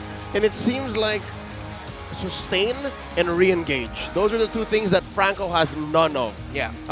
He doesn't heal as quick. Once you've done the hook and the stomp and the bite, that's it. So I think roamers today in this current metagame demand so much more.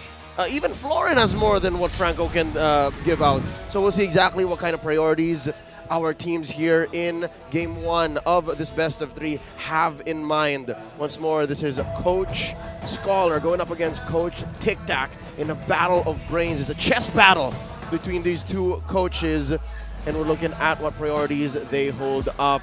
On the blue side, play-in, TNC, Echo answering back. They get a 2-pick swing. Baksha, Yujong, and Kadira taken out of the draft. Echo banning out the Matilda and the Fred. You know what? I won't be surprised if we will see assassin heroes here, because yesterday there was a preview from Cartesi's Lancelot. So probably for this one.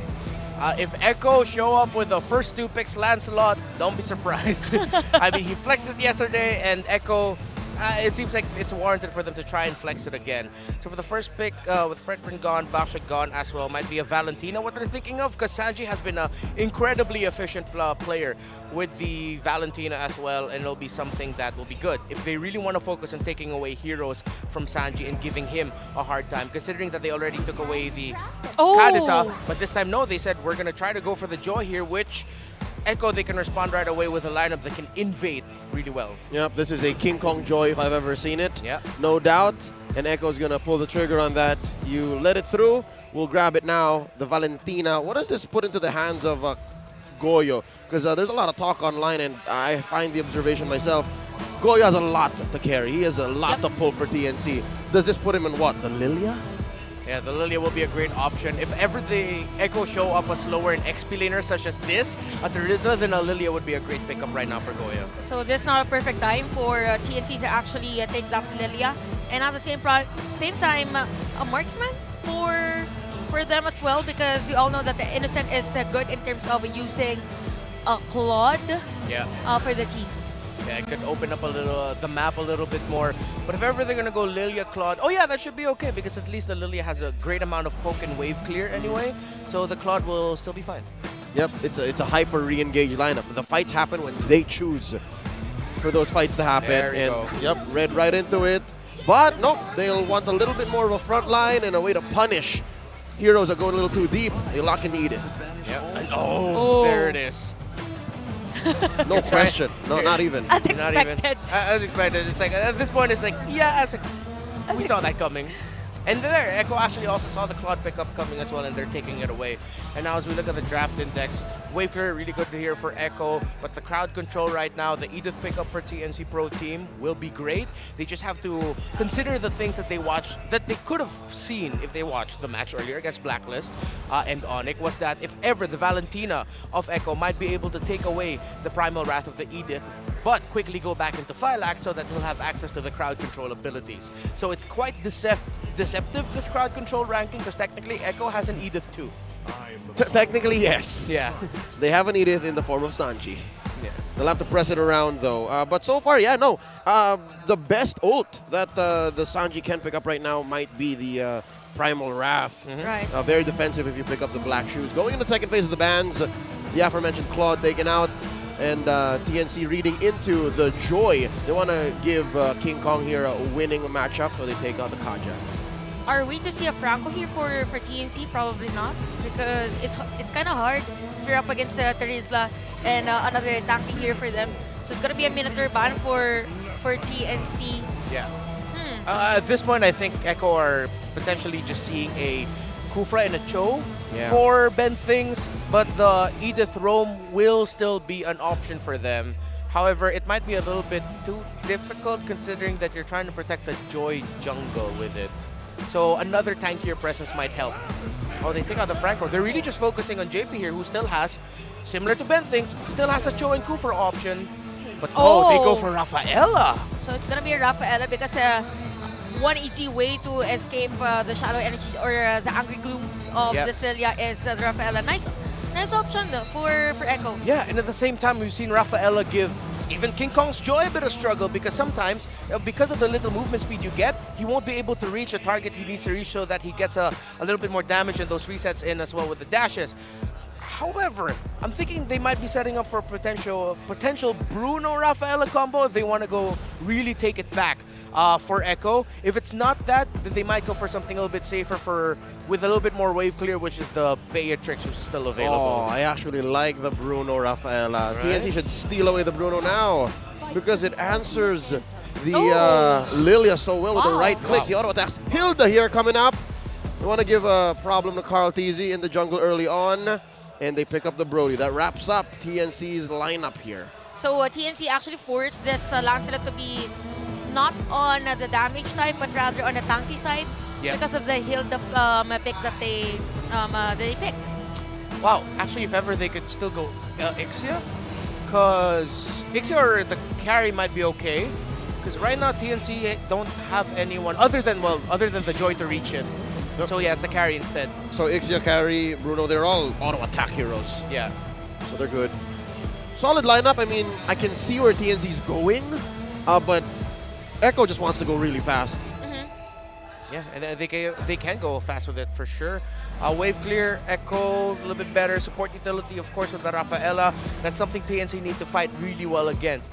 The Hilda pickup, I understand why they're going to pick it up against the Lancelot. Of course, when you're up against an assassin, you want someone who can invade and put a lot of pressure onto it, and maybe even pressure the Rafaela, get some early deaths of the JP. However, the concerning fact is that the XP lane matchup, it's quite 50-50 we've seen with the Edith versus Terizla, but if ever the Terizla will be able to clear faster, so that might actually put Ben Things in a difficult position, because now he'll be doing 3v1 or even 2v1, trying to invade Carl TZ's jungle because the Terizla's getting out of lane faster. Let's check out the smart audience predictions here. And again, I think this is pretty accurate, not just for the draft, but even for the feel of this matchup. Again, Echo is on a win streak, and TNC needs those points. So guess what? 88-12. One more look at their lineups. One more look at TNC and Echo as we go into the Land of Dawn. Game 1 in a best of 3. The streak is on the line. timing here of Goyo and Ben Things. Oh! Seems like we've been seeing this for a long time. It is going to be crucial. Cartiz is starting orange. Okay, so this is a different rotation actually for both of our teams, and a lot of folks already for Ben Things. What's really nice for this Hilda is there is an innate healing that he has on those brushes. So this is the time we're in. Ben Things doesn't really need to recall for the regen. Yeah, and you're seeing the example I was talking about earlier. Sanford will always most likely be getting out of lane first, meaning that Ben Things can't play the aggressive Hilda style that he wants to.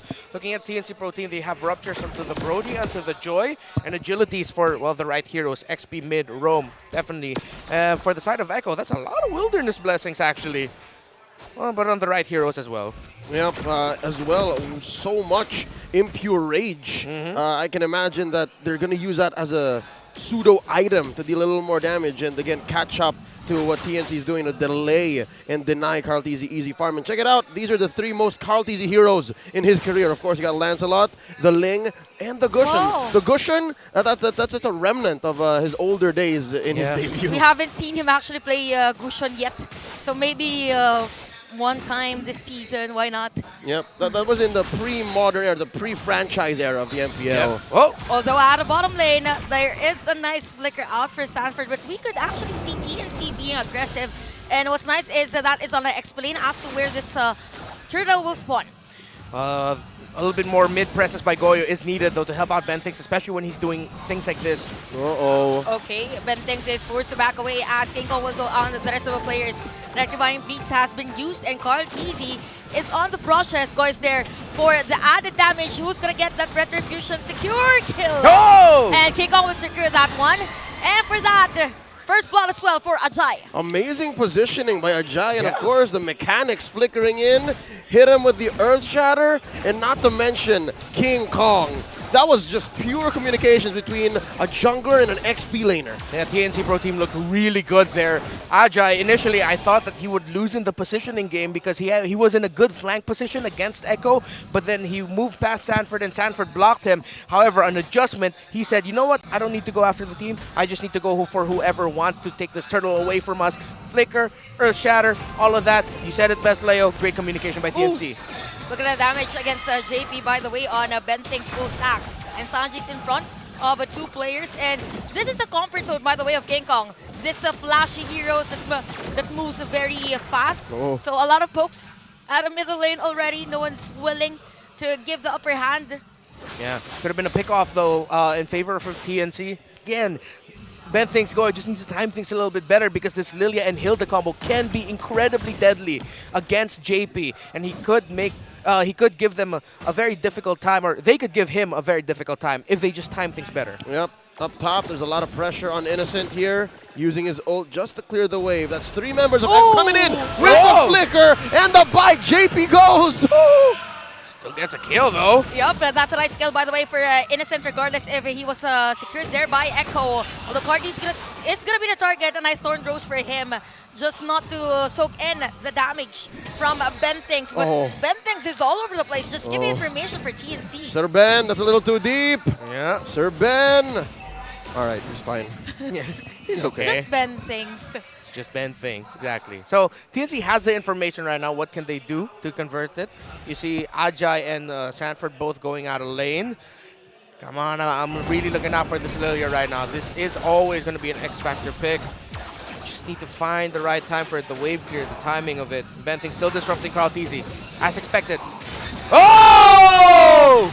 Solo kill for Ben Things right on the spot as to why Echo is forced to have him, but just runs into the brush. And look at Goya versus Sanji, Black Shoes as well, and King Kong will secure that turtle. Second turtle for TNC. Throughout that whole time, King Kong wasn't even part of the fight. King Kong was just taking the turtle off camera. Oh, maximum range.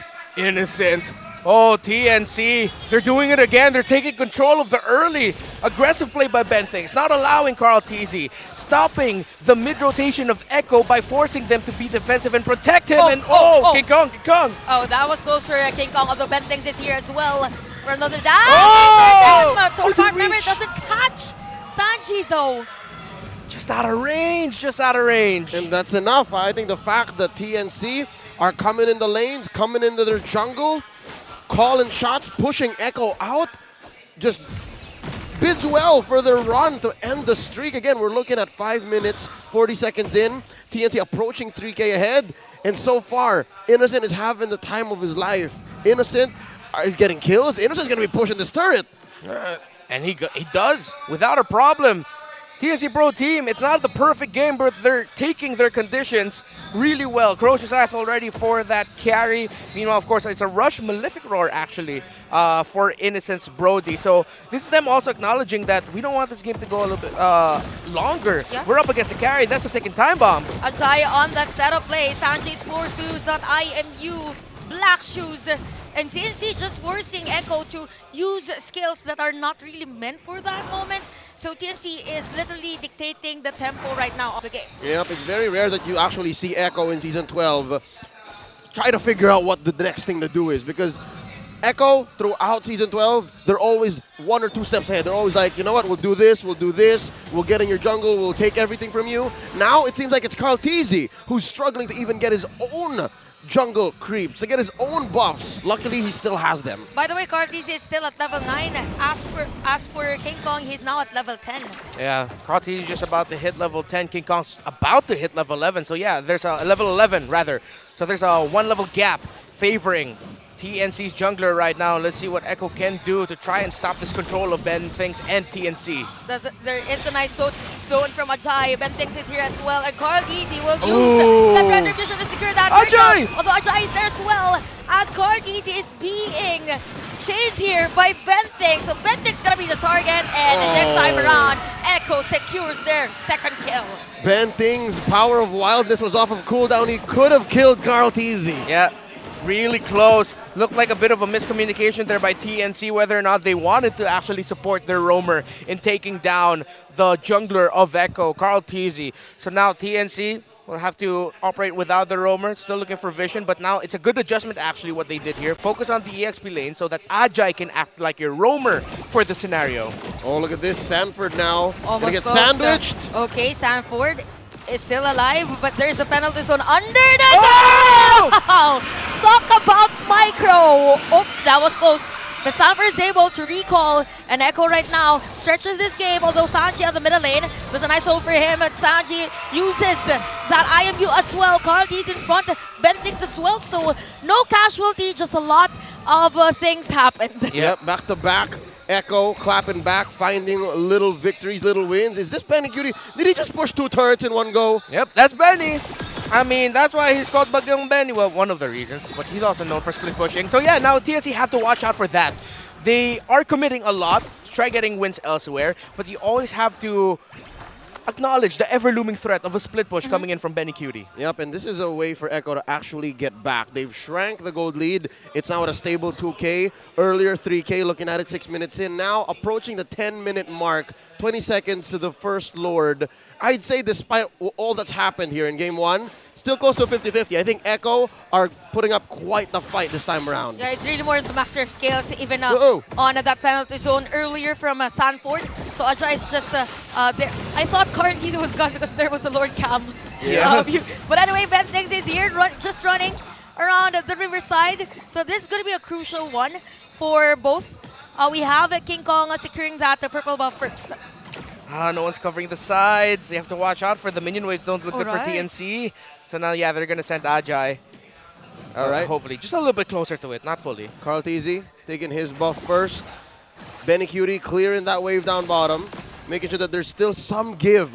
Nothing comes free here. And Echo does need it. Ajay with the pull. Lord slightly favoring TNC this time around. And Innocent hiding in the bush. This fight's just waiting to break out. Oh, close. Okay, almost close for them. And we could actually see Benny Cutie trying to find Ben Things on the other side. But look at King Kong just dealing damage against the players of Echo. There is the holy healing from JP as well, just to sustain all the pokes coming in from TNC. Yep, it's a reset. Yep. And just like that, TNC back to square one. The long lane management by Ben Things is beyond extraordinary. He's forcing answers. And so far, Ajay picks a fight! That is a nice setup play from the side of TNC, although Echo is ready as well. Bentings has been found. Sanji is there for the zone out. So what's gonna be the call for our players? Benny Cutie is here as well, by the way, who could actually poke Goyo. And okay, so this is a mastery of heroes and skills for both. Oh, I could have sworn this was a long haul dance. Nobody asked, but yeah, they're dancing now. Approaching the 11-minute mark. That initial attempt by TNC, you saw King Kong go and use electrifying beats. Ajay missing in the dash. That looked like a bit of a miscommunication from the side of TNC in terms of whether they wanted to fight or not, because the roamer wasn't there. Ben Things was up top, while you were mentioning that long lane management of Ben Things, which again was a great move by TNC to play around it. Okay, Sanji's forced to use the black shoes, and JP's gonna be down. We have the penalty zone for Sanford. Innocent still alive using that Wind of Nature as Ben Things will sold out Sanji. King Kong is already low on life. Cartesian is still alive. While this is happening though, look at Benny Cutie at the top lane, just clearing the minion wave, trying to shred that inhibitor turret. He flickered in! And that's it. Cartesian about to get popped here. Oh, right on spot. Innocent will secure that kill, and even Cartesian as well. So TNC right now, this is the perfect time for them to secure this Lord. Big wins for the Phoenix Army across the map, coast to coast. Top lane 1v1 kill for Innocent. Lord taken, Cartesian slain. Echo are in shambles right now. Yeah, that looked like overconfidence. A good attempt, actually. You wouldn't expect the carry to flicker into you, but Innocent was able to get that corrosion strike just in time to be able to stun it and then, you know, go away as well with a late flicker, fade away, torn apart memory. While all that was happening, Echo, of course, yes, in shambles as well with the Lord fight. Again, Echo look really overconfident right now, and TNC are just showing that, hey, we're 8th place, but you still have to respect us, man. We're still fighting. You're now 5, almost 6K gold lead behind us. This pushes forward the hypothesis, the thesis statement that TNC, they know what to do. On an individual level, they know what they're doing, but they just need to get there. And right now, where are they? Down bottom, threatening a push onto that inhibitor. Very, very nice minion management for TNC as the the ladies now at 6.2k gold. So it's up to TNC on how to secure this one and actually this time seal the game. So that has been the story of TNC. They are up on the lead. The question is, how will they able to end the game? Huge. TNC here regained a good chunk of the map. Mid and bottom, not a single turret taken down. They do have to give a lot of attention to that top lane. Benny Cutie, despite everything that happened in the past Lord fight, there's still a lot here. Check it out one more time. Yeah, that was a great fight here by TNC. First, they popped the Rafaela. Sanford, of course, trying to go to the back, and Cartesian and Sanji covering. But all that while, Ben Things was onto Sanji, which means he couldn't full commit. He had to watch out for it. And so Ben Things, again, him and King Kong, but just doing everything they can. Oh, what? Cartesian is down.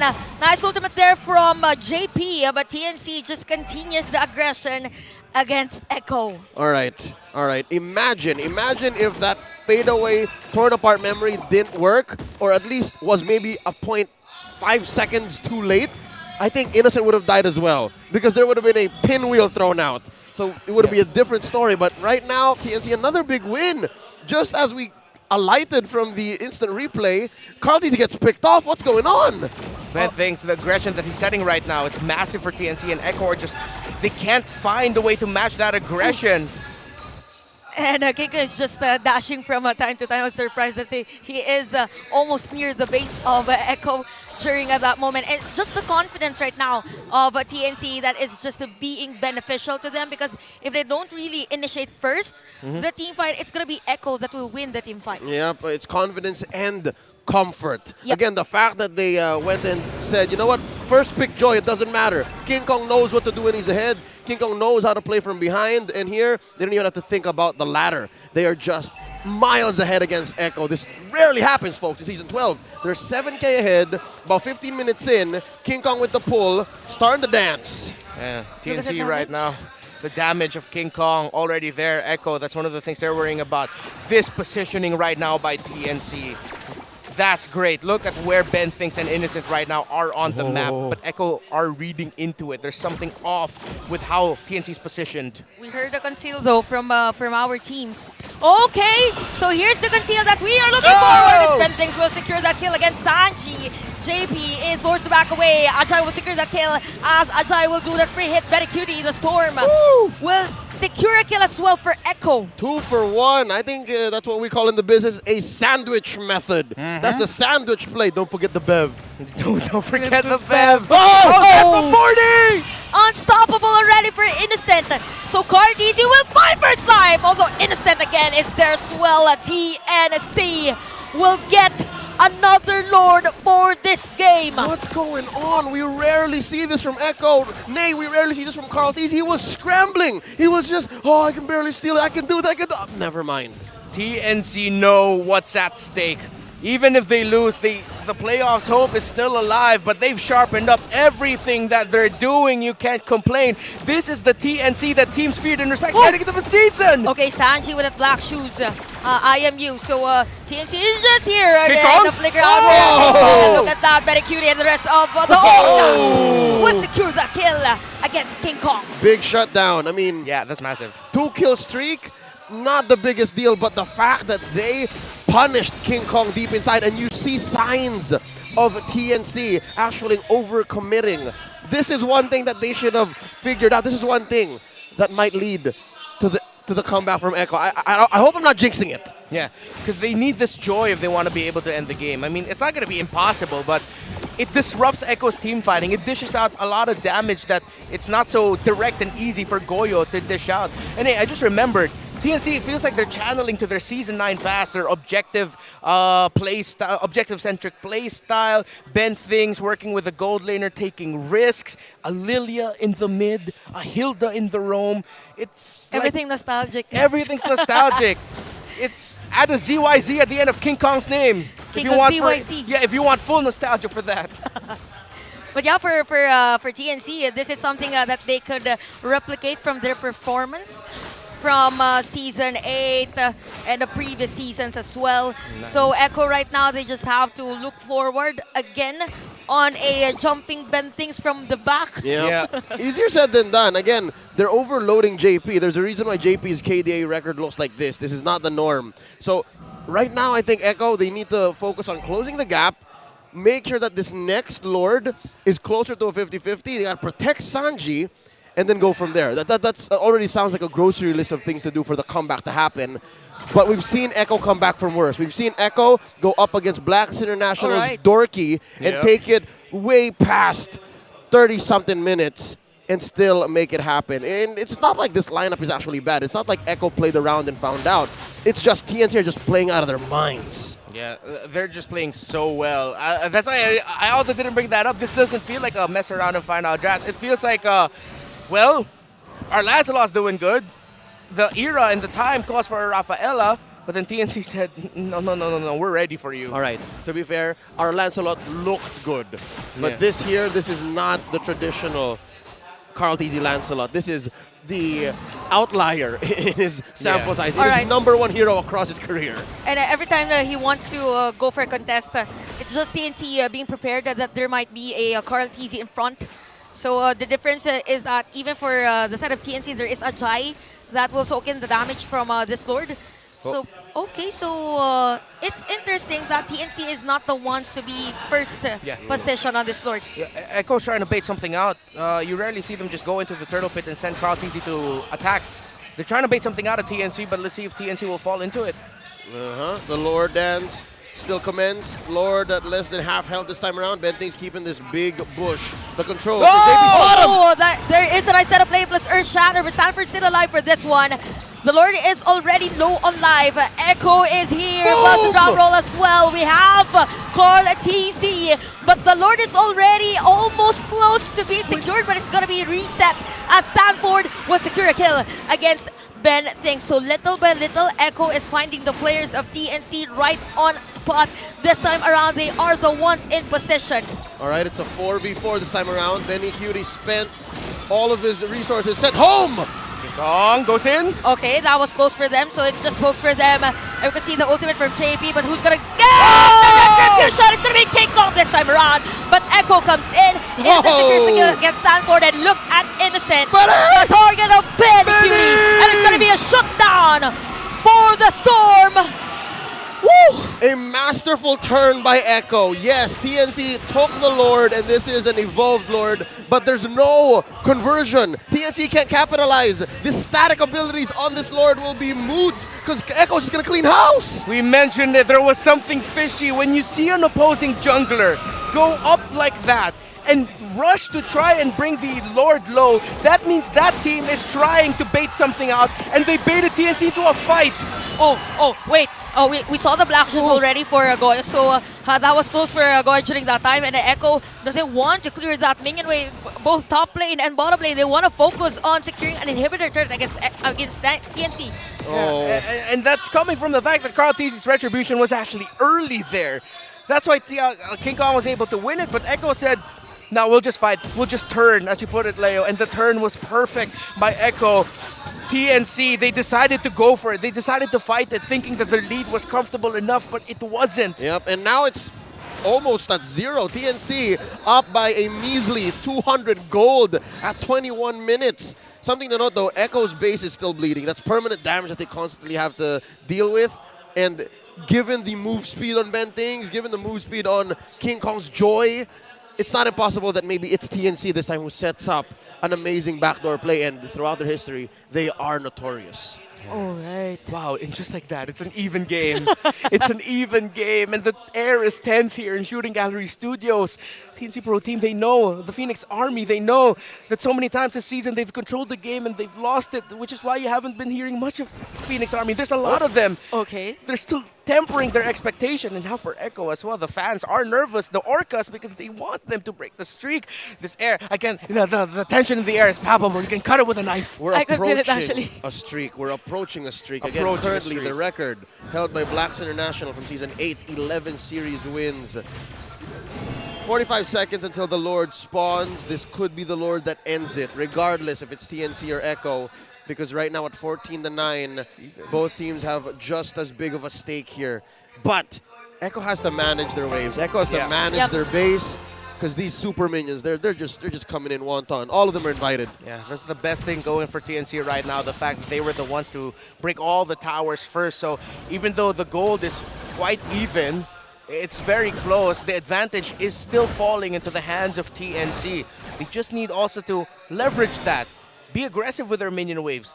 Allow it to continue pushing forward so someone from Echo is forced to react, and it's a little bit easier for you to go for the Lords. 23 minutes in, Lord spawned, and it's actually been a while since Carl TZ actually scored his purple. Here's the first he's actually going to be getting, and it's going to be key as TNC initiates the dance. King Kong and Ajay first to the scene. Lord at relative neutral. TNC, gets the advantage. Yeah, it's slower now. So this is going to be breathtaking. Oh, that hurts. That hurt. So King K's worst is to use that ultimate. So again, this is a long Lord dance for both. So we have Kartizi up front. Same goes with Ajay and Goyo ready for the counterplay from Echo. So the Lord is being pushed, but Bentings is near, although his position is actually revealed. So there is going to be a setup play from Ajay. So Kartizi is going to be the target. So just pokes and pokes and pokes for both. Bentings at the back. So what's going to be the call for both of our teams? Ajay is here as well. So the Lord is not being reset. Flicker has been used by Ajay. So it's really going to be a battle of retribution. Both Carl TZ and King Kong. A lot of ults left for Echo. And again, that big flicker from Ajay already spent. And here's a reset. Wow. Woo. What a dance by these two. TNC, I thought they wouldn't allow Echo to reset it, but they said it's very 50-50. They're looking for a better position right now. Oh, Ajay, no more onward for him. Sanford has a rapid boost. Oh, Carl TZ spotted by Bentings. Bentings is at the back, by the way, so he is... So 8 thorn throws for him.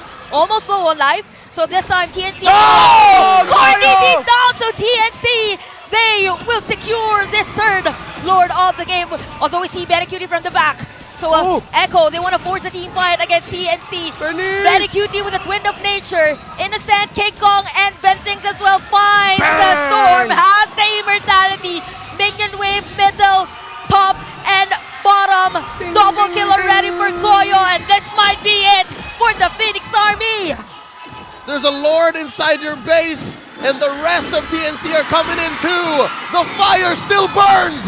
TNC takes game 1. And Phoenix Army finally makes noise. You can't deny a W, and you can't deny that they won game number 1. This winning moment is brought to you by our official sponsor, FWD Life Insurance. It's been a while since we've seen TNC take control of the early, pull from a mid, and you can see the reaction in their dugout. They couldn't believe it, but look at this. It's just game 1. It's just game 1. There's a long way towards that big dub. There's a long way towards ending the streak. What a turn. What a dance into... You know what? There's a lot to talk about. But first, we'd like to invite everybody to catch MPLI on November 15th and 19th to witness the top 4 MPL-PH teams compete in the only tournament in which, it pains me to say, the Philippines has yet to dominate. Check out the MPL Invitational happening later this year. And also, get ready to party for MLBB's anniversary celebration on October 7. The 5th anniversary Encore Selection Chest and the 7th anniversary achievement from unlocking the annual fun data are up for grabs. Make sure you chat. Yeah. Yep. Happy 7th anniversary on MLBB to claim even more rewards. And guess what? All heroes will be free for a limited time. Round up your friends and have a blast together. There you go. Now, back to what I was trying to say. I figured it out. This is the first time in close to forever that TNC had a huge lead in the early game, lost it, and then somehow gained it back. This is historic. We're not even ending the streak yet. Yep. But TNC have already shown us something new. And I think it's really nice that Bentings had Hilda for game number 1 because he was able to really zone out the players of Echo, find the perfect target, and King Kong will just find, okay, where's Bentings, who's the target? I'll dive in. So it's just the synergy and the communication for all players of TNC. That's right. More than once, and in very specific moments too, TNC have shown that they've grown not just in their mechanics, not just in their macro, but even in their communications. So there has been a bond built. Ajay here, oh wow, he may have missed a few flickers and onwards and earth shatters in the later half of this game, but that was more than enough to actually put Echo on tilt, to force Echo to respond. And it's very rare that you see the defending champions play this way. I can only imagine what kind of discussion is going to be happening in the Echo dugout. Because again, Coach TikTok said, we're attacking this on a game-per-game basis. And now this is a game that, for the first time in a while, they have to look at it and say, what happened? And that's a question that Reptar will be answering right now as he breaks down what happened in game number 1. What happened was, let's start with this. TNC did the condition that they needed to do, which was be aggressive early on and be able to pressure the opposing jungle. When you do that, you force Echo to play defensively, and Echo can't do their typical Echo Express and roll up. Because of them rocking a Hilda to make sure the Lancelot has a problem, that's exactly what was forced by TNC against Echo. Now, for Innocence Brody as the MVP, his defense against Benny Cutie, the top, when he was flickered onto by Benny with the carry, almost taken down but getting away, was a bit of a turn and was a bit of a showcase by TNC to tell them, you gotta be careful. You can't just outsplit us, outsmart us, because we're going into this with a hunger that you don't know, with us wanting to get victories. And you see here again, going back to what Bentings was doing. This man was on a mission. This was one of the best Bentings games I've seen in recent memory, with what he did here to pressure Echo's jungle, to pressure responses, and of course to pressure JP into playing ultra defensive for majority of the game. Really set the tone here in favor of TNC. We didn't get to see that picture-perfect communication and timing that we were looking for with Goyo and Bentings, but eventually Goyo would be able to set up his own great play as well late into the game when they were fighting for Lords. And that was just the story for the majority of the game here for TNC. That aggression, they didn't let up. However, those moments where they looked less aggressive, so that Echo really wouldn't find a way to turn around, was them being incredibly calculated. The targeting, the man marking, the focus on who to dive for, the focus on which abilities to watch out for was next level here by TNC. But we have to credit Echo for the turn that they did. Echo, we mentioned it. With them telling Carl TZ to rush the Lord and bring it down even faster, that looked like a bait play, and it was. They turned. But then TNC in the next Lord dance with Goyo finding Carl TZ, the right placement of the Shadow Energy and sending out Gloom to take him down meant the Lord was for TNC, even though Echo would want to fight. Innocent played out of his mind, keeping two members of Echo at bay, both Innocent and Sanford and Sanji rather. Innocent, that was a hell of a showcase by him to make sure the TNC would win that team fight. Looking at the kill map, of course, of Innocent, the 8 kills that he was able to get into this game was spread out. He did some great job as well, of course. That play that he did, the 3 versus 1 dive to survive it, but to make sure that he would trade a kill, even though that was still favorable for Echo, meant that it was still going to be kill gold on his hands. So that was great. But Innocent played a very sharp game here. Only 1 death, if I'm not mistaken. And that comes from the fact that he was positioning really well, and also because TNC took their condition of being aggressive. When everyone from TNC is playing aggressive and making it difficult for Echo to actually be able to fight and get close to Innocent, then Innocent's gonna be able to shine. And that's what he did. He did his job. He did what he needed to do. Stay alive, be aggressive at the right times, find your moments. We're setting you up for success, Innocent. Just do it. And I have to correct myself, that was 2 deaths, and he did just that. Now we have to talk about what Echo brought to the table here with this lineup. Even though it wasn't their typical mess around and find out draft, the Rafaela does make a lot of sense. The carry, of course, we expected that as one of the last picks. However, I'm not sure if they saw or predicted that the Hilda would be coming in and would be a problem. Overconfident, it really looked like just a bit of an oversight by the Orcas for Ben Things to rock that Hilda in. What I'm not mistaken is actually the debut pick of the Hilda for the season, or one of the few early games here. And because of JP having to play with a Rafaela, they have to play defensive. They can't match the aggression that Ben Things is dishing out. JP played more around towards his side of the river and his side of the jungle. The times we saw JP trying to be aggressive was, of course, in that late Lord fight when he flickered forward, tried to release the Holy Baptism to try to get the members of TNC, but the members of TNC were just able to dodge it. So, if Echo need to change something up, it has to be their pick for JP. Your Chos, your Kufras, we're still available here. And knowing that you're going up against TNC Pro Team who Ben Things, he does shine more with those heroes that are a little bit more frontline.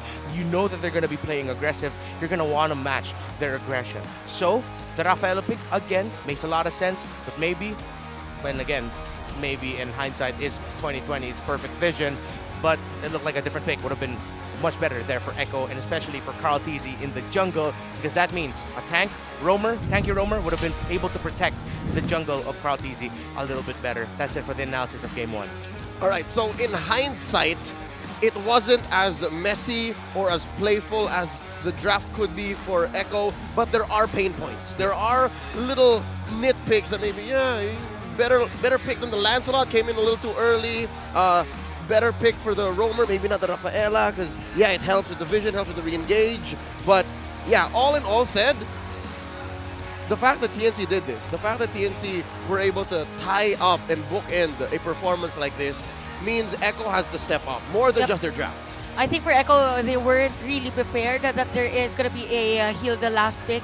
It was the X factor here for TNC.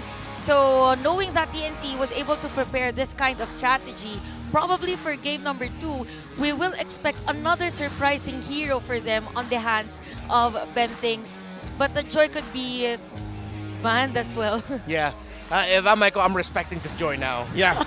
More than they did by going as fast and as hard as they did in game 1. So they have to reset, they have to regroup, and do as Coach TikTok says, take it a game at a time. Show your support for your favorite MPL teams by purchasing their limited edition team notification effects for only 58 diamonds. Get to it now. As well, we want you guys to purchase the weekly diamond pass and enjoy a diamond rebate of, get this, 455%. You can only claim 100 diamonds on the day of purchase and another 120 by logging in for the next 20 days. And are you worrying about the missing rewards? 6 Just days. log into the game every day and Layla's saving box will automatically save them for you. And aside from that, item rewards worth over 280 diamonds are waiting for you too. The offer is just too good to miss. Just unlock the pass and enjoy the benefits now. I meant to say 6 days. Don't go buying it and saying, why does it only say 6? You owe me 14 more. It's 6 days. Now, back to the matchup. TNC, they did great. TNC, they went out of the box and they gave Hilda here a debut in Season 12 at 100% win rate. I'd say, don't sit on your laurels. I'd say for Game 2, if you really want to just put the nail in the coffin, end the streak, and get the fires burning one more time for the Phoenix Army and the rest of the league, show us something new. For TNC, back to the drawing board. Anything else you think that these two teams should be doing? For Echo, definitely, since we know them as a team that could actually adjust after losing game number 1, we might see heroes that are meant for the early game if TNC wants those early type of heroes. So probably not Rafaela this time, but maybe a tanky type of jungler. Yep, that's right. Maybe even a Cho. With that said, we are going to go take a quick detour and go to our insider before we hit match 2.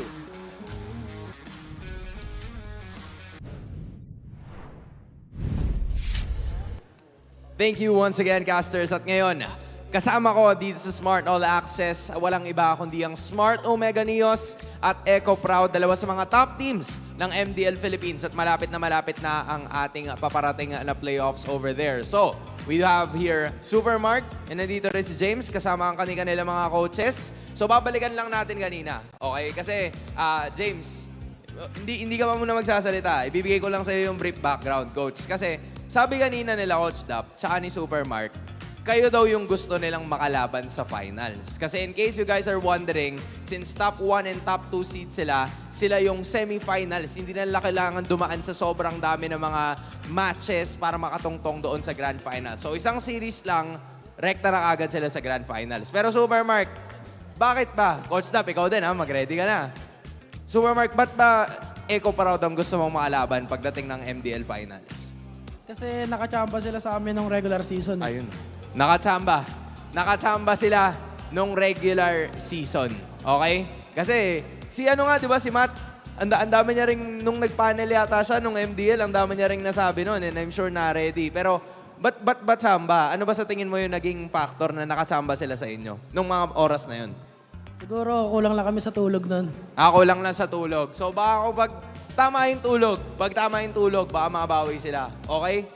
And I'm sure, nakukumpletuhin nyo yung tulog nyo sa paparating na playoffs. Coach Dap, bakit sa tingin mo gusto mong kalaban nyo yung Echo sa finals? Isang factor din kasi sila yung pinakamalakas sa MDL. And at the same time, gusto nila namin sila tanggalin sa posisyon na yun. Okay. Sila ang pinakamalakas at gusto nilang matanggal ang Echo doon sa posisyon na yun. In case you guys have missed it, Echo Proud po ang defending champions ng MDL Philippines noong kanilang inaugural season. Now the question is, James, since nabanggit nila kanina na Echo ang gusto mong makaharap, kayo ang gusto nilang makaharap, Omega Neos din ba ang gusto mong makita sa finals ng MDL o meron kang napupusuan na iba? Para sa akin, Omega Neos din. Ay, okay. So the feeling is mutual. Okay, James, bakit Omega Neos din ang gusto mong makita sa finals? Wala lang. Gusto lang sila pahirapan. Okay. Since nakachamba daw sa inyo anong rebut mo doon? Kasi chamba daw eh. Di nga ako natulog nun eh. Okay. So, kulang sa tulog, si James hindi natulog at panalo pa. Coach, now na of course nandito si James, ang tagal na niyang nasa eksena. But of course, you're one of the new coaches na nasa Echo franchise ngayon. Mix siya ng sobrang daming mga players na galing na rin sa industry and new ones na kakatungtong lang din. How is being part of the ecosystem na ngayon parte ka na, and how was the adjustment been para sa MDL? Noong una po, pressured po ako itong bagong pasok ako kasi first time ko lang din naman mag-coach ng ganitong caliber. Huwag tutuwanan, James. Hindi. Say, Coach. Kasi sa kanila, more on discipline and linis ng laro lang yung mga inaano ko eh. Kasi marunong na sila sa drafting, overall, sa mga marami na silang, kumbaga, siyempre nakakit na sila sa mga pros, yun. Okay. Ano masasabi mo doon na hindi naman daw pala nahirapan sa inyo, James? Makukulit nga lang. Ayun. Okay. Hindi mo na kailangan magbanggit ng kahit ano. Message mo dun sa mga tropa mo na nasa Echo kasi down sila 0-1 ngayon. 10-game win streak, nakasalalay dito. Masabi ko lang sa kanila, kaya na nila yan kasi mas malakas naman sila sa amin. Okay. So yun na yun. Buo ang tiwala ni James at ni Coach. And of course, Smart Omega Neos. Abangan nyo ang paparating na MDL Philippines Season 2 playoffs. Pero back to the action muna tayo dahil TNC up 1-0 kontra Echo. Casters, back to you. I think that's a perfect palate cleanser to get to know our MDL powerhouses again on top of their charts, right about going into their playoffs. That was Smart, Omega, Neos, and Echo proud. Again, back to reality. It happened, folks. TNC upset and shocked the system, scored one over the dominant Echo. Now, again, we're talking about things to move around. We're talking about what could happen in Game 2. And we're seeing, no wait, are they already here? Yeah, they're already seated. All right, you get a vibe check on the players as they walk by. You feel what they were all like. Actually was able to, and not a quick talk. I was able to listen to the quick talk of TNC earlier, and they're just really happy. And they're discussing as to what are the next plans for the draft, in particular for TNC. Yeah, and make sure you discuss those plans really well. Again, I think both of you mentioned it all throughout, is that Echo know how to bounce back from a Game 1 loss really, really well. That's what they've been known, one of the things they've been known for all throughout the season. So hopefully TNC has a lot of plans if they really want to seal this out. Yeah. Chantel, I have a question for you. You heard a wee bit from TNC. Did they say anything to the tone of, we're bringing it out? Did you hear anything? He's like, no. Let's do it. They're discussing that Hilda's a good option for them, so probably they have another hero aside from the Hilda. Okay. Probably. Something that can be disruptive, keep going to the jungle. What would be that one? Okay, stay ahead of the game here and keep the tempo. I'd say that's a solid suggestion for any team who is able to steal Game 1 away from Echo. Let's get into the draft here. Echo on the play, taking out the Angela and the Joy, of course. You gotta stop King Kong from doing King Kong things. Woo! TNC here on the swing back, taking out the Yujong and the Matilda. So earlier they banned out Baksha. So probably they will open up this time both Baksha and Fredrin because Lancelot and even Joy is not available this time. Yeah, I think TNC is also wondering if they're going to take out the Kadita, because that could be a really great option also for Echo, although not first pickable. If they don't take out the Kadita, that means they can pick it up for themselves as well for Goyo. So, Kaja really is no longer a priority. Fredrin, Baksha, yeah, sound like best option. So they take out the Baksha. Could be the friend for Carl. Yeah, because of that Lancelot ban for Echo on the last slot, there's so much left open. Yeah. See, nobody really plays the Lancelot the way Carl Dizzy does, so they get the Fredrin on the swing back. And with a lot left, the Edith is still out there, Valentina's still out there. Teresa's open as well. Right. So is it a good thing to have Edith and Teresa both? Edith is the roamer, and then Teresa as boss 5. Yeah. It's a great option, but if ever they're going to pick into the Edith, I'd like to see them use the flexibility of it to force some certain reactions outside of Echo. So this could be an Edith Valentina pickup for TNC.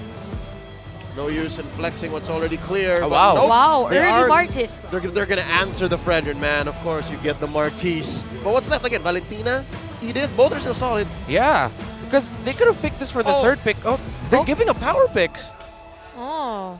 Oh, So no. This happened yesterday. This Yeah. happened yesterday. Was that Echo too? Yeah, that was Echo. Echo got like solid 3 picks. Nova's out there, by the way, too, just saying. Yeah, Novaria, Kadita, Kaja, Edith, Valentina.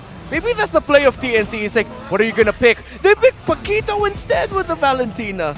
So probably with this Paquito pick, the strategy now for Echo is have someone on the XP lane that could instantly kill Innocent right on spot after that combo. So good route for Echo. Yeah, but in the history of Season 12 alone in the recent weeks, one weakness that a Paquito has, despite it being very good at what it does, is it can get overloaded. Alright. You can force a Paquito to do way too many things, and as gifted as a young man as Sanford is, if Ajay is a one-track mind, if he does his job better, and if it's just one solid task, Echo might be staring at the barrel of a loaded gun sweep from TNC. So hopefully, what's the last pick here?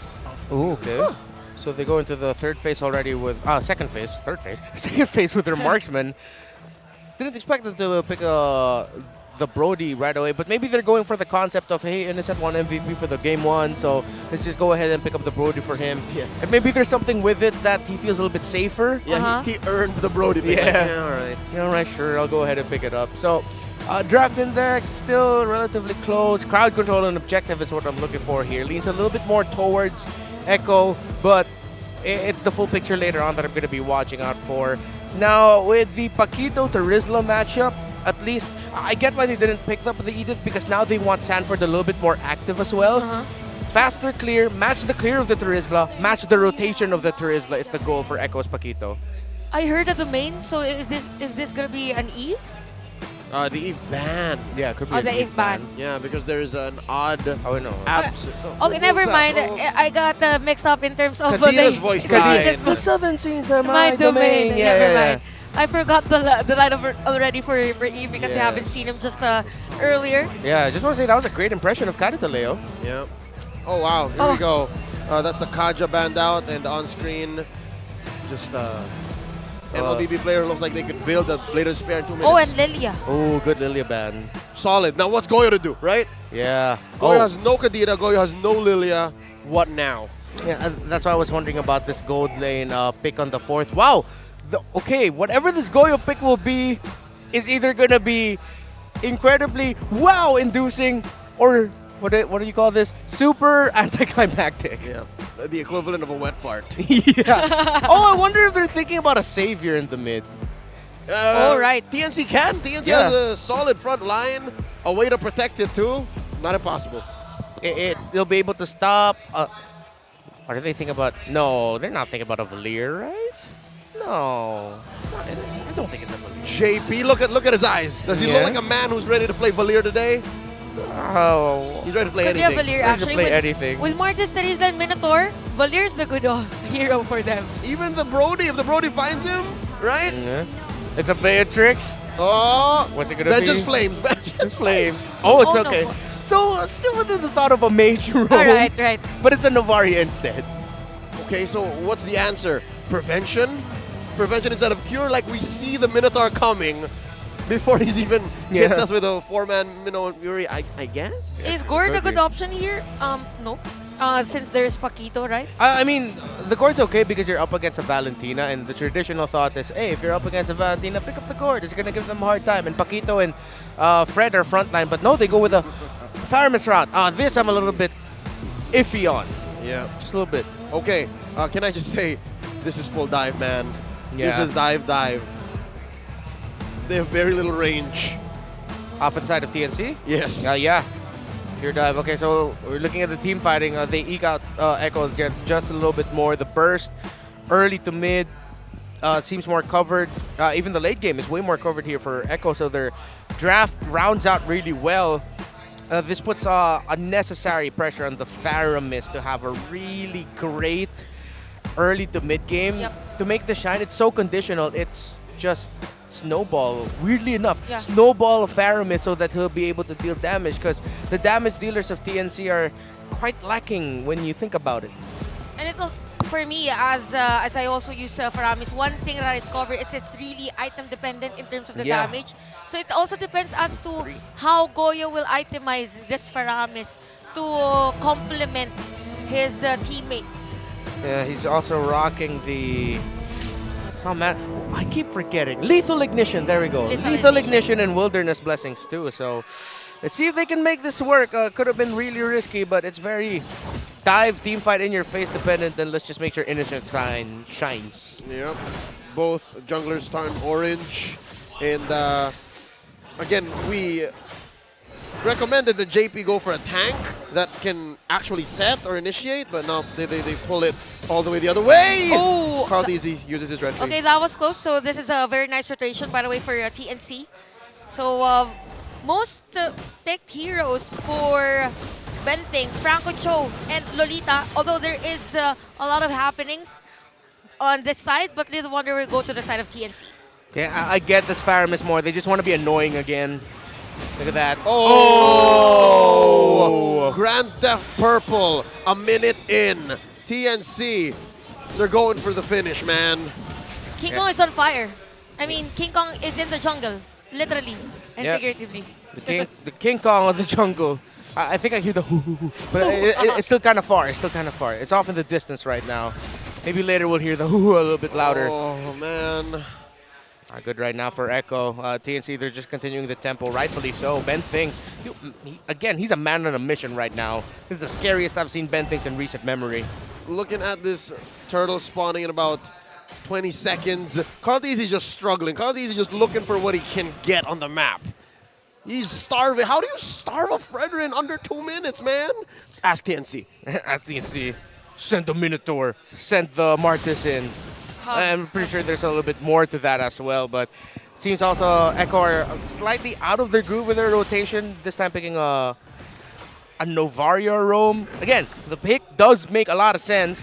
Echo's draft index is so much better for them, but TNC are playing right against it. Yeah, it's as if they are one step ahead. And speaking of one step ahead, we have 4 players ready for TNC. Actually 3 because Bentix is ready if there's going to be a counterplay on Sanji's side. So we can see the IMU for Sanji on this Nether Realm. Carteezy right on spot for that retribution play. Oh, he just finessed his way there. Used the Cyclone Eye too. And in the split-second decision, I'm going to let go of this buff and just press the button. Retribution. I'm not saying this puts Echo back in a 50-50 position, but you got to commend a good play. If TNC relied on Ben Things to make Carteezy struggle early on, Carl's just showing Carl Things with the smoothest retry I've seen in a while. And now Echo, again, they're not completely back, but TNC need to acknowledge the fact that, oh wait, there is an aggression for the side of TNC, although there is a counterplay as well. For the side of Echo, there are 2 players versus 3 as Carteezy and the rest will disengage. I forget how tanky a Fredrin can be even in the early game.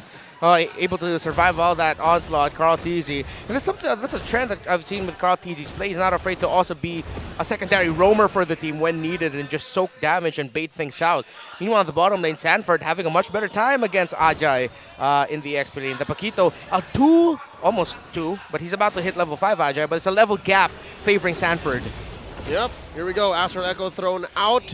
I think that whole space down bottom that Sanford's buying for Echo allows for them to actually claw back. It's a huge impact. Yeah, because even Ajay is not able to be part of the team fight when in fact he's the ones that actually set up play for TNC earlier. We saw something similar that Minana Evos did when they picked up a Toms against a Tarizla. It did really well in lane, but when it came to the team fights, what can it do? And that might be the question later on for Sanford. But again, that's a good thing about the Paquito. Those knockups are really massive. Although Sanji's already low life. First blood decimate by King Kong. Yep.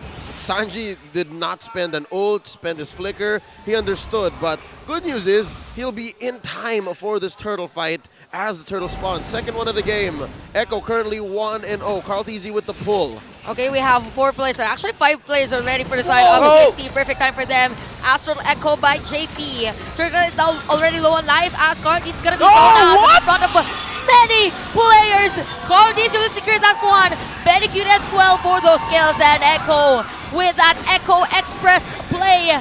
Goya pulls in, but look at JP. There's no space for TNC to back away. Where are you guys going as Echo will force a wipeout? You call it a wipeout? I think it is a wipeout. Underneath tier 1 up top after the turtle take 5 minutes in. Echo is awake. Echo is alive. They're going into all chat saying, my turn. That's 5 members of Echo right onto Carteezy, and he said, nope, still my turtle, still my turn, as you put it, Leo. And there's no other way to put it than I don't hear, that isn't the sound of apes in the distance. That's, they sound like goats. Those sound like goats. The sound of the goat.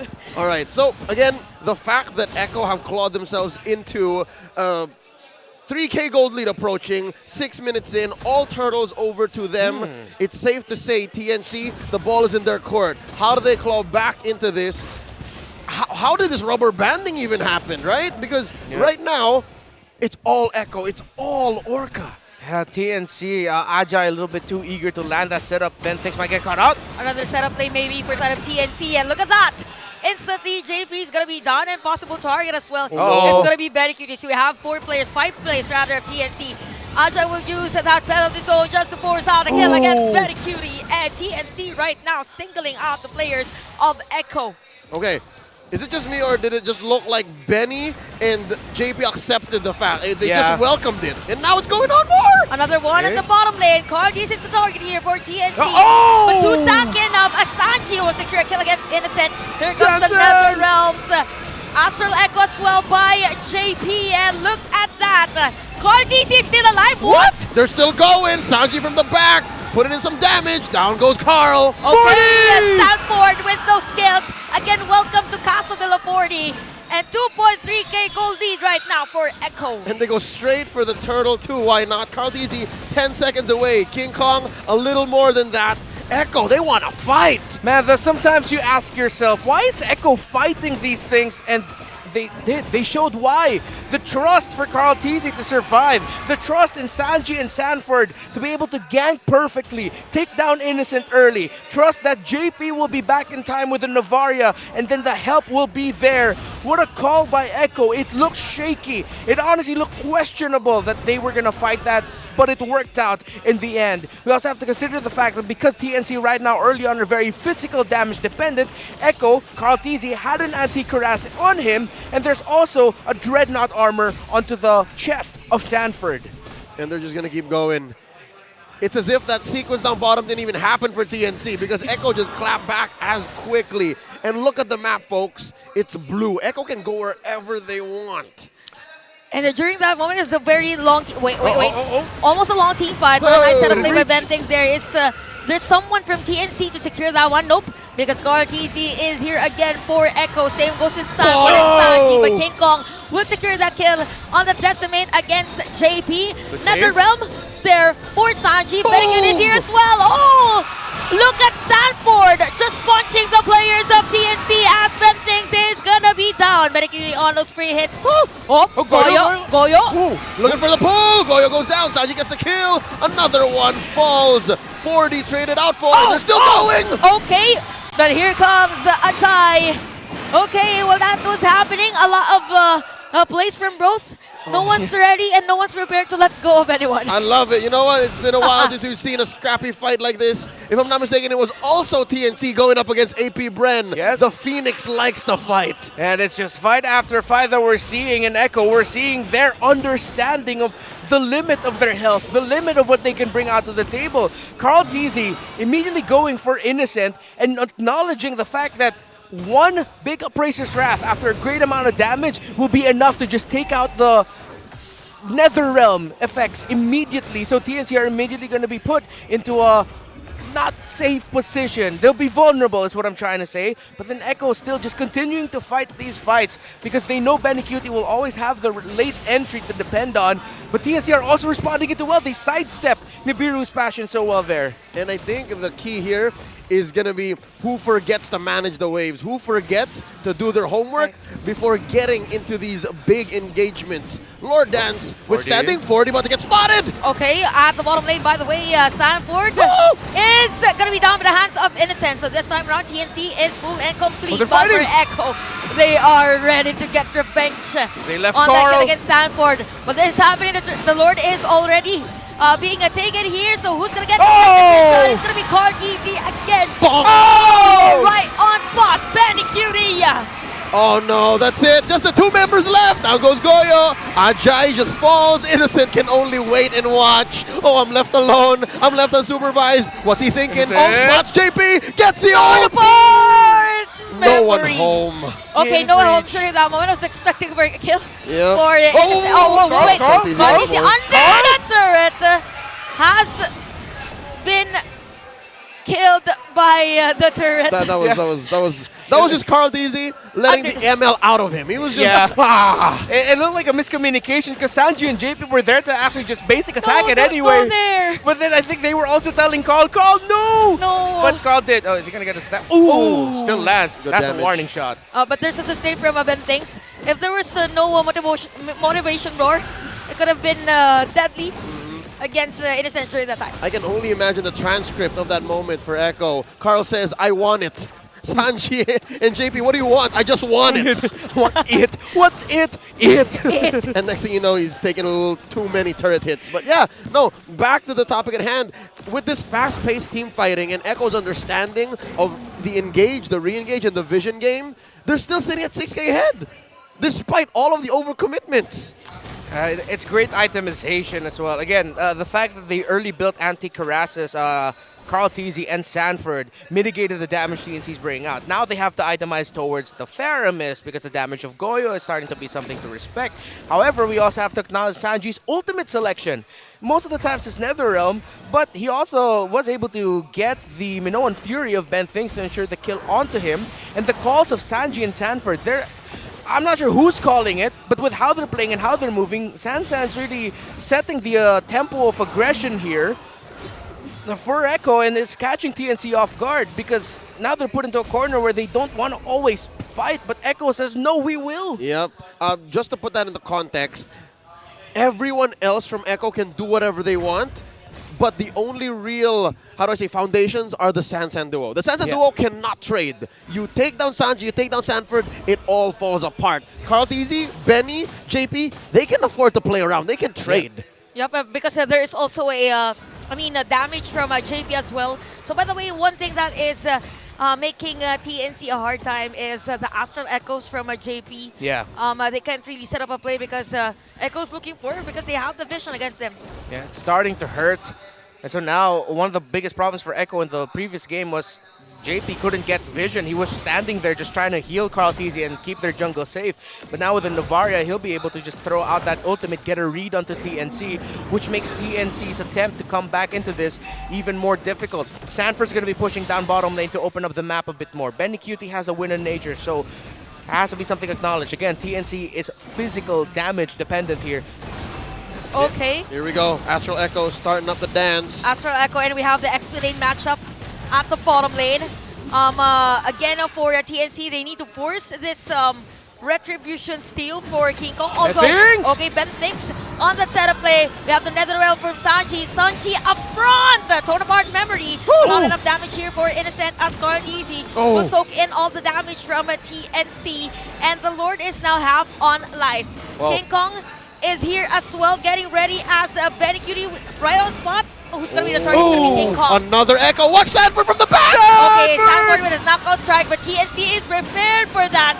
Sanford takes all the attention of the players of TNC as Carl Teasy will secure that Lord. Although, okay, look at the damage from the players of TNC and Sanford as well. The Sansan duo and the rest of Echo with that Echo Express. Oh, 40's looking for bodies. Can he take down King Kong? The Mortal Coil on through. One more hit. They're chasing him. King Kong falls. Oh wow! Sansan duo at the top lane, not forcing or not giving King Kong the opportunity to be alive. G and 40 does it again, but what a team play by Echo to seal that Lord, to seal a massive win. Even though TNC looked primed to fight, Echo said no. What a gank by Sanford. What a follow-up by Benny to be aggressive and go forward. And again, it was just off of the back of Sanji and Sanford playing with all of TNC. You can see where Benny is. You can almost kill him. You can see where JP is. Hell, Carl's going to be in your face. You don't even have to ask for it. But as long as Sanji and Sanford are out there, the job's never done. And now TNC's staring at all of their lanes getting pushed in. Big Lord down bottom too. Okay, bottom lane is going to be destroyed here by the Lord. And Ben thinks not too tanky anymore as Echo is already, I think, full item for this. Well, look at the damage of the Lord against the base. So TNC right now is being forced to use all resources just to defend and clear all those minion waves. Oh, I was going to say this is quite unorthodox. Even before the waves were cleared, Echo just reverts to their cold and calculated forms. Like, you know what, guys? We're happy with the inhibitor down bottom. Let's wait until the next big fight. Yeah, Echo's been one of the receiving ends of a late game turnaround because they were a little bit too excited with ending the game. But now as we look at the items, into that siege, Ben Cutie was able to build into the Haas Claws, Athena's Shield, and key members of TNC. Oh, everyone's packing already. Everyone's got what they need. A little bit more, one more damage item though for Goyo's needed. Okay, look at Sanford. I mean, it's really about how you will zone out and force other players to be outside of their position. 16 minutes in, Echo looking at about 9,500 gold ahead here. About a minute until the Lord spawns. Still just a Luminous Lord. And look at how JP and Sanford are pushing away King Kong, making these defenses, making their inhibitors all the more harder to defend. TNC holding on for dear life here, holding on for the hope for the sweep. Yeah, it's just dad and son spending quality time together. Although there is a conceal play, we heard that conceal from TNC, and Sanford is here. Okay, he's not afraid, although he knows that, even though he knows that there are 5 players from TNC on that position. So it's going to be a long one. We have 13 seconds before this Lord to spawn. So the thing now here is, for TNC earlier, it's more on the minion wave management. This time around, that's the problem of TNC, because every minion is flowing on up to their base. Yep, even before you begin the Lord's Dance, you gotta make like the B-boys. Before you break, you put down the carton, you put down the cardboard box, and then you get the boom box, and then you dance. Yeah, it's hard to dance in cement right now. Now TNC feel like they're drowning in cement with all the minion waves pushing forward. This Paquito pick early on, one of the first 3 picks of Echo's draft, they played it perfectly. Sanford much more active, free to do his own thing. TNC though, they're gonna contest this Lord. Okay, they're ready and prepared.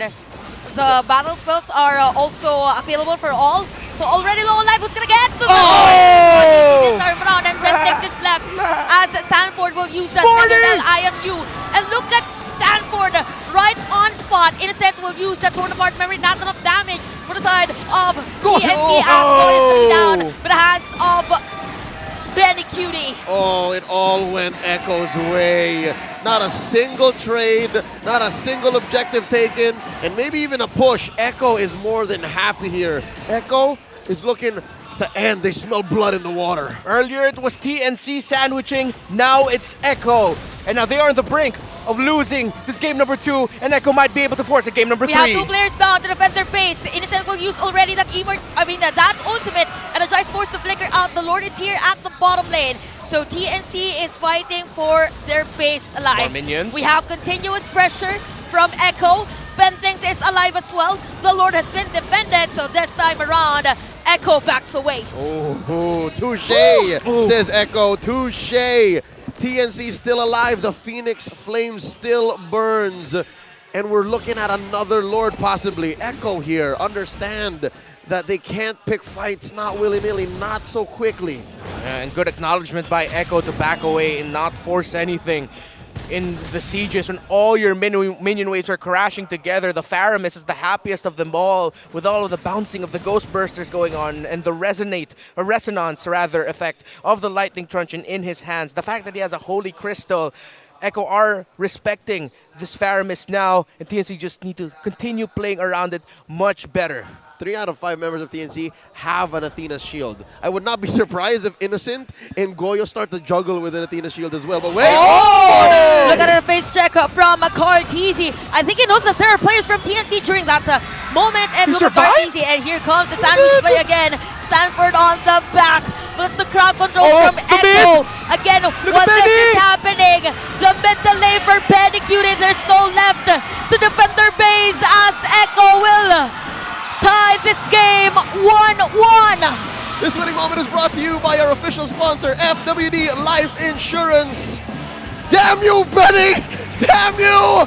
2 nights in a row, you pull a backdoor play. And this was one of the more honest ones too. They were, what, a few feet away, and you still do it. And also same spot, middle lane as well from yesterday. I don't know what to say anymore with Benny. If if there is a moment wherein I could play with you like you're my enemy in a ranked game, please don't do that to me. Oops, he did it again. That's all I can say. And yeah, it was honest. Remember earlier on when Benny Cutie was ganked by like 4 members there? He accepted it. Yep. It looked like now there at the NTNC just accepted the fact, yeah, we got split pushed again by that guy. Yep. It's the equivalent of Benny just looking you straight in the eyes. I'm taking your base. From the official insurer MPL Philippines Season 12, we bring you the one for gamers life insurance plan with MOBB in-game rewards. Your expert wingman is here to protect you in this epic adventure called life. Whatever build you choose, Visit shop.fwd.com.ph for more details. Get your base insured when Benny Cutie's playing, man. Yeah. And this game is also brought to you by the official sponsor of MPL Season 12, Infinix Mobile, featuring their newly launched ultra-clear smartphone camera, the Infinix 030 series with 4K 60 FPS and 50 megapixel front camera. Get ready to capture your own story. And that was a story to capture that Benny did there in the end. Yep, point the phone at Benny and it's clear as day. There's nothing you can do about it. I love it. And okay. You first. And I can't get over to the fact that the Benny did it again. And also the idea that Cortese was right in front of four players of a TNC, and he's still alive. Even the Immortal is still available even after all those skills. I could have sworn 4D was going to make contact first. Yeah. I thought it was 4D who was going to force TNC to move. But no, regardless, even if 4D was playing with the bushes up top or in the upper quarter of that jungle, it was Cortese who said, no, you pay attention to me, right? I am the one. I am the GOAT. And I am the one to force you into Game 3. All right, so we're back to TNC Echo. Game 3, we're back to the streak still being alive. More than ever. Best of one. Yeah, and what a way to make sure that the streak still goes on and you have a chance to continue it. They win it with a split push, and they win it with a lot of aggression. Oh, we're here for it. Again, all hope is still out there. TNC can end it. Echo can continue. But first, let's look back at game number 2. Renmar, break it down. Well, that Paquito pick worked out really well, and well, throughout the game, we were praising the Sansan duo for setting the tone of aggression and being they felt like those little brothers that were always dragged along by their big brother into shenanigans, but they were like, sure thing, big bro, and Cortese, the big bro, even though he's not the eldest, but you know what I mean. Fredrin is the MVP here because, my goodness, the Retribution Clinic this man put on. You've said it and acknowledged it before. Cortese, I mean, he's not always going to win every Retri battle. But I remember seeing a post, someone said it the best. When it comes to getting those retributions that you really need to count on Carl. And count on Carl to pull off one of the craziest Fredrin performances we've seen in terms of retribution, damage, and staying alive. The BGs would be proud of Cortese, and TNC was on the receiving end of another classic GOAT performance. It wasn't apes in the distance we heard, it was a bunch of goats going bah. But we have to acknowledge, of course, TNC Pro Team. This time around, if earlier it was Echo's Rafaela pick that was quite questionable to me, now it's the Faramis pickup, because they were a ticking time bomb that relied a bit too much on physical damage that gave Echo a lot of chance to actually turn the game around. But TNC, I have to credit them, eventually they started playing a little bit more towards their Faramis and acknowledging, oh yeah, we can't rely too much on our physical damage because Echo built Dreadnought armors and anti-cuirasses early, so let's be a little bit smarter with our play here. But despite them being smarter, the difference of the XP lane picks again came back to bite them. The fact that you have Sanford, as we put it earlier, was free to go around the map. Split push, go on his own. He'll be able to survive in certain scenarios, buy time for the other members of Echo to respond. And that's what felt good about seeing Echo play in this game. If TNC, they continued the aggression as a team, Echo had not necessarily 5 going as one, it's like different subunits of Echo, either as 2, as 3, or it's just Carl alone while the other 4 are swinging around. It was an overwhelming rotation by the side of Echo that eventually got TNC into a scenario of them being behind by so much and them finding such a difficult spacing opportunity for them to get a little bit more around the map, because you have pieces on the side of Echo, again, that can shine not necessarily as 5, but as 2 or 3. But when you're playing with a Faramis, you have to play around the Faramis, you have to play as 5. So it's the classic idea of when you have a lineup that has a mage, or at least one hero, that relies or empowers the 5 members of your team, or the 4 members of your team, then you want to play together. Echo said, we'll just split the map. And poetically enough, that's how they ended the game, with a classic Benny Cutie split push that came off of what looked like a really good TNC read. Because TNC, it looked like they knew that how Echo would want to position, how they would want to place themselves. So that's why they went into that shrub. They waited for someone to show up. It was Carl Tizzy. They couldn't take him down. But again, the minion wave management. It was a question that Leo posed earlier into the game as well, where he mentioned it might just boil down to the minion wave management. And Echo managed their minion waves very well all throughout. That Paquito pickup, again, was just so big for them. Now, one of the biggest issues we had with the Echo draft was that it wasn't essentially the most empowering pick, not only for Carl Tizzy, but for the rest of the Echo squad to pick up the Rafaela. This time, still quite not the pick that we're looking for JP, but as Chantel put it this time, because of the vision being able provided, now you have Carl Tizzy, who has a little bit more insurance to be able to position himself forward and go forward because of the information JP is already providing him. And at the same time, if ever Carl Tizzy gets caught out, there'll be a quick response by JP. That's one of the sleeper hits of the game as well. JP's positioning and his placements around the map. That wherever he was, he'd always be in responding range for whichever member of Echo was caught off guard or was surprised. He was always there for the response. It felt like this was Echo woken up after a surprising and aggressive game number 1 by TNC Pro Team, and Echo reminding TNC who they are with cross-map plays, not necessarily playing as 5, splitting their attention and going around and just wreaking havoc. It's the Echo system that we saw around. It wasn't the Express, it was a systematic approach by Echo in terms of tackling it. Now we saw TNC though, they did what they could with the lineup that they had, but eventually the map pressure was just too much. With the Terizla wanting to do team fights, with the Faramis wanting to do team fights, if your opponent doesn't want a team fight and they're continuing to split and they've already built a lead, it'll be way too risky for you to continue fighting and trying to force certain things, which is why TNC just couldn't find the ability or the way for them to turn things around. They decided to fight, but Echo fought back, and they fought back harder, plus their minion waves were just too much to handle. That's it for that game number 2. Still miserable, man. Benny always does this. Benny, it doesn't matter what season, what metagame, what hero.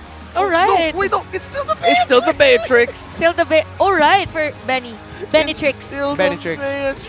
When Benny doing his tricks. Benetrix with the Beatrix. Anyway. When they first did this back in Season 10 against Brenny Sports, it was the Beatrix 2. That was before they had to make the change with the base and the minion waves. Cho, a Beatrix, and a Fanny? And a Fanny. Yeah. I don't know what to say anymore. I mean, if Benny uses the Beatrix, you gotta watch out for it. Gotta I understand now why you say damn you, Benny. Oh, all right. Before Game 3, before the conclusion of this series, let's throw over to our insider. He's got a little something for us.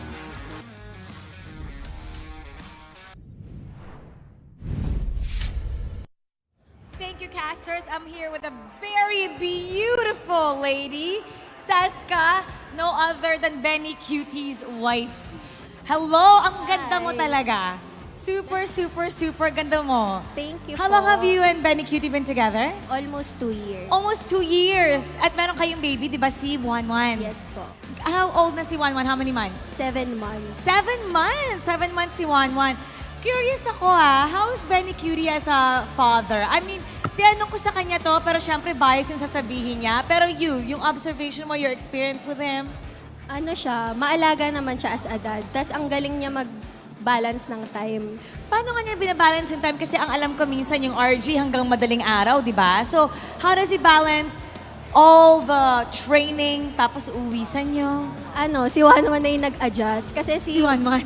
Yung sleeping time ni Wanwan, like 4 a.m. Kasi hindi siya nakakatulog kapag hindi niya nararamdaman si Benny sa tabi niya.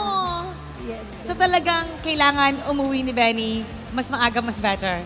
Kahit ano naman, iintayin siya ni Wanwan. Paano niyo ba nakuha yung name na Wanwan? Kasi favorite hero mo ba yan? Hindi po, kasi nung pregnant ako, like, so super nakukyutan ako kay Wanwan. Tapos, sabi ko sa kanya, Daddy, gusto ko nickname Wanwan or name.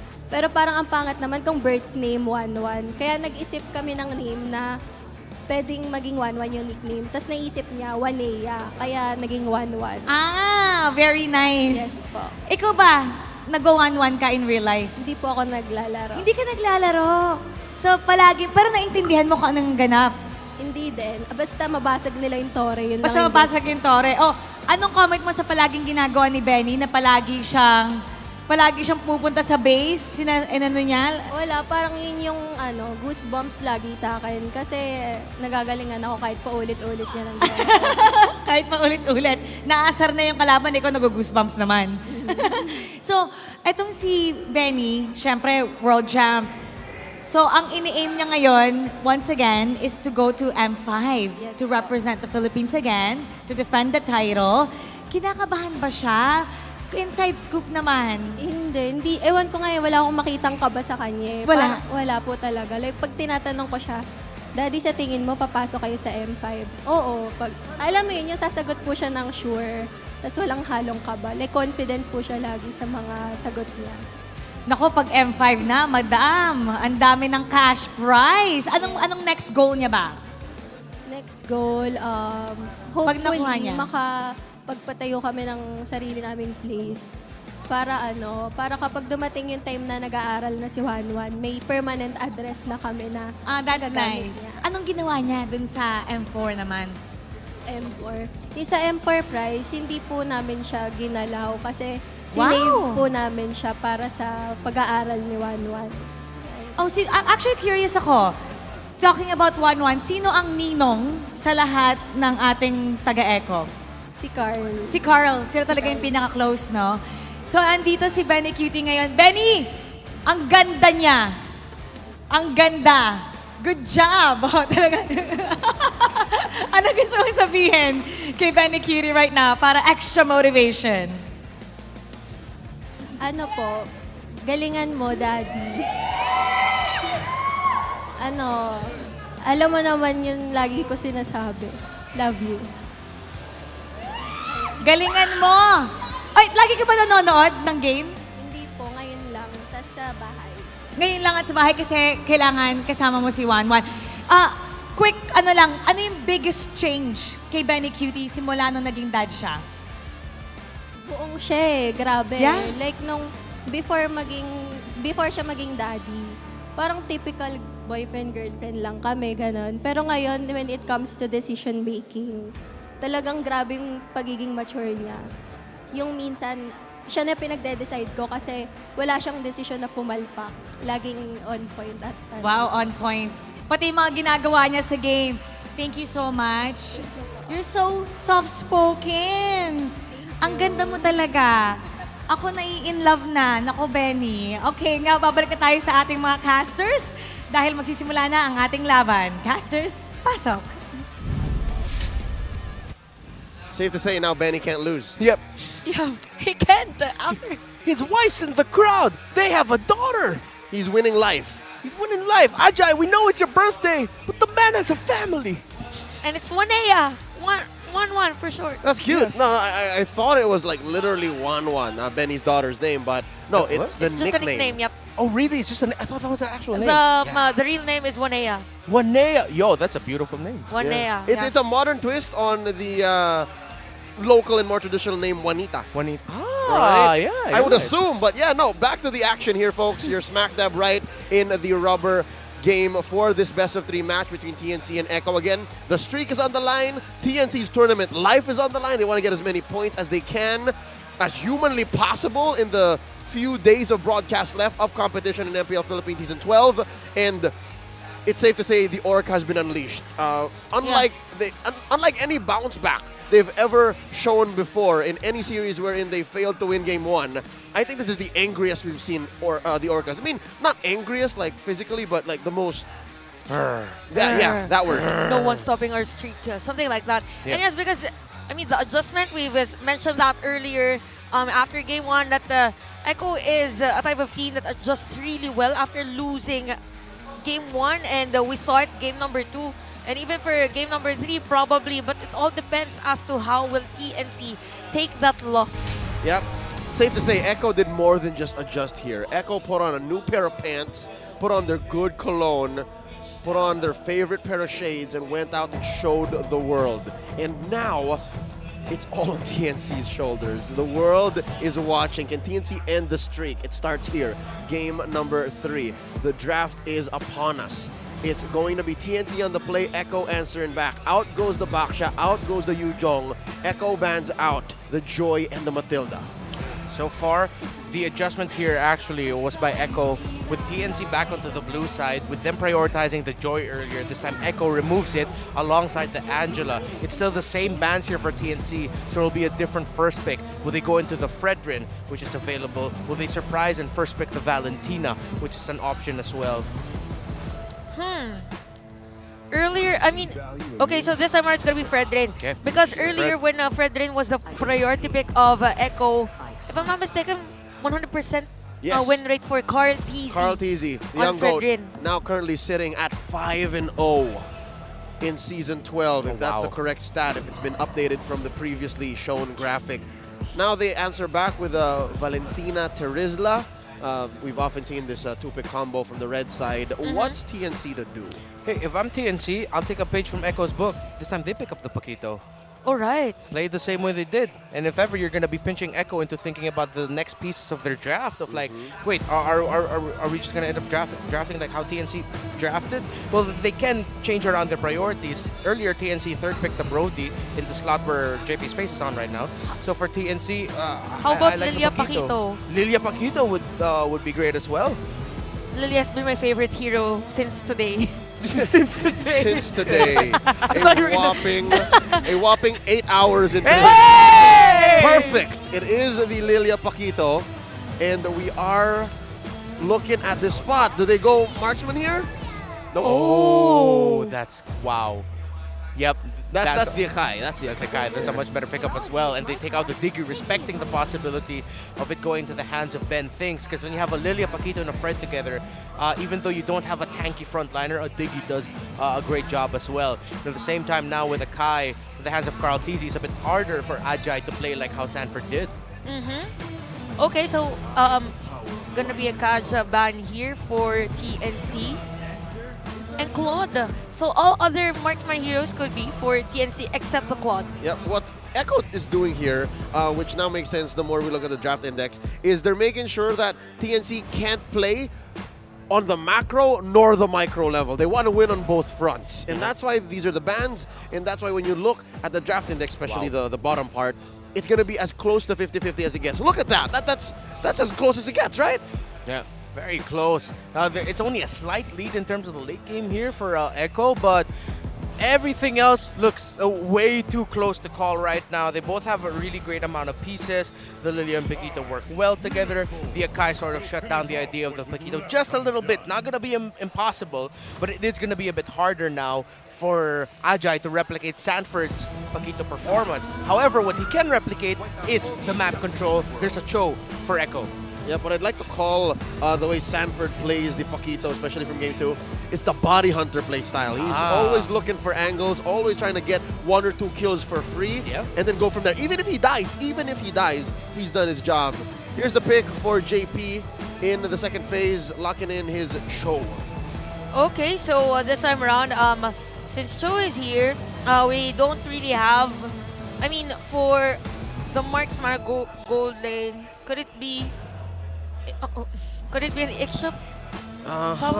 Although, maybe Beatrix is a safer route. Beatrix, I'd say. X is a little too stationary. Yep. How about Bruno? No, it's gonna be Kari. Yep. Oh, yeah, we don't talk about Bruno. But maybe, is this worthy of Bruno? Can Benny pick up the Bruno? Bruno is nice for Echo.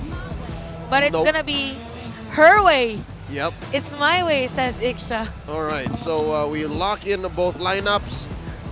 Again, Echo here might be biting off too much more than they could chew, but again, Benny's on fire. His wife is in the audience. His daughter's watching. Welcome to the desk, Carl Rockharto. Call in this action, the last game in this match as the analyst. What do you think of the draft index, man? Yeah, I was about to say I also got bitten there by Reptar. He said, you know what? Get in here. He bit you? Yeah, he bit me. You know what? Is that a little surprising? Anyway, I love the draft. He's a bear. He's a bear, exactly. So so far, draft index is showing, oh my goodness, the early game. As usual for TNC, they're going to try to get this as soon as possible.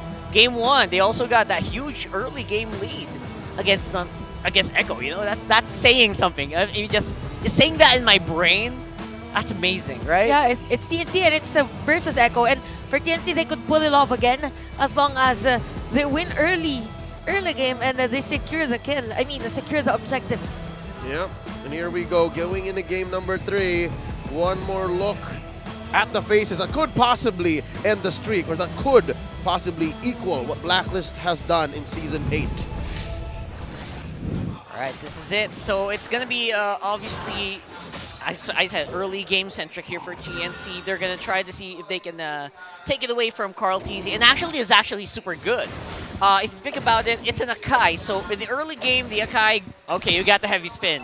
Now what? Right? So that's going to be something that TNC can actually leverage here if they want to do something. Although their mid lane, Goyo on that Lilia, again, Lilia's now more of a late game mage. So that's something that, you know, Echo's going to have to keep in mind as well. Yeah, interestingly enough, despite TNC being very early game centric, you have to admit these two Purifies send the signal. They're so reactive unless, wait, Sanji, mid. Unless there is a reaction as well from the other lane. So we could see a lot of aggression for both Sanji and Goyo at the middle lane. And even JP's finding not the jungler anymore, Bentings. Okay, Bentings, where are you? Do not give vision to your teammates. Yeah, the JP's playing the man-to-man defense across 2 or 3 different men on the map. It's a proactive way of playing the show. I'm loving it, actually. I'm a big fan.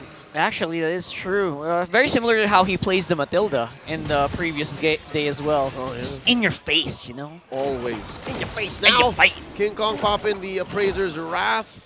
Not much to any effect. Bentings with the jump. Turtle spawning in 10. Okay, so both of our teams are just getting prepared and finding the perfect spot to set up a play. And Sanji, by the way, used already that flicker, so might be detrimental on this objective taken. Look at King Kong, same goes with Bentings. But we have Roamer versus Roamer and the jungler versus jungler in terms of the man-to-man D. Turtle's already started. King Kong with a slight advantage. Coming in. Sanford, watch him. Echo, push him out! Ooh, Sanford with a 2-man penalty zone play. And King Kong is going to be down in the hands of Cortese. This might be it for Echo, although AJ is here. Same goes with Bentings. Bouncing ball for him. But Ajay is down.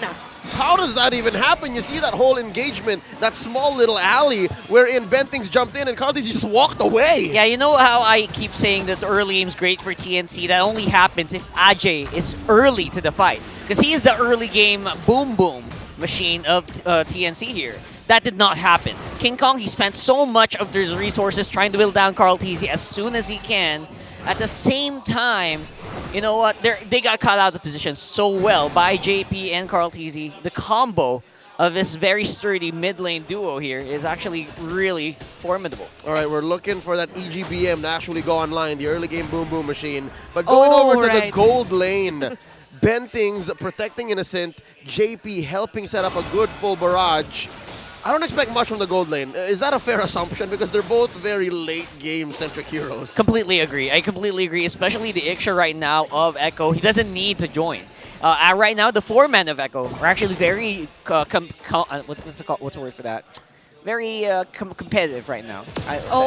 They are as if... they're good. They're fine on their own. Yep, and they're just continuously rotating on the TNC side. That's why it's a lot difficult for them, although Bentings... Okay, there's a kick from JP. And the heavy spin as well. That's why Betty Cutie will secure that kill against Bentings. That's a 2-man alley-oop. That's right. Although the fight is not done yet, as JP is going to be down, so there is a kill after another kill for both. Wow, that is a quick vengeance, quick clapback from TNC. I'm wondering if it's all the setup for this 30-second spawning turtle. King Kong going toe-to-toe against Carl Teasy. Appraiser's Wrath misses by an inch. Yeah, right now, the Fredrin level 6 versus Akai level 7, that's not a good sign. It should be pretty much the other way around, where you can leverage the Fredrin to a very early, what do you say that? Bullying against your jungle opponent who does not really have that much attack power. So now that the tables are turned that way, it might be an uphill battle here in the jungle. Uh-oh. Okay.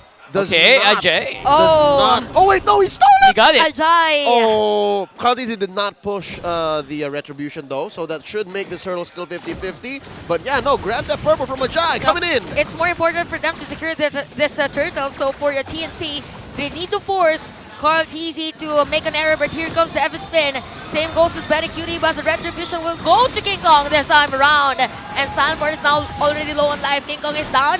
Look at Ben Things, just doing some ball tricks on the top lane. And Ajay is down by the hands of Betty Cutie. Same goes with Sanji on those spokes. Quick tally. Let's go to brass tacks here. 2-0 for Echo, but they concede the turtle and, of course, the purple prior to that. Rockhart, was that worth it? That was a bit of an overstay, to be honest. I think TNC wanted to make an exit as early as possible there, just got caught up. And instead of having the advantage, I think Echo got the better of that a little bit.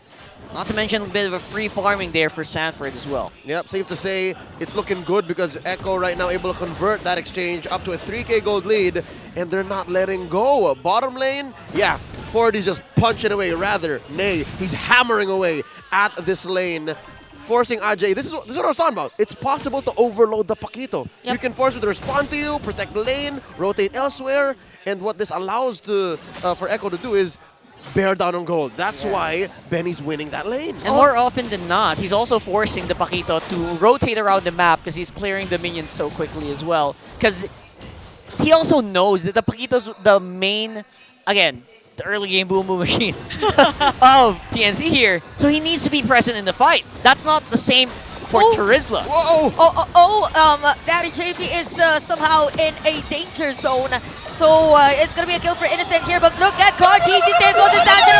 Boom, barrage! Early game, boom, boom, pow this time! Oh, dear Lord, 3 for 1. Daddy JP is smiling. Daddy JP is happy for that trade. And with that, Echo grows the lead even more, approaching 4,000 gold. What an angle! Did you guys see the cone, the coverage of the full barrage there? That's full geometry, Rockhart. Beautiful. Full geometry, all the angles were exhibited there. That's right, the Pythagorean theorem. Everything mathematical. Slope, the M over Even B. the momentum, the speed, the velocity, That's everything. Right, the My trajectory. goodness. Oh Lord, the quantum mechanics. Turtle up already now, approaching half health. Sanford, watch him, he has his penalty zone. Ajay backs off. Benny Things with the jump. Ben Things is there, so here comes JP on that way of the Dragon. And the same goes with King Kong again. Cartesi, penalty zone, catches King Kong as Goyo was one of the players have to spin. This time around, Cartesi again will secure yet another turtle for the side of Echo. Interesting mini heart attack. You see how Carl Teasy was like, he pressed the Retribution a little too early, and that's why he needed to deal a little more damage to the turtle. What happened there, Carl? He pushed King Kong way back just to make sure. And I love of course, the teamwork there from Echo. One of the best ways to go about that turtle, even if you miss the Retribution. This is just beauty, right? That's just beautiful. Oh, there was a set as well from Sanji. Yes. Yeah. And then Ben Things thought he was safe. It's like, no, we see you. You're right there. You're in that little bush. That's why I love the full barrage. You don't need the vision as well to deal damage. Even if you don't see the enemy, they're going to get strangled there on that bush. Ooh. Despite everything that's happened, despite Echo being almost 4K ahead, is he pushing? There's a counterplay for TNC this time around. Look at Goyo and at the same time, heavy spin, by the way, counter setup play for Echo Cartesi. Wow, King Kong is down. All right, that was a good read despite all that's happened. Now Sanford going 2v1. Okay, Sanford, Versace, here comes the Sansan duo, and look at Innocent already low on life. And Sanford will secure that kill. Sanji on the black shoes. All along, I thought he's going to be killed by the turret, but no, there's the black shoes on the IMU. And middle lane, there are punches and the bounces from the balls. So all places in the map activated. That's right, Chantel. I think I speak for everyone watching at home. The mechanics that Sanji and Sanford possess are way too fast for even technology to catch up. I also thought Sanji was going to die, but he actually pressed the black shoes the moment the camera panned. And all of that started despite TNC trying to counter a counter play, which is very smart, right? They're trying to counter the counter. It's just that, you know what, the mechanics of the Sansan duo are transcending what is possible with the counter plays here.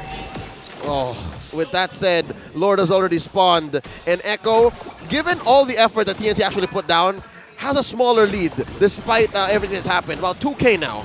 Also, a good thing actually for TNC on that play prior that very, very nice setup from Sanji and Sanford was a kill against Benny Cutie. So somehow they actually stopped the farming from the Storm. So we see again a concealed wave from Echo. They are actually positioned. So who's going to be the target here? Oh, Ben Things. Okay, JP is going to be the target. We have Cartes and King Kong. Heavy Spin already has been used. Ajay on the side. Retribution! No Retribution! It's going to be from Ajay. Ajay will secure that Lord, but there's going to be a kill here from the side of Echo. Forget about it. Ajay here is the show stealer. Never mind. It's my birthday. Respect me. In comes Ben Things. Okay, that was close. I thought Ben Things is going to set up play, but Sanjay and Barrage as well for Benny Cutie, and Echo just doing another part of their highlights. 3 players down, and the mid lane second tier turret is going to be the target. Easily secured by Echo. Oh, can I just say, there's so much that happened, but folks, right now, just what happened. Did you see how JP stole away turret aggro so that the minion would survive? That was very small thing that could have turned really. It's the small things with Echo, right? It's always the small things so that could actually turn into big things. But look at that counter, Heavy Spin again from Heavy Spin. I mean, from Cartesi. It was a nice setup from Ben Things. But Cartesi was there again. Okay, activate the Heavy Spin. There's a setup play for Ben Things, something like that. A lot of things that Echo does come in with very little punish. Everything that they're doing so far, they're able to do and get away with it. And the only way that they get punished, or the only way that TNC can actually get something in return, is through Ajay. Even under the tower, right? I mean, Echo is just doing that. Ajay trying to do something else on the other side of the map. But when he does that, again, it leaves the rest of TNC very vulnerable. Yes.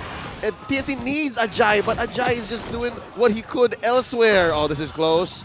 King Kong. Oh, you didn't see it. Cartesi retreat. Yeah. He heard it. Okay, so this time around, probably for TNC, difference in terms of their movements. But definitely the combo of Goyo and Ben Things is going to be a threat here for Echo. But look at Cartesi. I mean, how confident can you be? You're the only player. All right. He's checking bushes the old-fashioned way. Just walking around. Just walking into the man. He's very comfortable, like Kevin James from the King of Queens. Now, going up top, the Paquito, Ajay. This is the picture of an Ajay, of a Paquito getting overloaded. Yeah. He's doing too much. He's doing everything. But he's at least successful with some of the things. Yeah, he's actually always going to be able to pull back one member of Echo with everything that he's doing right now. And Echo, despite them being, they're walking around the map, they walk like they're ML gods right now. But it's only 2.3K. They got to keep that in mind as well. Yep, to be fair, folks, this is a big 2K gold lead. In the business, we have small gold leads or bigger gold leads. This is small, but you feel it. It's significant right now. About 15 seconds away until the next Lord spawns. And check the map. You might think that it's Echo who scored the first one, but no, TNC actually stole it away. So this next one, I don't put it beyond TNC. It might be a 50-50. Okay, so TNC will actually burst down Cartesi and force him to use that Heavy Spin as early as now. And we have JP as well, has the immortality though, and slowly but surely, that was close. But at the middle lane, we also have XP laners trying to zone out each other. Penalty zone, by the way, has been used here by Sanford. And look at the movement of Echo. Here comes the full barrage from Benny Cutie, little by little, as Sanji, another sandwich play for them. Ben Things, King Kong, we have 2 players. Here comes that setup play from Ben Things, but there's no damager here. Where's the giant? Ben Things is down. Echo is a hive mind. Whatever target one picks, the others collapse down onto. And now Benny Cutie looking for the kill on a King Kong. Sanji. Can he survive? Black shoes popped in. I am you. And now Echo turn to the Lord. Another Lord. Ajay, again, just exited the game way too early and left everyone just hang. I don't know, man. Maybe that was a team call, but it felt weird to have one guy who was very full up on the mid and everyone just suffering around the Lord pit. Now that you mentioned that, I imagined how if after Ben Things did set up a play, Ajay was there. Yeah, Now- Ajay bursted. The four-man, Because right? there were 4 players, I think, from Echo that are already low on life. But anyway, we Maybe. can see the Lord at the middle lane.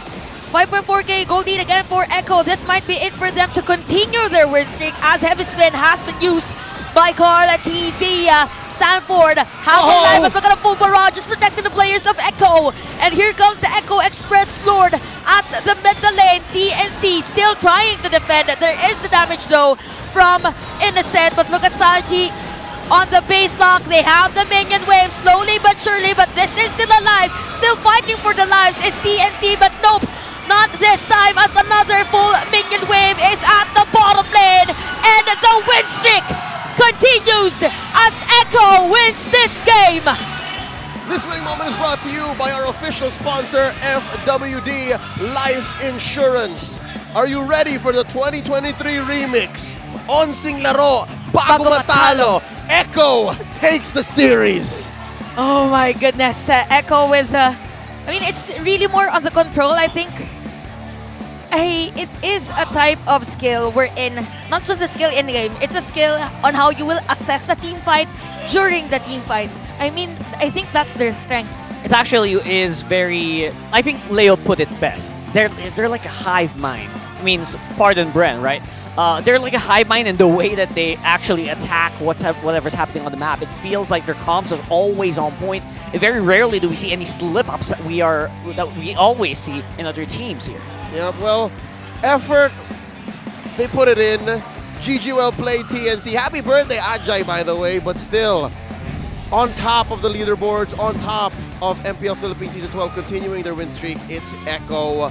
Phoenix Army took their bow, and we're not talking about their 6-man, we're talking about what they did on stage. But regardless, Echo with the hive mind. Rockar mentioned it, the last time a team had a hive mind, seemingly, the last time a team went 11-0 in series wins in a season was Blacks International. And what Oh My Venus says went. What Oh My Venus says they did. Here, it's all equally the same decision. 2020, 2020. All 5 of them had a say, and that's what it looks like. Oh, interesting. Are we gonna see another history in the making here? Actually, this is history in the making for Echo if they win. Although the next game is gonna be one crucial one because it's gonna be versus RSG. RSG, that's But still, they've tied Yep. the record. They're both at 11. Yes. 11-0. So Aegis and Orcas now, besties. It's final now. They are besties. Okay. They're gonna have to really. Everyone's gonna watch that game tomorrow. every organization right now is watching that Because that's history. If they win or if they lose, it's still history. Yep. You know how amazing this moment is, ladies and gentlemen, not just for the Orcas, specifically for Echo, but for the league, for esports fans, is because a team like this, a team that has experienced what Echo has experienced in the past 6 months, and for them to do this, especially with Daddy JP, there's so many stories there, and we haven't even really gone to what happened in games because, truth be told, that game was just the best that Echo could present, right? They've shown us even new tricks. They've shown us the whole Way of the Dragon plus the heavy spin and then full barrage. into the full, like, come on. And you have a flying Sanji flicker on the Tyrant's Rage. Valentina, by the way. Yeah. That was good. It's just them assessing individually what's the best for my team. House of Highlights TM. Yeah. Yeah. All boiling down to when they start as a super team that they didn't have the best start, and now look at them. Look at how far these guys have come. 11 series win streak. This is what a super team looks like. Yeah. This is what This is the promise. Very controlled. Very promising. Every very that you can think of. Yeah, if I'm not mistaken, again, just going down into the details, this is the only World Championship team to have not just MPL champions in their lineup, but also MDL champions. All right. And a 2-time World Champion. You know what I mean? All the accolades that you can think of. I feel like they've got All it. in one. Except maybe the coveted MSC championship where it's weird. The world champions don't always have the MSC, right? But That's anyway, right. we'll work on that's that. Right, that's right. We'll work on that Yep. soon. Yep. Don't worry. Next MSC, I think. That's impressive. Again, you've blown my mind. I'm looking back at it. You can't write this, folks. You can't make up history and destiny like this because both Blacks International and Echo have yet to claim that prize. Yeah. And the MPLI. Writers We'll in the talk back. about that. We'll talk about Writers it. in the back are chuckling at us. The world is laughing. No. Okay, MPLI, we don't talk about that, but it is what it is. Congratulations to Echo once more. They are riding high on cloud 9 because they've hit the 11-match win streak, and it came at a price, though. They had to pull out all the stops. Yep. They needed to show whatever it is that they still have in terms of strategy. But still kudos to TNC because before this game, we actually discussed if how's their tournament lives after this game, if ever they win. It's not over. It's not Still over there. yet for them. They can still make it. Because the maximum points +1 earlier was 21, 23, if I'm not mistaken. Never underestimate the power of the 3 point. The 2, 3, 1. The countdowns. Yes. All right, here's the thing. The fact that we haven't yet, as a production, as a league, gone down to the math to figure out if TNC is still alive means they are very well, much still alive. So even as they go 2-1 here against Echo, that means they got one more point. Yep. And that adds up. That adds up. Folks, we're going to go ahead and throw over to Mara Aquino. She's on stage with Echo as they celebrate their 11th series win streak. I can't wait to see what the Orcas have to say. Thank you, casters. All right, Orcas, let me hear it from you. Echo loud. Echo loud. Congratulations to Echo. Carl, may napansin ako. For the second time this season, nag-landslide ka ulit. In-expect mo ba na matu-2-0 mo? Katulad na nagawa nyo kahapon? Or nagulat ka ba dun sa Hilda? Opo, nagulat po ako dun sa Hilda. Nagulat ka talaga. And anong nangyari pagkatapos nyo pumunta dun sa dugout, pagkatapos ng loss nyo nung game number 1? Ano po, nag-usap-usap lang po about sa P-Kings, tas parang ang ganda ng ginagawa nilang play, nakaka-pre-farm si King Kong. So sabi ko, iba na lang namin yung assassin niya. By the way, sinabi ng mga casters maybe can you explain this? Sabi kasi ng mga casters na pagkatapos ng game 2, nung nanalo na kayo, nanlisik yung mata mo. Nakita nila. Tapos may sinabi ka kay Coach Trevor. Ano yun? Dahil ba yun sa gigil na napanalo nyo yung game number 2 after the game 1? Siyempre po, gigil po kasi natalo po kami ng walang ginagawang mali Tas sabi ko, adjust lang sa drop, ganun. Wag nabigyan ng joy. Wag lang bigyan ng joy. But what can you say? I know TNC is struggling right now. What can you say about TNC's performance, lalo na nung game number 1? Siguro pagpatuloy lang nila yung ganong playstyle, yung nating tulos na lang kasi mas malakas sila pag ganun eh. Oo nga. Nagulat si Carl. Nagulat si Carl sa Hilda natin. By the way, guys, you guys have 29 points right now. 29 points. Kailangan nyo ng 31 para ma-secure ang upper bracket.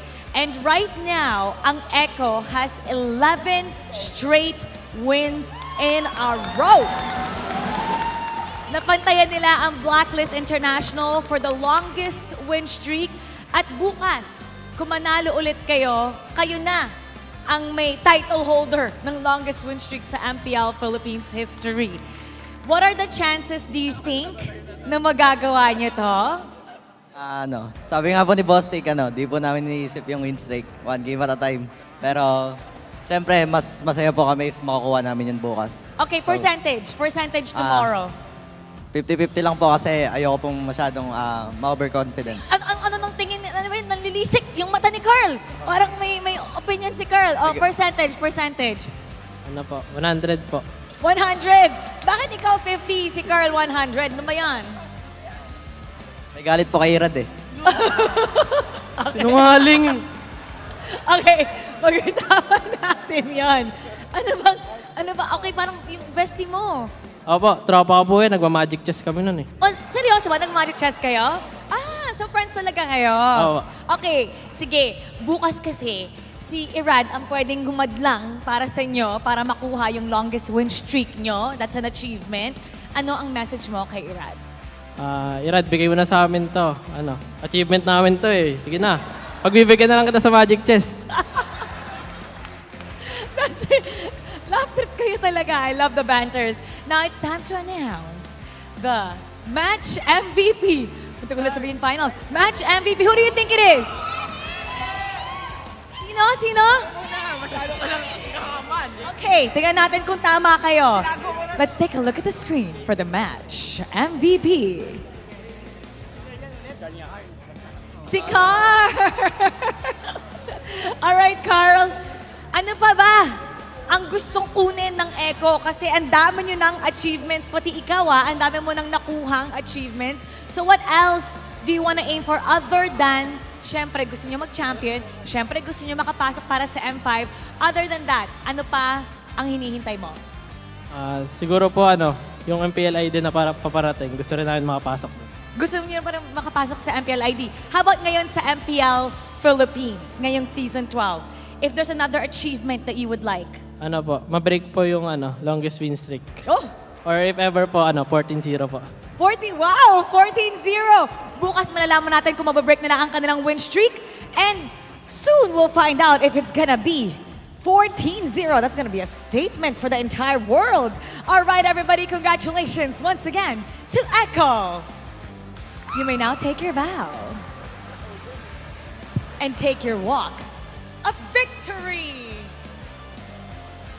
Echo 11-0. 11. Sunod na panalo.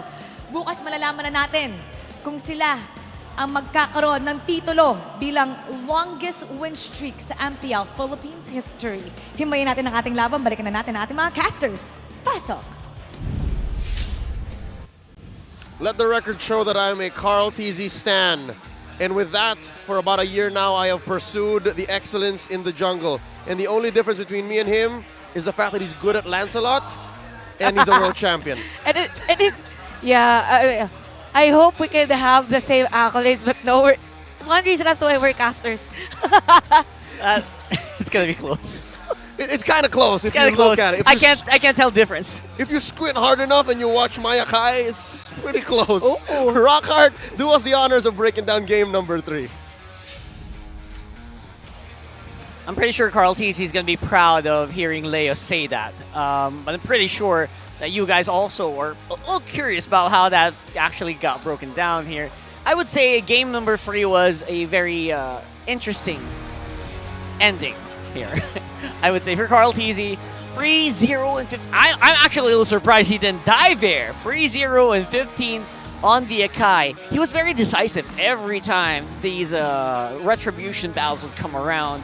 Even missing a retribution, I think we pointed it out earlier, he would actually just forward the heavy spin. And I gotta say, a Fredrin, I don't know, man. Especially if you go past the mid game, I don't think the Fredrin just had a chance against the Akai, especially with very competent teammates on the side here. As you can see, King Kong, man, he can't really play. Man, Carl TZ did not let King Kong play all game long here. I think one of the Lord Seals that we saw actually came on the back of Ajay as well. So, you know what? Maybe that's something you can consider in your future drafts here. This is just a highlight reel of King Kong being pinned to a wall. Although he did get it. Oh, there you go. He did get this turtle, interestingly enough. And again, Ben Pings, he always manages to find at least a few people on the set. Just so happens that everyone's a little busy, and your marksman is actually single target, so it's actually hard to catch everyone off. And Ben Cutie doing things like this, with all the angles, with good coverage from the full barrage, is one of the reasons why, guys, please, I'm talking to you guys, the audience, please practice your Iksha so that our pro players can also play it around here. The beautiful insertions here coming in from Echo means that they're actually very confident, even in very weird conditions where it looks like they're in the back foot here. But now, not really. And there you go. The power of, or the weakness of a carry against this lineup is so pronounced, especially in moments like that where we saw. And again, there you go. Ajay stealing that Lord instead of King Kong here.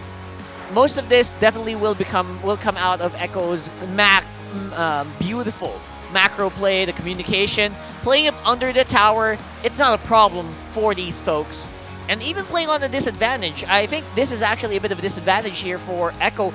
All of them came in with about half health each member. They still came out on top here. Again, most of it just from pure comms, just clean hive mind targeting, and all of that again, boiling down from new tricks, coming in from old dogs here, giving them the 11th win, the highly coveted 11 win streak that we're talking about all game long. Now in the jungle pattern we see for Carl TZ, early on, I would say he played exactly how a Nakai should play in this scenario, because in the early game, yes, Fredrin will have a bit of an advantage, has more damage output compared to this lovely Panda. As the time that did go by, as Echo got more control of the map, it became more apparent that, you know what, Carl TZ said he doesn't need to be afraid. There was nothing to fear here. Just pin that King Kong down against the wall, and not even Goyo, not even Ajay can do anything about it. It's not to say that TNC were completely helpless here. There were small moments where I thought, you know what, maybe if Innocent placed up a little better, maybe if they killed someone early on, something could have happened, but no. It was 3-21 on the kill score. They got more towers. I think as well, big props to Ajay for doing that. I would say these towers were from the split where we said that it was a big problem for TNC to have Ajay split because they were lacking the early game firepower that Paquito gave to this lineup, which is severely lacking. Because like we mentioned, a Lilia, that's late game, bro. The carry, it's also late game when you think about it. So their main damage dealer was Ajay, who only had 33% kill participation. So you see what I'm talking about here? He's the guy who should be 100% team fight participation, but he's not. And I guess that's just goes to show the way that TNC plays just still needs more refinement. And a big props to Echo. We're actually running out of things to say about this team. They're just clean. They're just clean. Except for that early game where I always hear Leo say, you know what, this is their, just pick whatever phase. Let's see what works. And you admit it, right? That's right. That's a fact. I think it's fair to call it the mess around and mess find around. out. There you go. Mess There around you and go. find out. When they get real playful. But yeah, no, just to build on your last few statements there, Rockhart, I think it's less about what can Echo show us, but what more can the 7 other franchise teams in MPL there you go present so that Echo is forced to respond, so that Echo can evolve. Yeah, because for TNC, they actually forced bits of that Echo evolution that we could see. World play there. I'll allow it. That's about 3.5 out of 5. Good start, Chantel, but we got one more match. That's why you guys got to stay with us, because tonight we end with RSG Philippines facing off against MNNE EVOS. Talking about evolution, the latter team here in this matchup has shown quite a bit of growth, and they've moved things around. Any expectations going into this best of 3? Evolution is a mystery. Sorry. Okay. Expectation, this is going to be a long one. If extremes. If one team wins, it's going to be very fast or very long one. Okay, well, that's one thing I do expect. And again, that's what we're closing off with tonight. So buckle in, because we're closing up with a good one. Ladies and gentlemen, thank you so much for joining us. Stay with us. On behalf of Rockhart and Chantel and Reptar, my name is Leo at your service. You're watching MPL.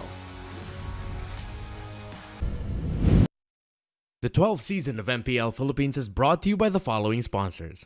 Smart, the official telco partner of MPL Philippines Season 12. Our official sponsor, Infinix. Infinix Note, ultra-fast gameplay. And FWD Life Insurance. In the epic adventure of life, FWD is your expert wingman. Celebrate your victories living with FWD. Our partners in esports, Maya, it's everything, and a bank. Secret Lab, the official gaming chair of MPL Philippines. And Pi Channel. Experience the MPL-PH Season 12 action live at Shooting Gallery Studios. Tickets are now available on our official ticketing partner, Slash. Don't forget to catch all of our official league content on TikTok, Facebook, Instagram, and Twitter. To ensure the equality and fairness of our games, MPL Philippines is also monitored and supervised by the Games and Amusements Board. Habang yung blacklist ay kumakapit pa, ayaw pa rin kita na napakalakas pa rin ng Pilipinas.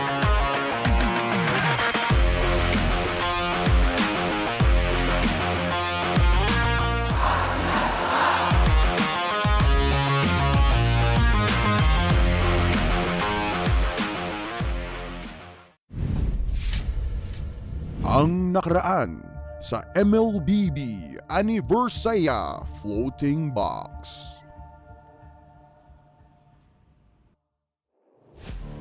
Ano ang laman ng kahon? Hindi ako magsasalita. Lagot ka sa mga kaibigan ko. Tingnan natin. Kung sarado pa yan sa lechon! Lo! Di ako yun, ha? Eto, Ano yan? Yan lang? Nag-uumpisa pa lang tayo. Makakatanggi ka ba sa Shanghai? At spaghetti. Hindi ako kumakain yan. Diet ako.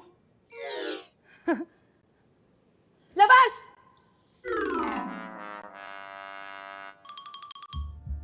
Alam ko, friends mo sila.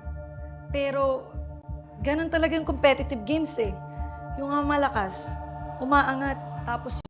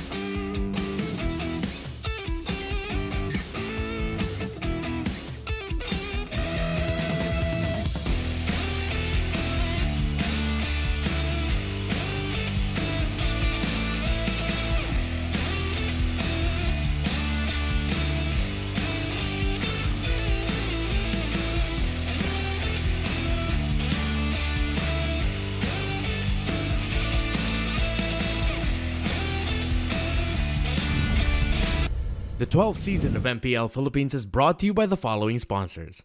Smart, the official telco partner of MPL Philippines Season 12. Our official sponsor, Infinix. Infinix Note, ultra-fast gameplay. And FWD Life Insurance. In the epic adventure of life, FWD is your expert wingman. Celebrate your victories living with FWD. Our partners in esports, Maya, it's everything, and a bank.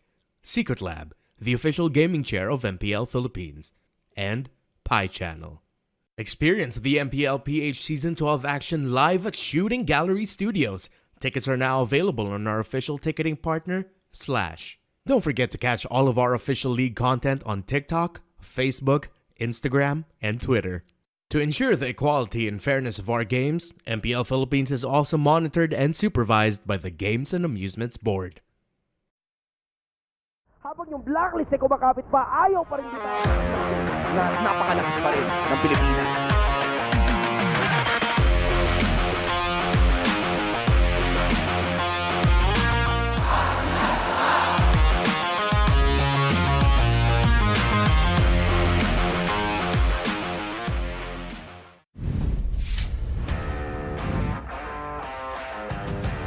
Welcome back to the home of the greatest MLBB players in the world.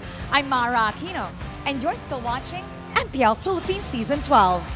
Matapos ang dalawang kapanapanabik na tagpo ay tutungo na tayo sa huling laban ng gabi. Nahanap na kaya ng mga Raiders ang sagot sa pabago-bagong opensa ng dala ng Minana? Or didiin kaya muli ang pangil ng White Tigers na may dalang mas maigting na determinasyon mula noong huli silang magkita? Oras na para simulan ang nagpipitong bakbakan. Raiders, White Tigers. Simulan na natin ang laban. Ito ang RSG Philippines kontra MNNE Evos. Casters, pasok. Tonight, is it going to be deja vu? Or will we see the Raiders finally tame the beast?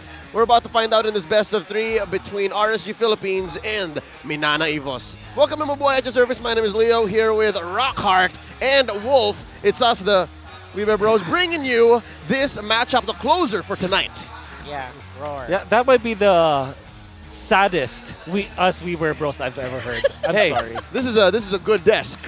What are you talking about? Before we head into the match, we would like to thank our official telco partner, Smart. Smart Gig Arena is open to all Smart and TNT subscribers, where you can join an array of arcade games and esports tournaments, much like MLBB and many more. And to get started, you all have to do is create the account on gigarena.smart using your Smart or TNT mobile numbers. You can play like a legend with Maya and MPL-PH. Score your own limited edition MLBB card exclusively available on Maya. It's easy. I'm gonna Maya that, thanks. Yeah. I'm gonna Maya that, thanks. The new Ducati skins, I'm gonna Maya that. Folks, let's get down to brass tacks. We're talking about tonight's best of three. It's a matchup between MNNE Evos, who was the winner the first time around they met in round one. Yep. They swept RSG. But now, it's RSG who's looking to find that 2-0. Because if they beat MNNE Evos 2-0, they secure the playoffs. Yeah, that's it. Playoffs, baby! Just like that. And that's actually something that historically has been quite achievable for a lot of teams here in the MPL so far, historically speaking. Yeah. And to think that it was only, it was only 3 weeks ago when the RSG was put in the spot. And by the way, before RSG's streak, everybody was already doubting their chances. RSG, they look really weak. But then, out of nowhere, the Pandamentals kicked in, and that was a beast. They were now winning games. They're on a roll right now, and they are the precipice of securing playoffs once again. Yep, this lineup here built from the ground up over the past couple of years in the loving hands of Coach Panda throughout his many assistants. At some point, it was Coach G, and now with Coach Theo. This team is so consistent. I actually went and looked at the history of RSG-PH, and I'm like, nothing less than a bronze. Looking back, it's all clear. RSG-PH has found a way to make an impact and get so close to excellence, if not win the whole thing, much like they did in Season 9. That's saying something, because consistency has something that I think only Echo so far has been able to really maintain. ONIC, we've seen ONIC really falter off a little bit here with consecutive losses. And Blacklist, though, they're starting to pick it up. And again, you need this consistency if you even want to be considered for that M5 slot. Yeah. And you can see RSG, you mentioned this, Season 9 they were first place. Yes. Season 10 they were third. Right. Season 11 they were still third. Wow. There's something here, man. They're up there. And what I really like about this team is that look at them go. Like what I noticed is that they have prayer leaders and they also have like a different what's the term, like your shot callers. How do you lead, like cheerleaders? That's right.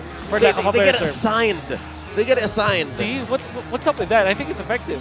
It works. I mean, you share the responsibility of cheering everyone on. Yeah. It's working.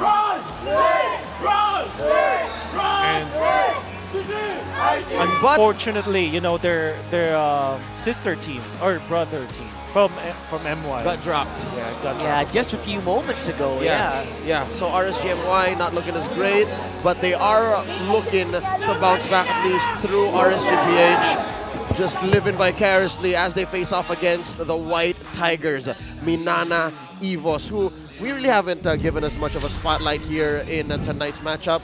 They've figured out and found a way to make a lineup that will show y'all in just a bit. For now, though, this is the RSGPH we've known and loved for the better part of the past 6 months.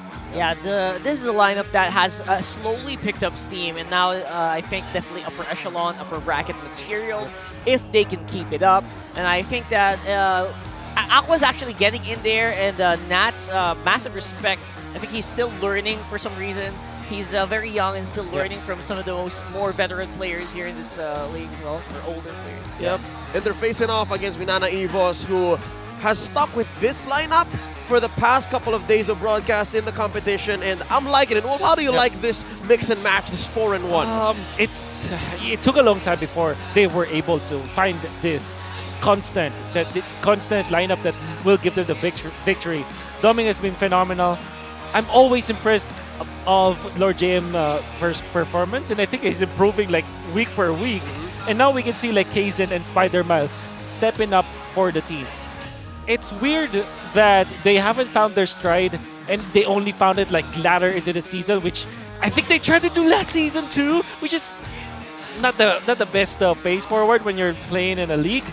But hey, if they do finish in the playoffs, maybe they're onto something. Honestly, I really like Minana Evos. Just don't force that fams too much. Honestly, that's been the only thing that that's been standing out for me in recent memory. That's true. Forcing the fams when it felt like it wasn't necessary. Yeah, and it's those little micro decisions and little tweaks to your lineup that kind of make the difference across the board. When we're looking at these head-to-head stats, to be fair, despite RSG and Minana Evos' difference in placement on the leaderboards, the way that they play don't really shy too far from each other. Like 61 and 64% kill participation. What this tells us is both RSG and Minana are keen to wait for each other before they try the team fight. They wait for them to farm, because some teams will have very low kill participation or very high kill participation, which means that they cannot win unless they're all together as 5. Both of these teams, they have their gank squads running around, right? So that maybe is what you can expect. Yeah, and in addition, one more stat that's just scarily too close is first blood ratio. They're both playing around 42%, which means in addition to waiting for each other, they like to set up for that first blood almost half the time. They will always be the first to be the aggressors. So, now that we know Minana Evos and RSGPH a little more, it's time for us to go into our keys to victory, brought to us by Infinix. RSG Philippines and Minana Evos' keys to victory are brought to you by Infinix. Infinix Note Series, ultra fast gameplay. For RSG, fundamental rotations is king. What does this mean? We know that for RSG side, they have been flourishing in the past seasons when they have set rotations. Be it from the first 2 minutes of the game, be it before the turtle fight, be it before the Lord fight. They always have a play so that they can recover from a game. And this will be very key for how they will win against Minana Evos. Take note, Minana Evos, they might be surprised of how the fundamental rotations will work. Draft and play fast against RSG. That should be the thing for Minana Evos. And we're not talking about the speed of how you pick the heroes. We're talking about the heroes picked up by Minana Evos that should be fast. We know that RSG struggles when they're very, very slow. they still win games, but we know that it's rather shaky for RSG if they play slowly. That's why for the side of Minana Evos, they have to outspeed RSG. Now for the last one, show them who's the better XP laner. I already am having a lot of good time just seeing the two of them here. I'm a big fan of Nats. I'm even a bigger fan of Lord JMAR. I feel that he is the best rookie, at least for the season, and he can perform against a top-notch, aggressive, I'm gonna kill you kind of an explainer from Nats with the new haircut, Bad boy era. Nats is tough to beat, and Lord JM is up for the task. Nats' haircut looks familiar. Oh yeah, for sure. See it in the morning every day. That's the haircut that Sakuragi gets when he's on game mode. So yeah, watch out for that. So Leo is always on game mode. Oh yeah, Not wrong. But anyways, back to the point. Wolf, very brave words. Again, you've set the precedent. Lord JMAR, maybe the best rookie in Season 12 for you personally? That's right, and I'm gonna stand by it. The way that he performs is just impressive because, he had rather bigger shoes to fill in because Ding was the standout performer for Minana Evos. When he entered, now I told myself, okay, this is the reason why they benched Ding.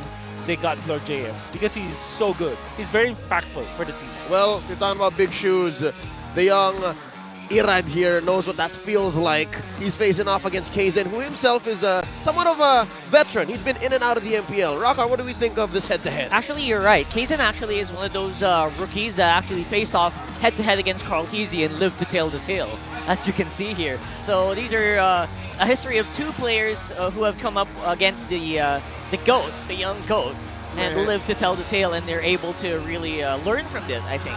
And that's really saying something. And I think Minana recognized that. That's why Kaizen's here right now. Now you got my fanfic brain churning, man. What would a full-on blossom rivalry between Kaizen and Carl Tizzy have looked like? Because we saw Carl Tizzy Irad.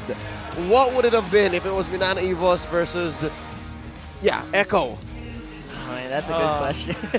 Unfortunately. Yeah, like Jay-Z said, I guess we'll never know. I guess we'll never know. But then again, folks, just to reiterate the stakes here for the Raiders, they need to sweep Minana Evo, so they need to serve him up, which that they received in round 1, so that they can secure an early playoffs spot. Here we go. We're about to get into the series. Game 1 in the final match for the night. We see Imba DJ on cam. Once a player, Coach Panda, the same. And they're both here playing a chess match between each other in the draft. We're going to be seeing RSG on the blue here, and Minana Evos answering back.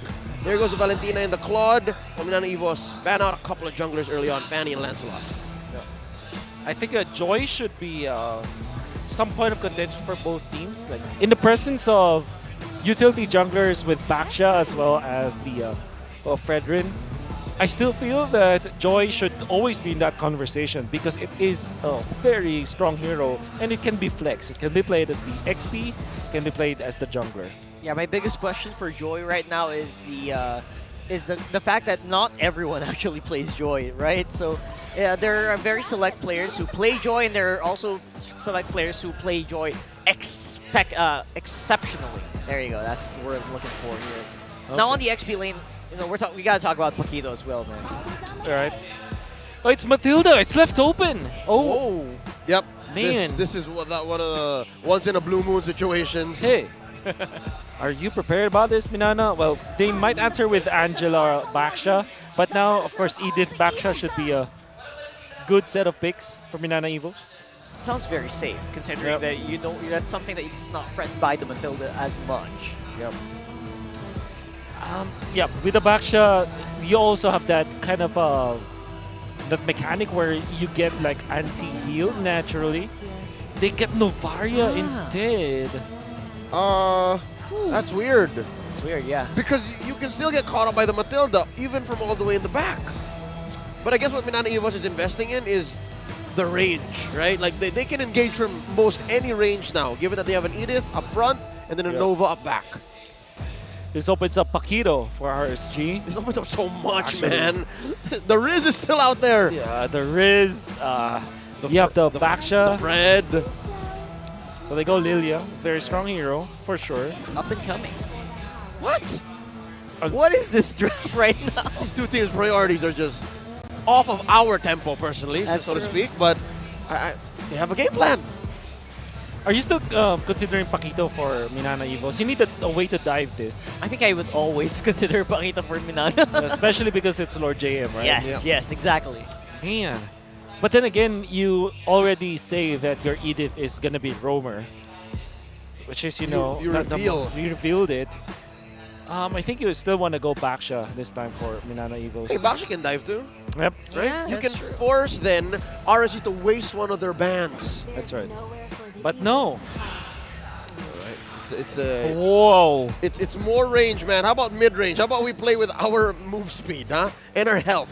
So it's Lord JM on the Edith here. We're not sure. Oh, yes, for sure. Yes, there you go. That's confirmed. Oh, man. That is so weird. That's all I can say. We got everything wrong. We got everything wrong.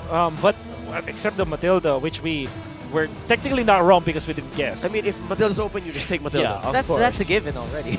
But this means that look at the spread coming out from Minana Evos. Because of their first 3 picks, the only thing that they get is good vision. But apart from that, they have low late game, low early game. Their team fight is not as pristine. It's better a little bit for RSG, but apart from that, there's really nothing they can do. The early game that can come out from the Lilia as well as the Matilda is insane. Just imagine that duo in the mid lane. Ridiculous!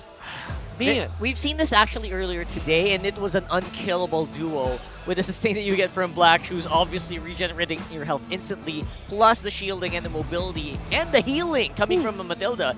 It's insane. Now, RSG just needs to build up a really good front line, and you should be good to go here. Okay, the only reason why we're reacting this way, folks, is because we've seen RSG win with lineups as odd as the first half of their draft right now. They're able to play with the lack of peel, they're able to play with the lack of, full-on initiation through sheer mechanics and communication. For Minana Evos, though, they're playing with the situation of, we have all the vision in the world, what do we do with it? What do they actually do with it? This Edith will easily be answered, Like That's light? That's light. Yeah. And is that Butters? Wow. Oh. How? On the How right are side? Yeah, was that Butters?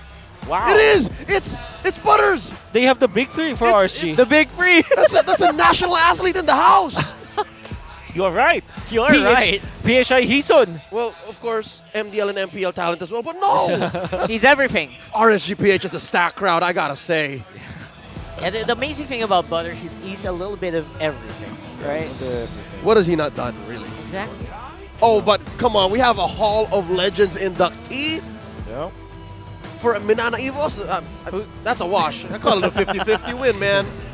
It's very game face as well, by the way, man. That was intense. I'd put a little bit on RSG because national athlete, 5th placer, come on. That's right. That's right. He's brought glory for us. I mean, ako si Doggy is an icon of our beloved sport, but yeah.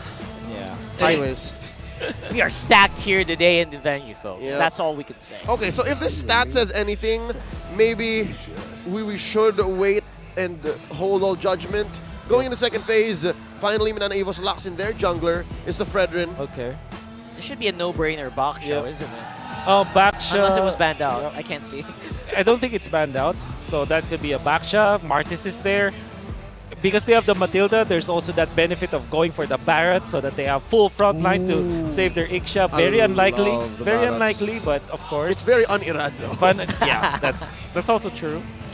And then you're looking for your Nats hero to match up against the Edith. I mean, Esmeralda it's weird day today, right? It's weird day, yeah. Let's pick that up if you're RSG.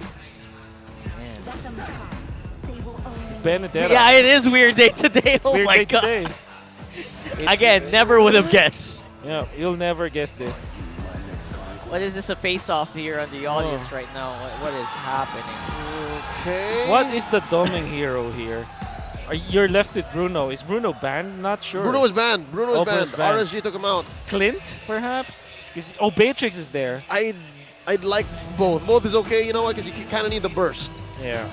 You also need some dueling capabilities to go off against this Iksha. Don't forget the laning against this guy is so difficult. because of the range, the sustain that you get.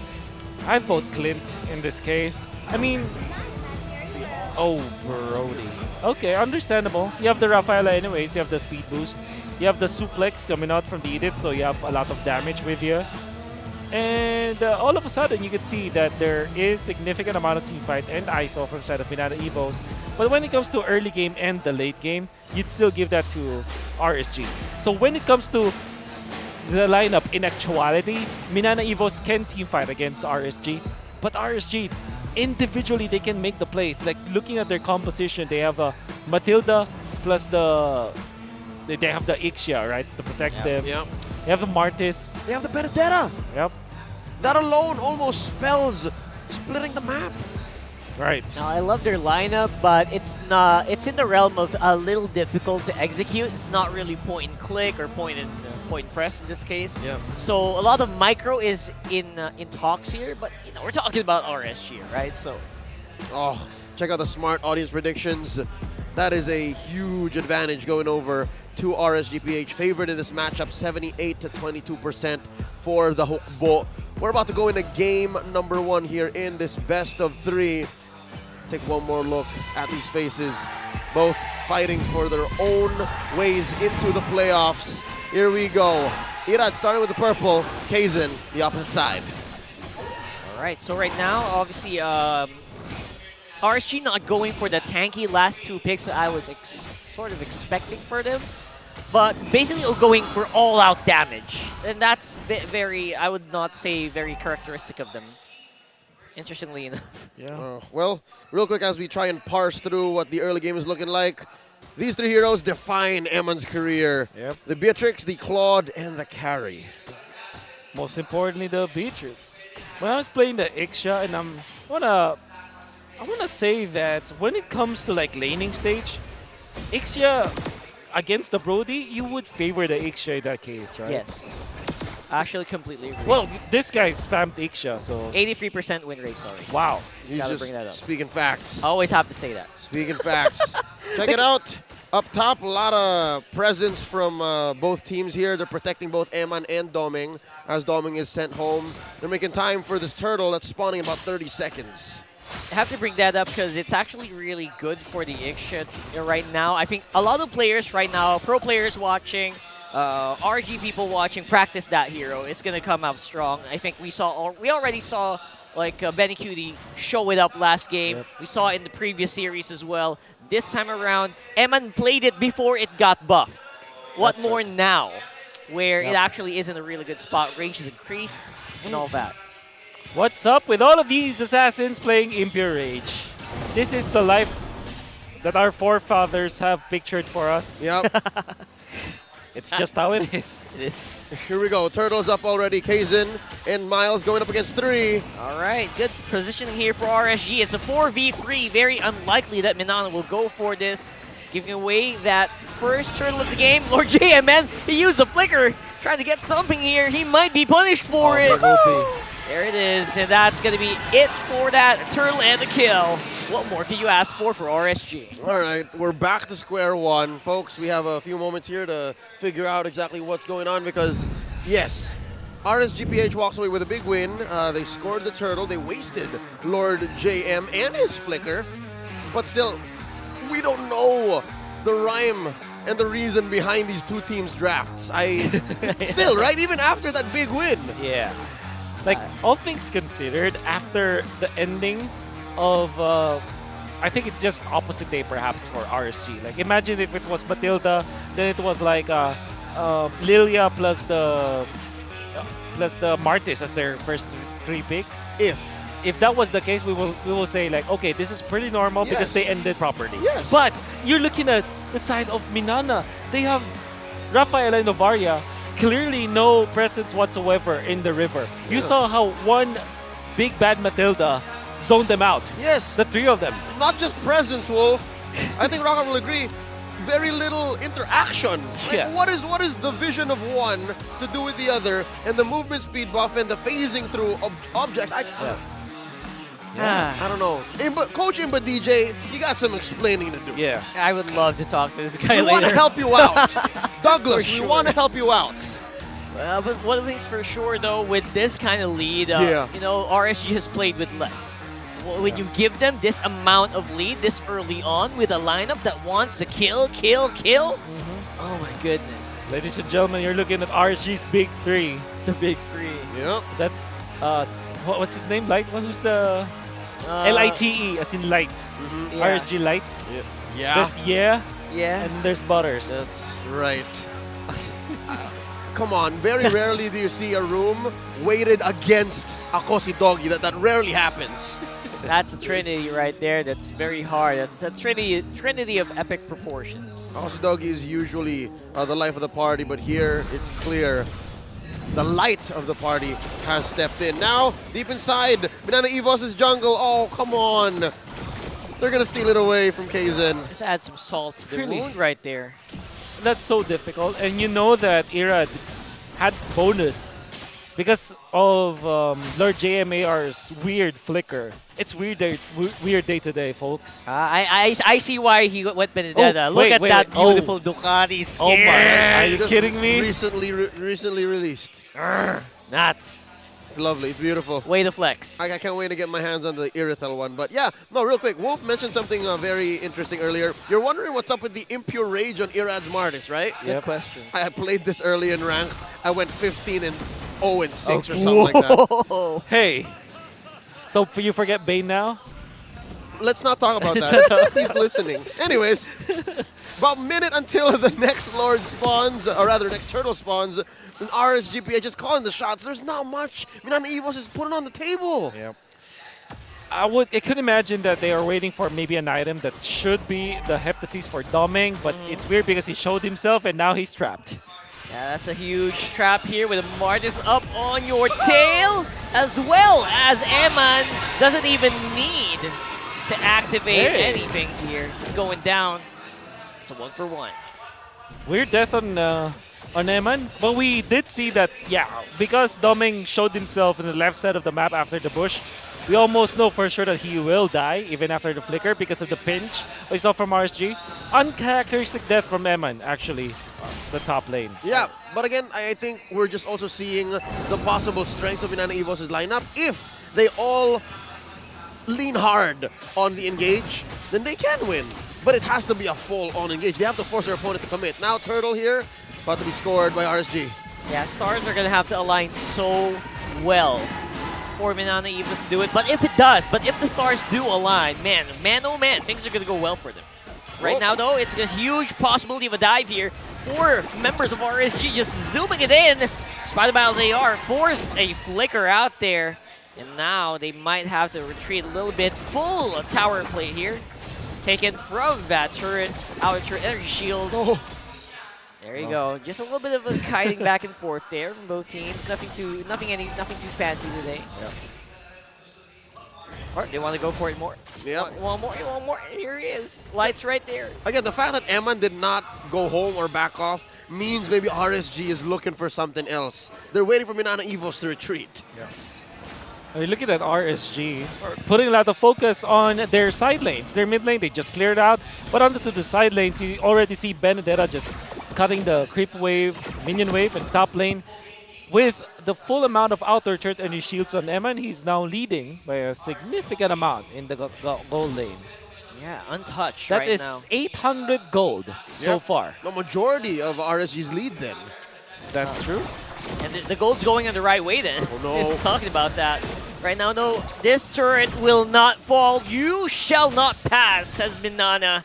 They're going to hold on to that for dear life. Nice quote from Star Wars. Now, going into this next turtle spawning in 30 seconds. Man, I'm loving what Nats is doing. He's almost pulling off what an XP laner would do in a Lord dance. Yeah. And taking care of the lane deep. He's cutting like a bodybuilder. Yeah. Much like how Dumbledore said you shall not pass in in Star Wars. Accurate. Very accurate. I read the books. Yep. Hey, at least Kaizen's getting his buffs, right? This is so much better than a situation they were in about 2 or 3 minutes ago. So MNNE Evos, kudos for the recovery. It's mainly because of them, they have two protectors. And with all due fairness, like, we don't know how the Rafaela plus Novaria works team fight-wise, but when it comes to defending the jungle, yeah, they are up for a job. Yeah, speaking of defending the jungle, they're trying, but you know what? That turtle's just not going anywhere. Still going over to RSG here, and he's playing with fire here a little bit. Of course, that is a Benedetta, and I can hear the Filipino audience right now. It's so impressed with that. But it felt basic, you know? Say what you will, man. He pressed a couple of buttons, but he got away. He got away. Look, you could have sworn Nats went from north to south, man. He went from Jersey to Cali. Yep. You say it's literally the B line with the dashes. East to west, I get it. But it's amazing. It's amazing, though, because he has great command of his movements. All right. Man, look at that. That's a position 5 support going up against the Brody. Played putting around him there. half. Full barrage already used up just to clear the waves. And as we saw on top, same on mid. They will not let go of these turrets, just not going to give away any control. All right. Good news, bad news is Minana Evos, they can actually buy time. Bad news is I'm not so sure RSGs are going to allow that. Wait, they crash on Irad. Yeah, nice attempt here, crashing it down. They actually get that kill. Nat's not really doing much in order to save here. Mr. Irad, and might actually give away his life as well. That's a 2 for none. That's a 2 for none for Minana. I have misread the room. It's Minana Evos calling the shots at the cost of a turret down bottom, but Wolf, did we expect that much firepower from Minana Evos at this point in the game? 8 minutes in? Absolutely not. We can see the Doming finally going for the flicker, now proactively used. This is not a defensive flicker. In fact, they were able to take 2 cores from RSG. Surely they've lost their tower down the bottom lane, but the fact that they're giving kills to Doming AR, that's already a step in the right direction from Minana Evos. And there's a few things you gotta keep note of when you're playing against Minana Evos. In a Lord Dance, you always clear the long lane, and you don't give kills to Doming. That's mistake number 1 there for a lot of teams that face against Minana and lost. Speaking of Lord Dance, here we go. Aqua calling it early without even the 1, 2, 3, 4. Goes in for the call. They back off. It's Kaizen pulling it over. Lord favored to Minana. We're seeing a bit of a split here. Obviously, Nat's still on the far side of the map. Hey. But this Lord is going down relatively quickly. Kaizen already using the Appraiser's Rat there. And of course, Minana will get that Lord. Wow.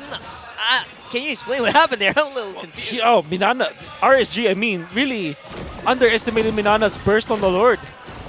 And they gave the Lord aggro, and that meant that RSG did not get in position well enough to go up against Minana Evos. Also, you can see Lancey's Astral Sphere hitting onto Aqua made it so that Aqua wasn't able to get into the right position.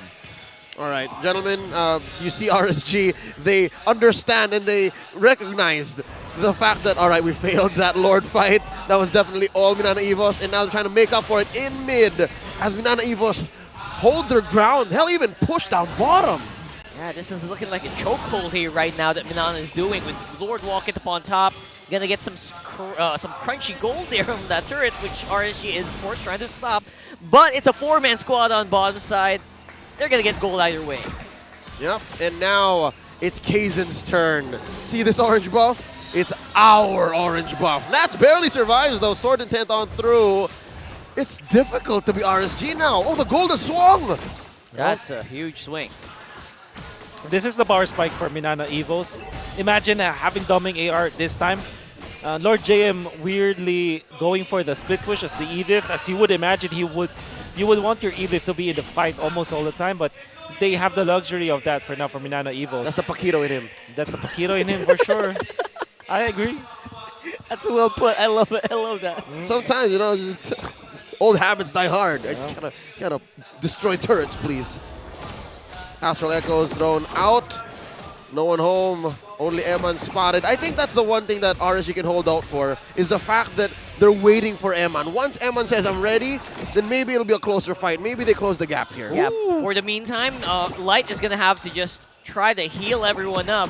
He can't really engage too hard on Minana, because right now the punish actually is pretty high. Hey, we're going to have to hand it to Lancey. Hitting all of the shots with the Astral Sphere, which means that he's able to poke RSG. And he's hitting the right targets. Like, Eman as well as Aqua getting hit means that RSG cannot just position themselves easily. Here we go. Very aggressive movements there.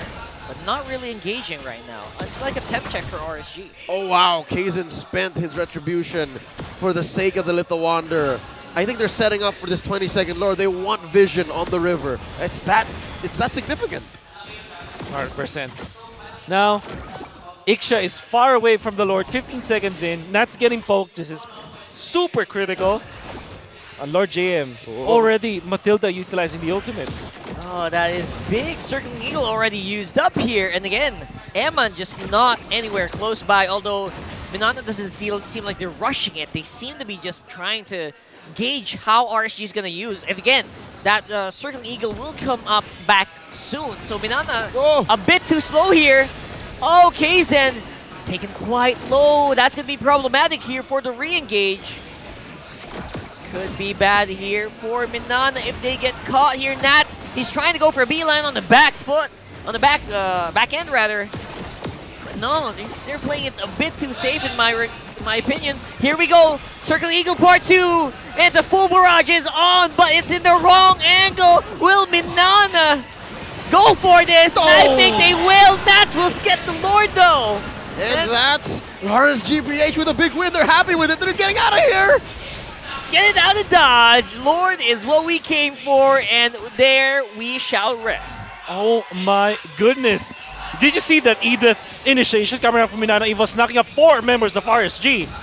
But then again, Nat still managed to get the Lord.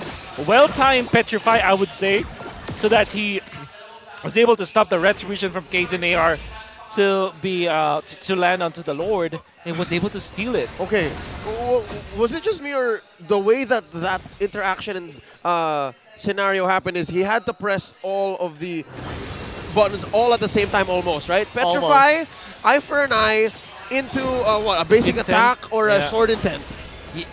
Yes. All in the span of maybe a second. Yep. Oh, wow. Yes. Mechanically speaking, Lord JM is quite the rival in Nats. Lancey's starting to hurt though. That's why I gave up playing Benedetta now. Too difficult. It's not for us, man. Yep. Yeah, It's not for us. Not for us. Lord JM pushing them away. Womi can play it well though. I gotta give it to that guy. Yeah. Right now though, again, they no more Lord to fight over. What's it called gonna be here? Spider Miles trying to get some vision.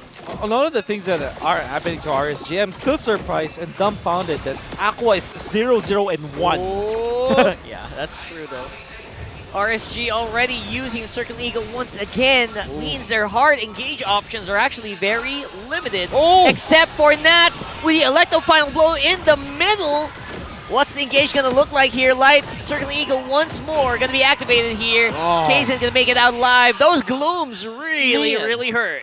Did you see the effectiveness of the Matilda favor plus the Flask of the Oasis? Yep. I could have sworn Nats would have died easily, but because of the guiding wind and in combination with the favor with the Flask of the Oasis, he all of a sudden became half HP after all the shields, and all of his aggression wasn't punished by MNNE Evos. It's like a S is a home. Yes. Or in the case of Matilda, everybody is Esmeralda. Yes. That's That's like right. that, yeah. And the weirdest thing that happened is nobody died from MNNE Evos too. Yep, both of them. But again, you're talking about a lineup that has a Rafaela. Yep. Welcome to the healing meta. And an Edith. She also gets a good amount of shields. That's right. I think Mara actually pointed it out. Man, we are in an era where the kill score is barely double digits anymore. Unless you're Echo, right? Oh yeah, you know, that's the highlights. What do you expect, right? Yep. Probably just scored an MVP KDA of 3-0 and 15. Exactly. Talk about assists. Expert wingman FWD coming in. Lord spawned here already. It is luminous, so it should crash into a major objective once spotted. Irad with a slight pull here, leaning towards RSG. Light putting up a perimeter. 4v4 dance, because as you can see, Nats is actually pretty far away. It's the full engage coming in from RSG. Carbon's there by Lancey, so they should be careful. They can get hit by this Astral Recall, which really hits like a truck at this point.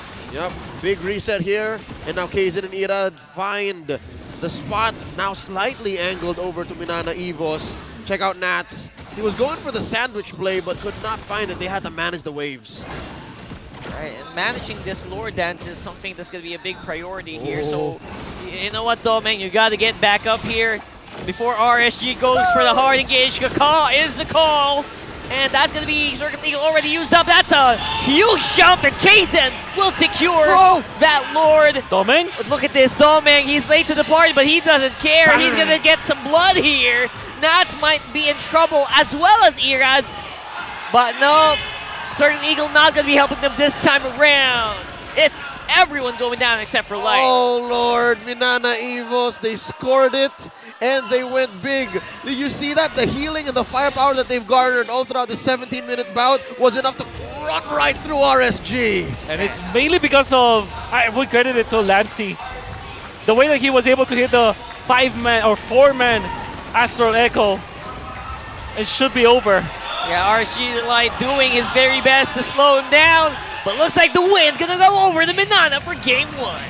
This winning moment is brought to you by our official sponsor, FWD Life Insurance.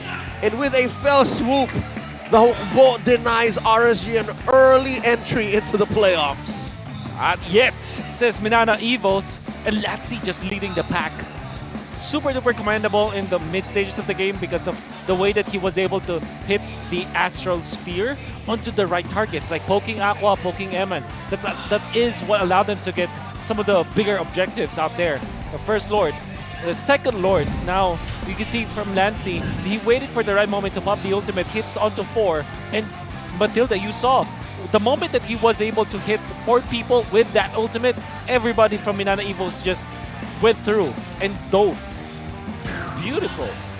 I'm so excited to see what else happens because a lot of these things just went over our heads. It's a high concept draft from both teams. And we'll leave it up to Wolf to tell you all in just a bit. But real quick, Wolf needs to tell you all about our Starlight. Yeah, Starlight. October Starlight is now available with only 300 diamonds. Layla, yes, that's Layla. Exclusive Twilight Waltz skin will be yours. Check out the dazzling debut of Layla's anniversary exclusive painted skin. Midnight Waltz, our personal favorite. The Starlight Lucky Chest will also be available for a limited time, so get it now. All right, let me do this on behalf of the desk. Coach and DJ, Douglas Esteve, I'm sorry. We questioned it, but here it is. You guys won game 1 and you denied RSG the early entry to the playoffs. It worked. What was the term that you used earlier? What was that? High concept. High concept. I mean, look at all the vision, look at the healing, but they did it. They got away with it. Yeah. And I gotta say, that was actually mostly on the back of a lot of questionable Matilda plays here. I don't know if you guys agree, because it was not characteristic Light that we're used to seeing. Yeah, and also, now that I think about, like, hindsight is 2020, right? The moment that we saw Benedetta, we thought it would be good, but is it actually good, like, when it comes to, like, the composition? Well, we saw the fights, right? We long lane push, surely, give that to the Benedetta. But when it comes to those team fights, it kind of made us feel that the Benedetta did little to nothing compared to what Edith was able to do. Yep, even if Lord JM was missing on those big ticket Earth Shatters, big ticket onwards. Hell, we rarely saw Primal Wrath that turned the tides of battle. That's a good point. I rarely saw it. Yeah. It was just the threat of activation, and that's how big of an impact his Edith was compared to Nats' Benedetta, who just did everything, but it just was not enough. We'll leave it up to Wolf to break down exactly what happened here in game number 1. Wolf, tell us. It was a time where RSG was able to control this game, but they weren't able to close out on all of those kills. When in fact, RSG, they already have the momentum. But why did they lose this game? It's only because of the early usage of the Circling Eagle that did not allow them to secure the Lord. And then, in converse, you saw that Minana Evos was able to utilize their Astral Recall so that they'll Astral Echo so that they're able to spot everybody on the side of RSG. Our true MVP of this game was Brody, Doming AR, only dying once in this game. That very questionable play that he did when he went out of the bush, but he picked up the slack. He proved to us that he is one of the better marksmen out here in the Philippines, as he is able to convert to a kill. Kill after kill, 4-1-3 finish for Doming AR. Let's look at the significant highlights. One of the whiffs that we saw from Lord JM, duly punished. course, the kill onto Dome. Now, Eman, for some reason, dies in this particular clash because he actually used the Guiding Wind. He's already out of there, but because of the ultimate, the torn apart memory still managed to get it out. This is for Dome, taken out side of RSG. Now the Lord Dance, eventually Kaizen will take it. Far too late on the Guiding Wind, and it's mainly because of the poke that you saw from Lancy AR. We're gonna see it once again in this particular clash. You can see that Nats was able to steal that, and then the Lord Dance. 4-man Astro Recall, followed up by a 3-man knockup. Actually, not entirely sure if that came from the Lord or came from the Edith. Well, the Edith is dead, so that probably is from the Lord. And RSG, they probably underestimated the increase in hitbox. That's probably why they were hit by that knockup coming out from the Lord. And Minana Evos, with the help of the neutral objective, with the help of Lancy's ultimate, able to get that W for game number 1. More stats of this game, as RSG only managed to get 3 kills despite them having a wonderful early stages of the game. Even after leading by a lot in the early stages, they weren't able to close in on kills. That's why they weren't able to end the game faster than they should. And part of the keys to victory here for Minana Evos is to force RSG to play very slow and for them to play fast. It's not the fastest that we saw from Minana Evos, but it still is faster than what RSG intended to do. That's why RSG still managed to lose that game.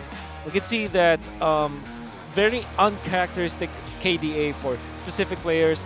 For example, Aqua only 2 assists and 1 death. I would say that RSG might have been better off if they died more in this game, but they will get more kills. I guess RSG just decided to be extremely safe in this game to the point where they aren't able to convert anyways. Now, when it comes to teamfight participation, 100% comes from Mr. Doming AR. Died first in that top lane, but after his torn apart memory, his parting shot, able to take out Eman, gets the gold, and then eventually gets 2 kills onto that Riverside up top, continuously winning the teamfights with the flickers that we saw from Doming AR. Activation on the Brody is always my personal favorite. If you play the Brody, ladies and gentlemen, please don't be passive. Play accordingly. I'll like play that. accordingly. Alright. I want to go flicker and then just... That's as scientific as it gets. Yeah. I really don't play the gold lane. Ladies and gentlemen, watch out for the weekly giveaway that will be posted on MPL Philippines Facebook page for a chance for you to win your very own Smart Bro devices. Mechanics to join the giveaway will be posted after this weekend's broadcast. So get to it and get yourself a Smart Bro device. Folks, it's that time of night. You know the drill. Boys, you better not hold out on me. It's about time for the smart game face of the day. This is a nice palate cleanser. Again, game 1 just, I don't know, I have to admit, just went... High concept. It's very high Very high concept. And it looks like Minana Evos was ready for it. Yeah. And RSG, I think It's right their now... concept. It is. It's DJ's mind just works a different way, man. Yeah. I'll have to hand it out to him. But right now, RSG must be looking back at the drawing boards like, what went wrong? I would say a lot of those came down to maybe the players just going a little bit ham on what they want. It's one of those drafts where I'm listening in on the comms and they're saying, you know what, coach, I can do this. I can do this hero. That happened way too much, I think, in that draft. Okay. Obviously, Matilda's pretty good in most scenarios. I still think that it was not as impactful in that game. Same with the Vendetta. Good in concept, but I feel like a little bit, too much. I concur. That's what it looked like. I mean, it was like the players pulling to different directions of what they're good at, what they're comfortable with. And they ended up with what's close to what Minana Evos was rocking. But no, I think now in hindsight, Minana Evos, they were of a one-track mind. Yeah. And I would say that, at least for Minana Evos, very, very commendable when it comes to, I guess, their Lord Dance. Their high concept Lord Dance, wherein they kind of wait for their opponent. They kind of wait for their opponents to kind of make a mistake, because if you think about it, they didn't even overreact to the long lane pushes. Yeah. They just waited. They cleared it out. They relied on the vision that Novaria was able to provide. Now it makes much more sense to me why they prioritized it. I think that it's it's a hero that's worthy of being first pick just because of the ultimate, and most especially because Latsy was actually on point with that hero. But going back to what I'm trying to say here, their Lord Dance, they were waiting for the enemy to make the mistake, and RSG uncharacteristically made the mistake. Yep, they leaned hard into it.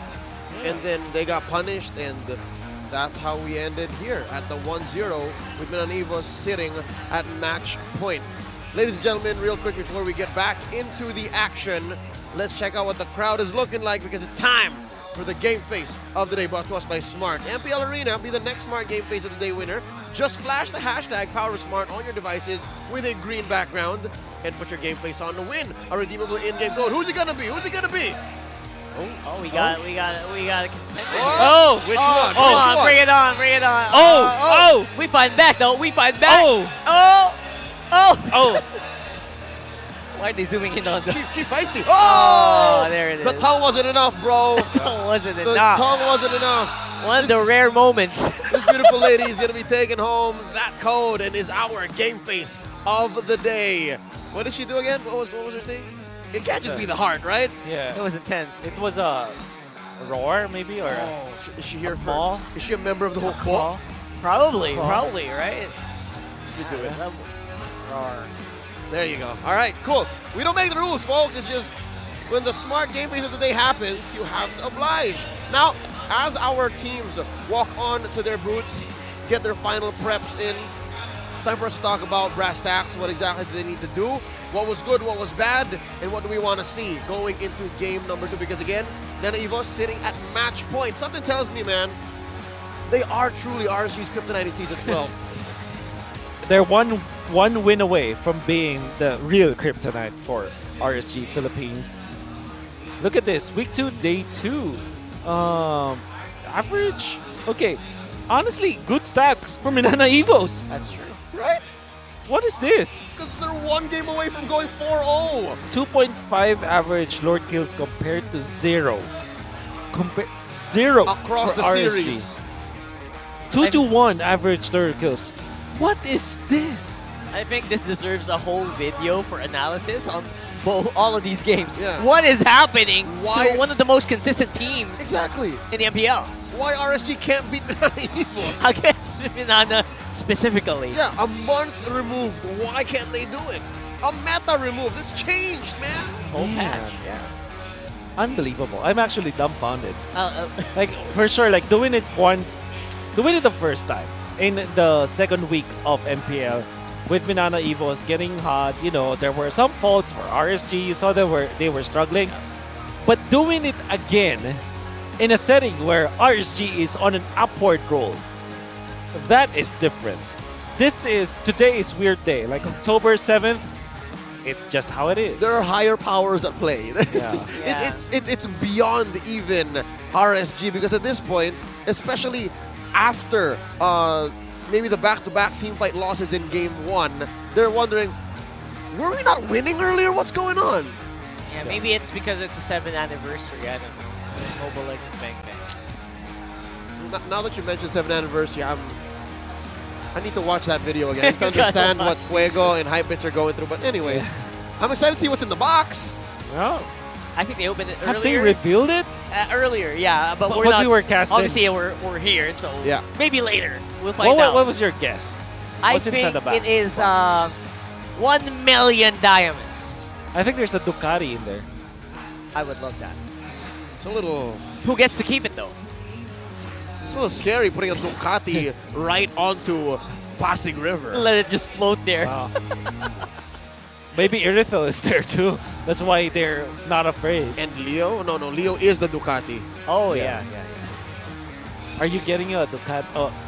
No, like her mount. But are you getting a Ducati? The skin? Yes. I want the Irithel skin. I'm not a very good Vendetta player. We're getting derailed. Ladies and gentlemen, going into game number 2 here, another thing to consider is the fact that if RSG-PH goes 0-4 against MNNE, and we don't even know if MNNE can actually make it through to the playoffs because their journey through that is more perilous than RSG's. Consider even a couple months down the road. What are the chances that we see these two teams make it to the World Championship? it actually is not far away, right? I mean, we did see that TNC did still get a point. Yeah. So They're not they're out. still in contention to go for playoffs. Yeah. Okay. Well, Manana Evos, it's much of a longer shot compared to RSG. Because RSG, they have been in the world stage before, or the Southeast Asian stage before. For Manana Evos, it's just, I always don't like the way that they're quote-unquote experimenting or showing their different mixtures on, like, not in practice, but actually in a tournament. On the fly, right? So they're trying to play it by ear, and they are. It kind of makes me think that they were put in a spot where they got a lot of players, but they didn't know what to do with them, or they don't know yet what to do with them. So, well, there's probably 2 months before M5. That's right. But if they have not figured that out in 2 weeks, they can't. You gotta live in the now. You can't look forward to the World Championships without winning this battle right in front of you. Speaking of which, we're about to get into it. Game number 2, game proper, is about to begin, and it starts here with the draft. Once more, Manana Evos at the advantage. They're at match point, and they're currently sitting on the blue side, batting out the Lancelot and the Fanny, favorites for Irad. And RSG answers back, you know what? The Matilda didn't really help us much in game 1. Let's take it out. At the very least, you know what? You mentioned, like before, right? They're sticking to this one. Manana's sticking to these few people right now on your screen. So maybe they're on the track to solidify and practice with these players in the tournament itself. Yeah. Who knows, right? Okay. Manana Evos might prioritize the Novaria. Edith, actually. So if I were to guess, this should be Edith or Novaria for Manana Evos. Edith being 60% chance the first pick, 40% for the Novaria. And then RSG goes for what's left. Likely the Valentina. Valentina Fred. Valentina Bach. Yeah. Lily, the Bach. What if it's like the Riz and Lilia? Yeah. Can. Or Val Riz. Val Riz Yeah. or Lil Riz. Yeah, but we don't know. I'm a big fan of the Riz and the Bach, if you know what I mean. Lil Riz. Lil Riz Bach. Oh, Bach. Oh, Bach. Okay. There's the Bach. All right, not gonna happen. So Bach had the bounce. This should be But Nova Fred is or out there. Edith. Fred's out there. Well, Edith, it's yeah. Edith. 60%. Okay. That's right. Lil Riz. Oh, what? Oh! No. Let's This go! can't be. This can't be. Mislick? This What can't be. This can't be. Nah. Ryan. Theo. This can't be. I see Nats, That can't be. Nats Yeah. looked weird. He's like, what? Even Irad's looking at his coach. Something happened. Is this true? That can't be. Oh, Wait, they're calling. They're talking to the hand to his mouth. They're talking to marshals. the tournament officials here. I don't think so. Misclick. I'm calling. We called it. Yeah, it should. It should be again Riz, Lilia. Well, if you have an Aldous, I don't know where it's going. To be fair, it might be a jungler. It's weird day today. Come on. It's weird day today. Yo, It's either Val Riz or Lil. Yeah, Riz, they're right? remaking. even their opponents in Minani wasn't like, are they okay? What is that? What's going on? Did we get sucked into a vortex and get transported back to 2021? It's weird day. In the height of the Aldous jungle, as made popular by Blacks International's very own Wise? Wow, one of the rare moments that we also see. We know that it's a weird moment because even Butters looked worried. What's and that? that is not. Butters is not never common. worried. He's never worried. Butters never worried. Real quick, story time.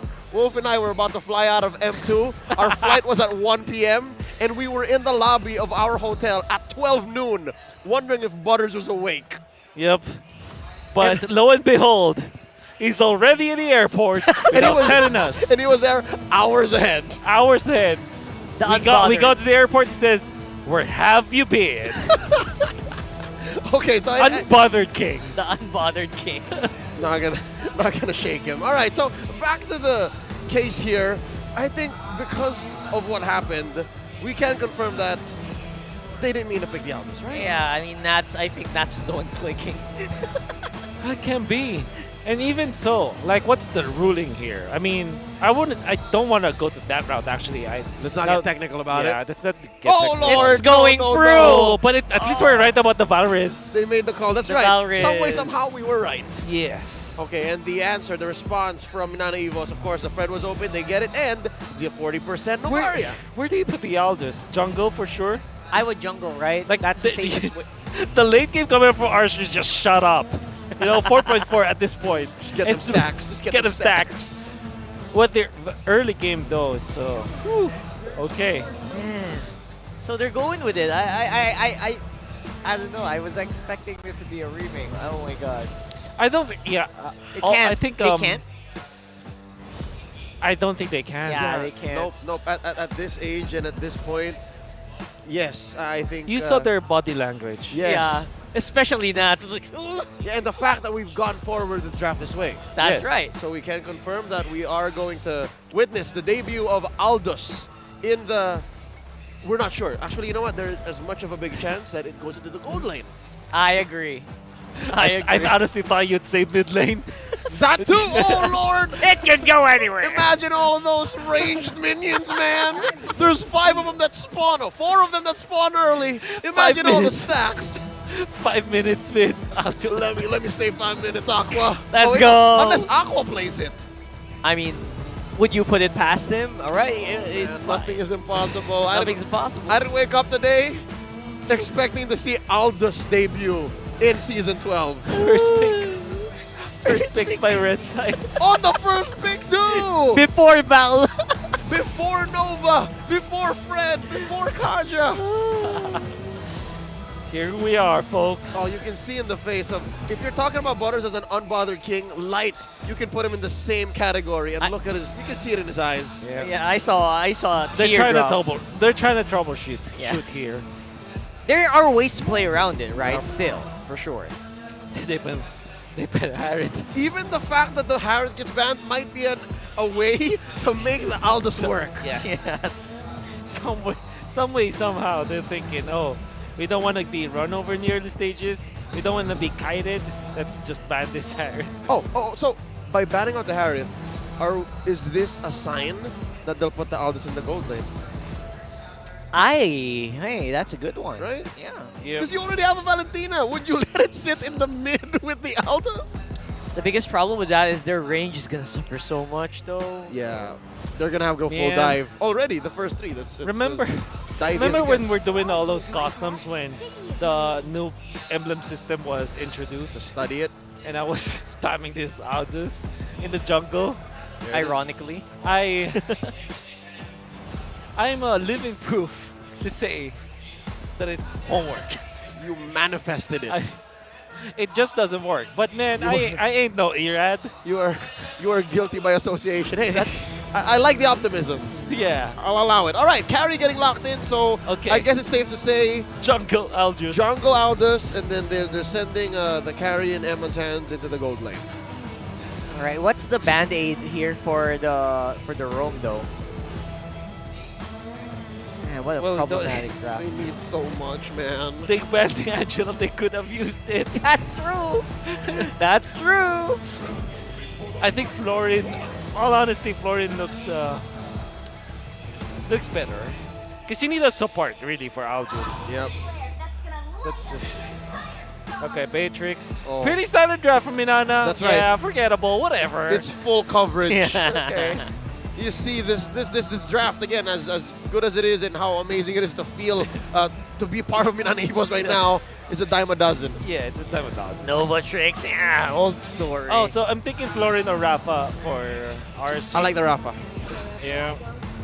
The Rafa. Okay, I think I speak for everyone when I say I'm excited to see how RSG is going to make this work. Ah, yes. Gold ticket member. Everyone who bought gold tickets today are very stonks. They witnessed some pretty interesting 6.4 late game compared to 5.8, and they didn't even mean it. I don't think they meant to do that, and I think the 6.4 could have gone much higher. Considering the amount that you get from the Aldous, right? Yeah, you're right. The ceiling is nigh infinite. We gotta recalibrate this index here. Yeah. We gotta You gotta fix some points. I have to have a few words with the guy who made it. Yes, please. Fix that Aldous number. But here we go anyways. Oh, God. Back to reality. It's less than ideal for RSG to play this. But lo and behold, the heart of a champion, a true professional, they're going into the Land of Dawn doing their best. We're about to see what the final layout is, folks. You're going to want to pay attention because even the emblems, even the talents, even every little decision that Irad makes on this Aldous is going to set a precedent because what if they win? What if they win? Whew. Big what if. Irad on the Aldous. I'm sure this man didn't visualize his week to end like this. Yeah, for sure.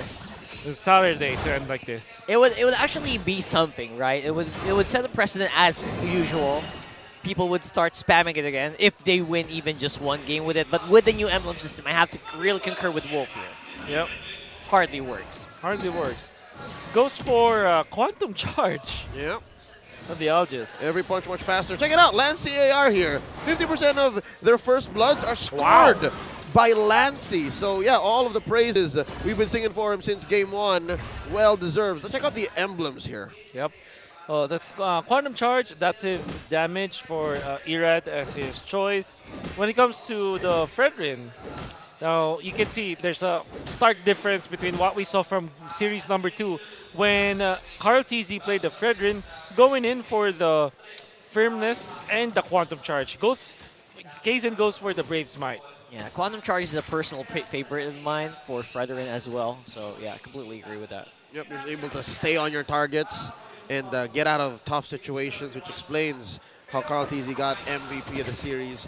Down bottom, they can afford to bear down onto Eman because again, in this day and age of utility junglers, when you have a true core jungler, the dynamics has changed. I think, oh, Lord JM. Oh, Lord JM is actually pretty low here, but Kaizen to the rescue. He's level 4 right now. He has a Praise rapidly bear down on the Nats here, forcing a flicker out. And of course, Irad using the contract chase fate. It's been a while since I've said that. Ultimate, and Nats gets punished either way. It's a 1-for-1. Oh, so far so good. Aqua waiting on a minion wave to go down so he can hit level 4. MNNE Evo's first to the scene, pulling the turtle over. Interestingly, Irad kind of gave out the turtle. Just went for the purple buff. He wants to just secure the stacks. A turtle is just 1 stack. Yeah, that's true. Kim Gorky isn't easy secure on that one. That's math. Oh yeah, the purple buff is 2 stacks with the mini. Yeah, exactly. Good. I like the way you think. Yeah. and to be fair, there was no way he was going to contest that anyway. Exactly, because again, the kit of an Aldous isn't meant to contest for turtles, at least in this highest level of competitive play. Well, the theory here is you go for attack build on the Aldous so that at least you can contest those objectives. It's like you're acting as if you're a Fredrin, essentially. Yep. But you'll get there after a wee bit, not for the first turtle. Yeah, absolutely. Let's just call it maybe 15, 18, 20 minutes. Yep. That's all I can think right now that's going to be able to give RSG any sort of advantage. All right, so safe to say the game here for RSGPH is just a hold out. Yep. And they do have some of the tools to do it as well, right? I mean, yep. Yeah, I love the you have Valentina as well, the Rafaela to keep everyone in check. Yep. As long as you don't get dove, which might happen right now as well. The 4-man from Minana. There's a contract chase fate. Good vision. Doming, he's the target. Ooh. Good damage. Doming is going to be halved here. Kaizen absorbing all these spinning light wheel. And of course, Aqua with the engagement coming in from the Valentina. It's still Doming who's going to get that kill. Man. Very good initiations for RSG. You see Light as well as Aqua. But the thing is, they layered it improperly. There were some fractions of a second that did not chain properly when it comes to their CC. That's why Doming still managed to land a shot in between the crowd controls, which is weird for RSG because we know that they are so sick together. And MNNE Evos, now they will even confirm a turret onto the bottom lane. Yep, again, for RSG, basically they're playing, what, 4.5 versus 5. Yep. The hero that Irad is rocking isn't meant to respond this early on. You saw him try. You saw him use the ult and try to punch doming AR into the ground, but he can't do that, not until, again, the aforementioned 15, 18-minute mark. But I can hear the ranked gamers right now. Wait for the one punch, man. Of course, that's going to take a while here in pro play. And of course, it's going to be MNNE who's going for that easy turtle secure here. It's a little oofski if I've ever seen one. Kaizen actually spent his retribution, but it's still Lord JM who scored the turtle. Yeah. Okay. 1,000 gold for MNNE Evos and change. This means that they're really taking, they're really on the right track. Like if you think about their Beatrix, being able to push down the bottom lane, I think that he is a little bit ahead of the curve. Yeah, it's not a little bit ahead. It's actually 900 gold ahead. Very of his competition, which is massive in the first 5 minutes of the game. About half an item ahead, right? Yes. So, yeah, and Thunderbell going over to Irad, again, that's pretty promising, which means he might be a little bit stickier. I don't know if that's a term. We'll allow it. It's a term now. Yeah. It is a term now. Coming into these targets. What else is he building? Look at that, 3.4k for the Novaria, which is a little bit ahead of the carry, which means that, man, Lancey is going to have a swell time once again. But you have to also note, between the Fred and the carry, it's a little, rather, the Aldous and the carry, it's a little closer. So, Okay, that is what 4k gold in the first 6 minutes of a game does for you. That's what it feels like. Doming. And now Kaizen training the steal. I don't think there's much that RSG can do here. Yeah, right now RSG just banking on, you know, not dying here.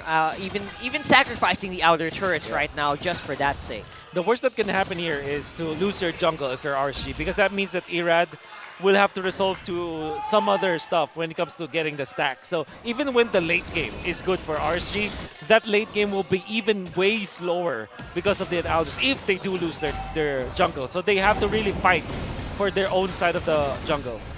Yeah, and MNNE reading into that, just trying to take out these turrets as fast as possible. And of course, the objectives are going to be the biggest ones for them to take here without any contention whatsoever. And they know it. They're very aware that RSG knows it as well. Yep. It's a gentleman's agreement. MNNE Evo's here with the pull and the blitz. No way, no question. RSG not going to contest. They really are holding out. It's 2 minutes until the Lord spawns. And you know what? This whole push down bottom, they spent so much. RSG committed like 3 or 4 heroes down there. Yeah.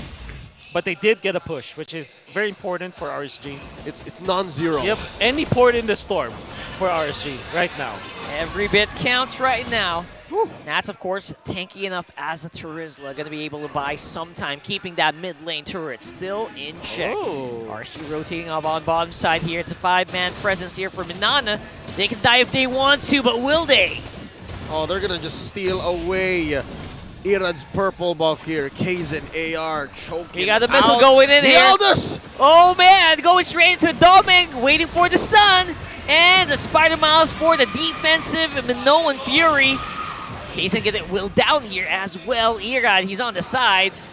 That looks interesting for me. Yeah, there were so many other ways, a dozen ways that could have been disastrous for RSG, but they walk away. Oh.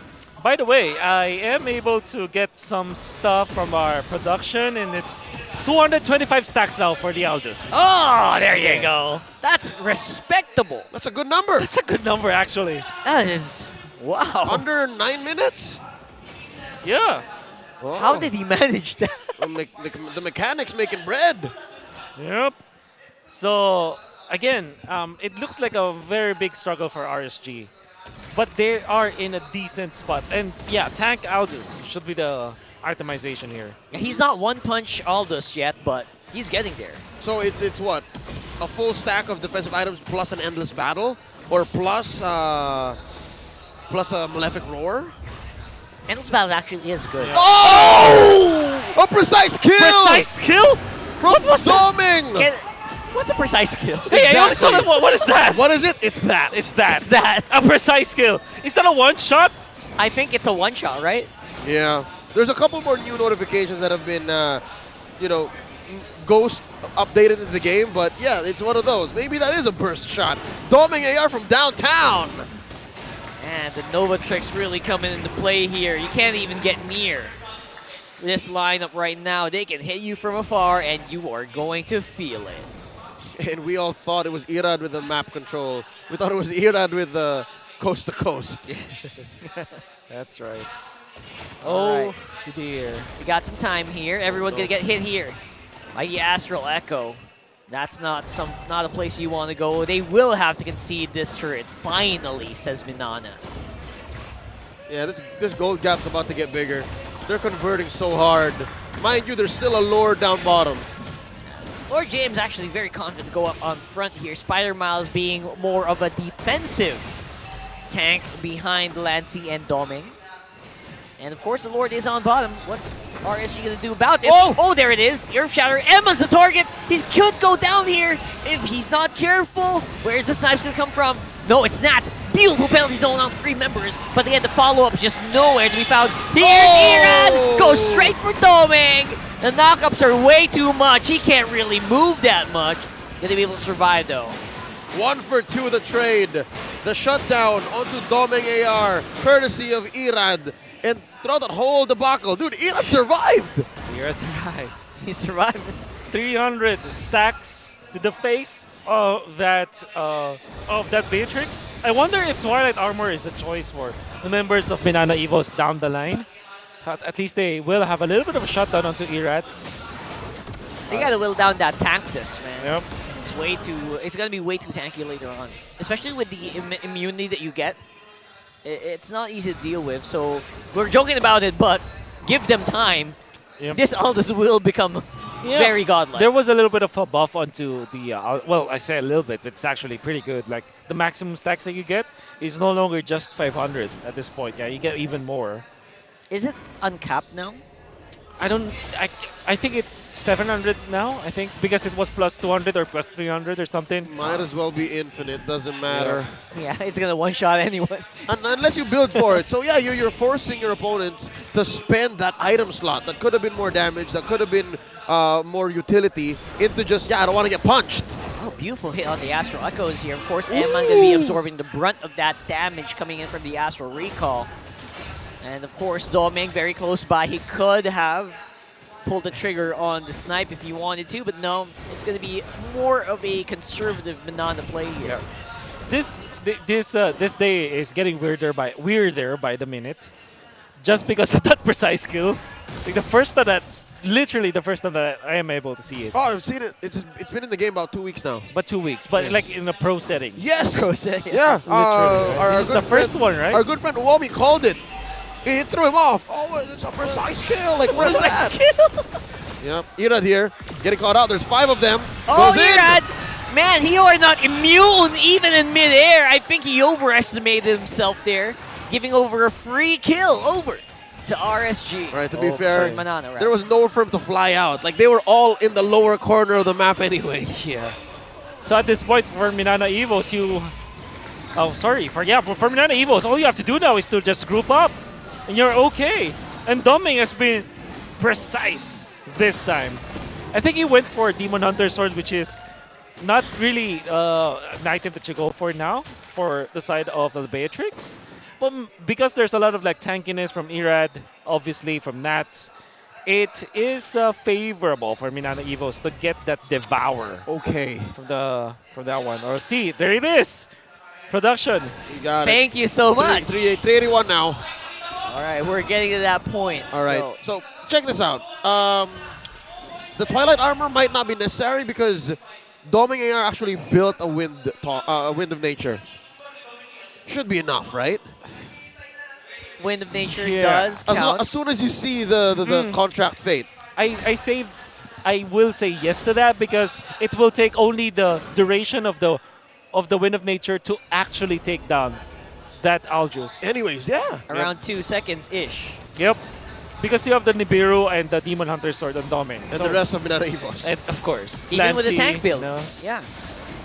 Okay. All right, so they're trying to leverage around this Lord now. Again, Irad nowhere to be found, as per usual. Yep, he's taking stacks. He's cutting the wave down bottom.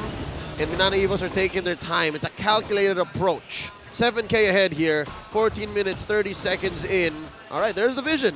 At least Irad knows. Yeah, and here's the pincer maneuver Sure? Are you coming sure? in from RSG. Oh, they're trying to make it work, but everyone's just jumping in the air right now as Banana with the optimum crowd control in this scenario. Oh, man. They just cleaned up house, and that's going to be game. That is an oopsie. That's an oopsie. It's unfortunate is what it is. But folks, let's not take away from MNNE Evos' victory. This winning moment is brought to you by our official sponsor, FWD Life Insurance. And Akosi Doggy brings out the move, or as we'd like to call it in the Philippines, a Walis Tambo. That's a 4-0 record between MNNE Evos and RSG. And that's down in the history books. Season 12. MNNE Evos just literally find it so difficult to win over other teams, but not against RSG. 4-0. Official kryptonite. Yep. And one would think, even in a fair fight, right? Game 1 was a fair fight. But here, with a lineup that maybe RSG didn't mean to play with, they still got him. Something still. They're still laughing by the way. Something's just don't give, man. Yeah. Let's still give it up to the Raiders. Let's give it up to our Season 9 champions, MSC 2022 champions. They played that like a champ. They stuck by their pick. They didn't complain, didn't protest it or something, didn't make any excuses. Surely it was bad, and they played it well. I think, except that last clash. Yeah, they pulled the trigger way too soon. Yeah, it was way too soon. Except that last clash, I think that they were on the right track at least. And were we not talking about how the Wind of Nature alone was enough? It happened. It happened. Yeah. And there were actually Winter Truncheons active as well on the battlefield, so it wasn't going to be a wipeout at any point. It is just how it is. And big credits, though, for Doming in this particular game and the entirety of the series. That's right. Part of the reason why they won this is because of Doming and the way that MNNE Evos played accordingly around this guy. You saw that he was able to get, 900 gold in the first 6 minutes of the game over his competition, getting that full turret energy shields into the bottom lane and then the turret afterwards. He showed us what a 4,000 gold can do for you in the early stages with that quote-unquote precise kill. Yeah, well, it was hitting like a truck again from miles away. It was unbelievable. So as if RSG wasn't dealing with enough. I mean, that was just insult to injury right there, wasn't it? Yeah, it was. Which again speaks of how professional and how admirable the efforts that RSG put up. The fact that all of this went wrong and you still stood up and you still played to your heart's limits for your fans, for all of MPL, for the people watching at home. And as much as we love these weird and odd stories to come through and give us good vibes and positive energy, Aldous debut in MPL Philippines Season 12, not going to work out. Can't come down to brass tacks. Numbers don't lie, I guess, right? Yeah, we tested it. Well, 0 people, and 1. RSG for sure does not know that we tested it in our custom lobbies. Just won't work. Starscream, unfortunately, it's not your time yet.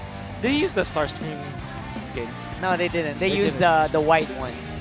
He used the M1 skin. The M1? Was that M1? Yeah. That's M1. Whoa, okay. That was M1 if I'm not mistaken. It's the gold and white one. Was that M1 or was that... Yeah, that was M1. That was M1. M2 was You're right. Clint. King of Supremacy, right there. Checking it out. You're correct. That was M1. You've stunned me. Great memory on this No, guy. it's because I do not have Starscream. Ah, that's the one they use. Of all of the Transformer skins, that's the one I don't have. But that's neither here nor there. It's not important. One of the coolest, though. It is important. No, stop it. I'm going to buy the Ducati Iritel. Anyways, folks, in just a few moments, we are going to be joining Marakino on stage. She is with MNNE Evos as they celebrate their 4-0 victory against RSG-PH in Season 12. That's surreal to me. I can't believe that's real. I can't believe that we're in this reality. And the thing is, it's also very important because now you have a lifeline once again for MNNE Evos. It got tighter. Very, very much tighter. Like, they have a straight-up chance now to get into the playoffs. All they need to do now is to get more victories the benefit here is that they get a 2-0, which means that that's solid 3 points. Man, that's huge. That's massive in this stage of the group stages. The barangay is trembling. Yeah, exactly. Oh, That's, man. that's how crazy Season 12 has been. And by the way, we mentioned this, TNC is not even out yet. That's right. Yeah. That's right. We got 5 more tournament days left in Season 12, and the Phoenix can still fly. Man, back to where we are here now, tonight, here. MNNE has something against former MSC champions. They're about to, you know, bump right into Smart Omega. Oh, yeah. Oh, you're right. They 4-0'd RSG. What is it? That's What very is it? true. That's something that we can talk about in the storyboards. Yo, the barangay and the Raiders better get talking. Yeah. Because the enemy of my enemy is my friend. So Yeah, that's right. Yeah. I'm actually gonna really love what happens in the next one. With this loss from RSG, I think that they might have just given away control of the upper bracket as well, because Blacklist International on the opposite end just got 9 points out of nowhere, or 6 points, I think. Oh yeah, 9 points out of nowhere. yes, because your opponent's losses are your gains. Yes, exactly. So that's technically 12 points that they gave. Yeah. Or Big 9, boost? literally 9 points. Yeah, so not even wondering what Echo is going to be doing. Even the upper bracket scene seems tight. Let's go on over to the stage as we figure this out. Mara is with MNNE. Thank you, casters. Everybody give it up for MNNE. Congratulations! Ken, alam mo kahit ano kayo, lamang yung kalaban pag early game, but you guys still got all the breaks of the games. Ano yung mga call at how do you guys, were you able to stretch it? Pag nalalamang yung kalaban, what's happening? Ano yung mga calls doon? Sinasabi lang po namin sa bawat isa na maging kalmado lang po. Huwag masyadong pressured. And talaga pong nag-prepare po talaga kami para dito kasi po in-observe po namin lahat ng mga natutunan namin kahapon sa Blacklist. And nagtulungan po kami sa bootcamp po. Naglaban-laban po kami and nagtulungan po talaga bilang isang pamilya po. Kaya ayun po.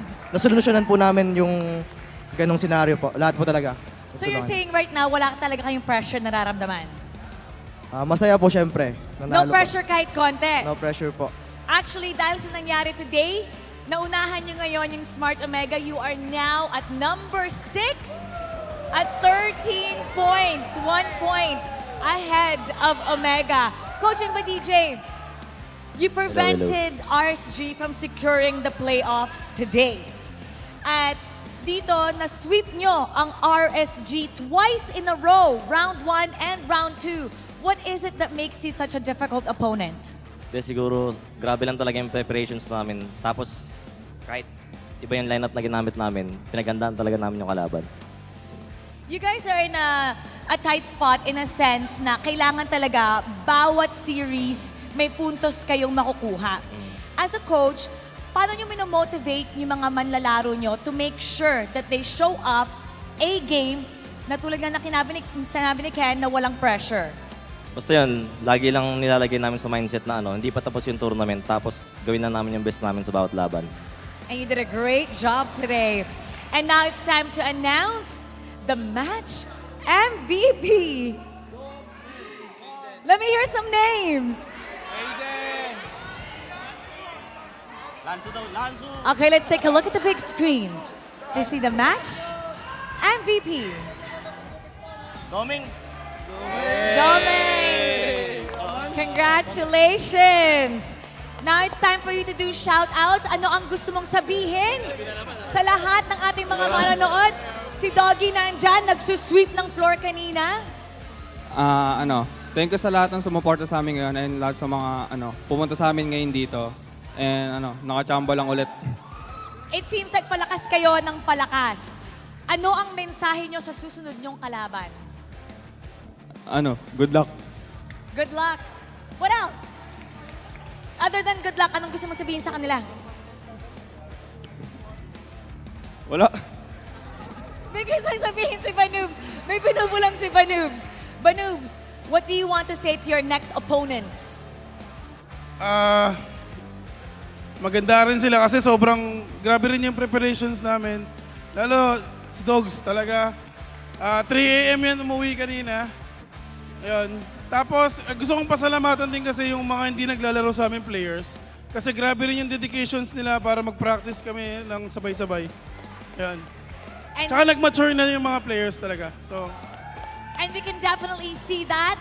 Unti-unti nakikita natin ang inyong lakas and you're getting stronger by the series. Once again, everybody, congratulations. Give it up for MNNE Evos. You may now take your bow. about 3. Okay, 3, 2, 1. And take your walk. Gusto niyo si Coach humarap? Sige, Coach. Coach yan. Take your walk of victory. Thank you.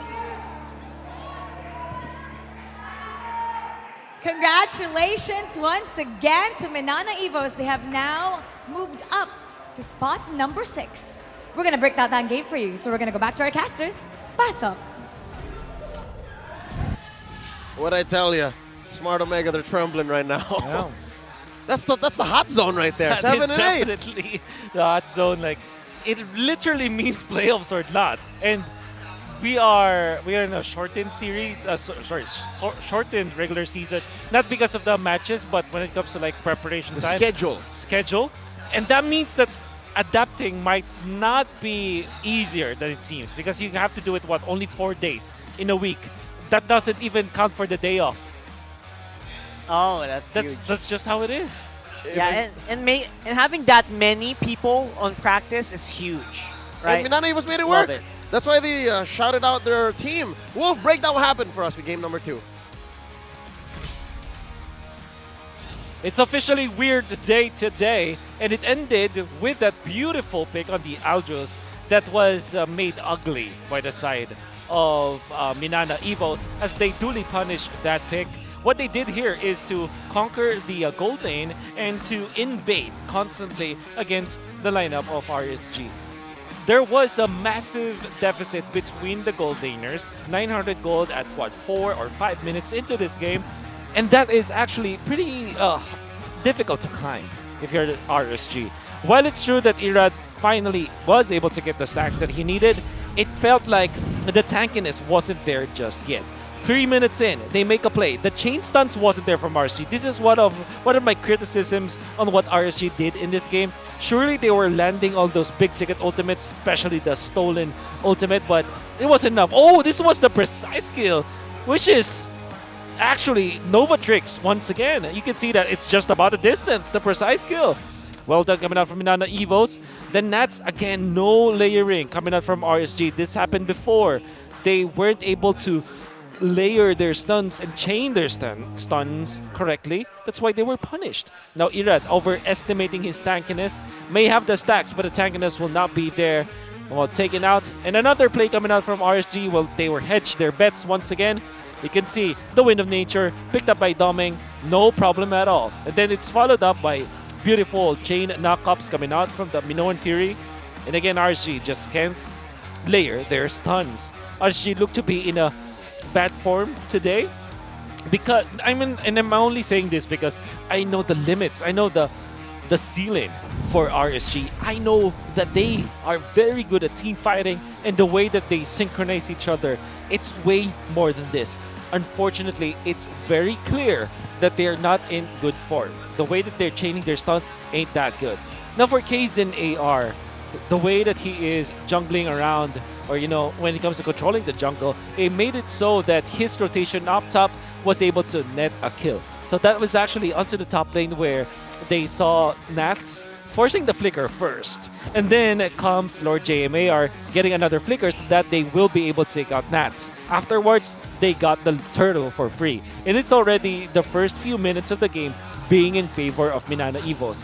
Knowing full well that the early game is really bad for RSG, and MNNE Evos just took advantage of that, there wasn't any way for RSG to control Kaizen AR afterwards. Let's look at some of the other important stats and the items. Irad going in for the Blade Armor after the Radiant Armor.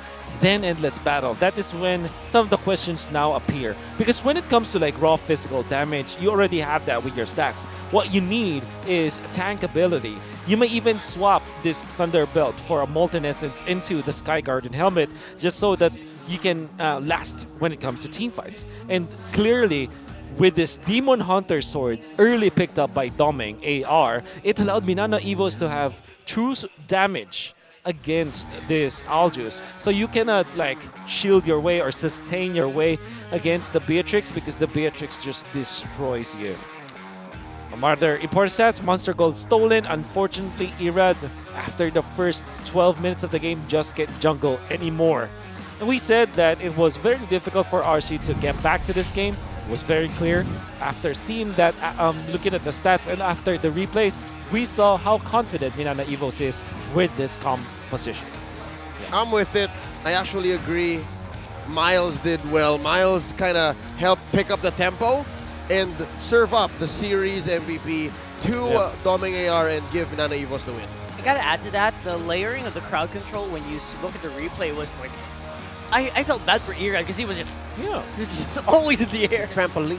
Yeah. Beautiful. It was beautiful. Yeah, and if you compare that to the RSG side, it's very uncharacteristic for them to miss those. Like, they're hitting, 4 people with the stolen or the copied Minoan Fury. They're hitting a lot of people with the Holy Baptism. It's just that there's some, fractions of a second where Dominic can still get a shot up. So that's why he's able to like get the lifesteal and even punish the side of RSG. So it's just the chain stuns coming out from RSG. Weirdly enough, they're not chained properly. Yep. In the highest level of play, that small fraction of a second actually does make the biggest difference. Yeah, again, given the muscle memory and the innate skill that Doming has, it's amazing. MNNE Evos here really making their last few days of competition in the regular season worth it. Can you imagine, like, something's gotta give. What if they continue this way? Will we be seeing the very first time that Smart Omega miss out on a playoffs? Are we gonna change history like that? Could it be them who gets dropped? Wow. Never thought about that. That's a very interesting thought. Right? Forget about the World Championship. That's about 2 months from now. Hell, even MPLI, the Invitational, that's also happening. We're getting top 4 from the playoffs. What's that gonna look like? I'm shocked. You end Weird Saturday with that kind of fact? We are at a precipice. We are at a path tonight wherein canon events will change the course of history. And I think it will. I think this is why you have tournaments like this, right? You give opportunities to people who are willing to do everything right, to put the practice in, to give 110%. And then, yes, anything is possible. People who are used to seeing on top can fall to bottom and vice versa. That's beautiful. And there's so much that can happen, man. We're not even done. The weekend isn't over. There's one more day. And tomorrow we're going to see 3 more matches, 3 more best of 3s. And after tonight, I think I'm going to need a very long shower and a long night's sleep. Well, we're not even done, right? What if it's not weird day? What if it's weird weekend? You never know. Oh, no. I don't know if my heart can take it. RC has a match tomorrow against Echo. Oh! MNNE, TNC has a match too. Who else? I think AP Bren will be playing tomorrow too, so... Yeah. Even AP Bren isn't safe. Even AP Bren wants to win more matches. That's actually very true. We're That's not actually done. very true. I feel like we're not done yet. In the span of a minute, we have gone through all of the harsh realities of Season 12. Post-game clarity. Oh. Post-Aljus clarity, actually. Post-Aljus game clarity. That's I was scrolling on social media just for a minute, right? And I'm already seeing all the Aldos. Yeah. Everyone's posting Aldos. The aftermath of this series. Oh my god. It will ripple throughout history. Yeah. I'm excited. Again, this might be the shot in the arm that MNNE's morale needed. Like, they needed this win. Absolutely. Folks, thank you so much for joining us. On behalf of everyone who joined the English desk, Wolf, Rockhart, my name is Leo here at your service. We'll throw over to Mara to close up the show.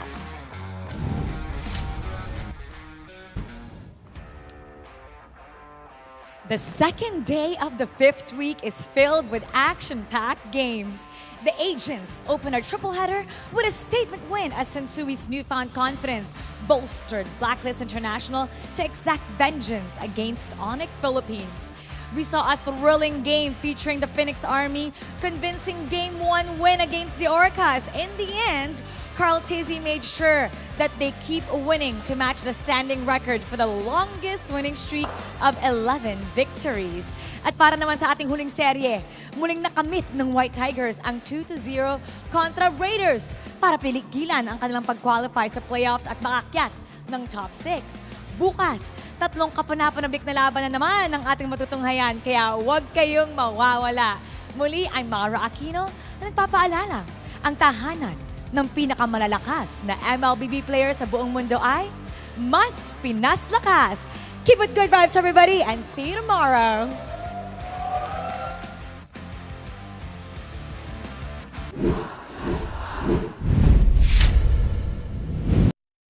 The 12th season of MPL Philippines is brought to you by the following sponsors. Smart, the official telco partner of MPL Philippines Season 12. Our official sponsor, Infinix. Infinix Note, ultra-fast gameplay. And FWD Life Insurance. In the epic adventure of life, FWD is your expert wingman. Celebrate your victories living with FWD. Our partners in esports. Maya, it's everything. And a bank. Secret Lab, the official gaming chair of MPL Philippines. And Pi Channel. Experience the MPL-PH Season 12 action live at Shooting Gallery Studios.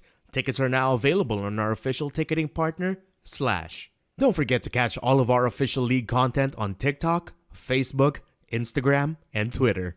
To ensure the equality and fairness of our games, MPL Philippines is also monitored and supervised by the Games and Amusements Board. Habang yung blacklist ay kumakapit pa, ayaw pa rin kita na napakalakas pa rin ng Pilipinas.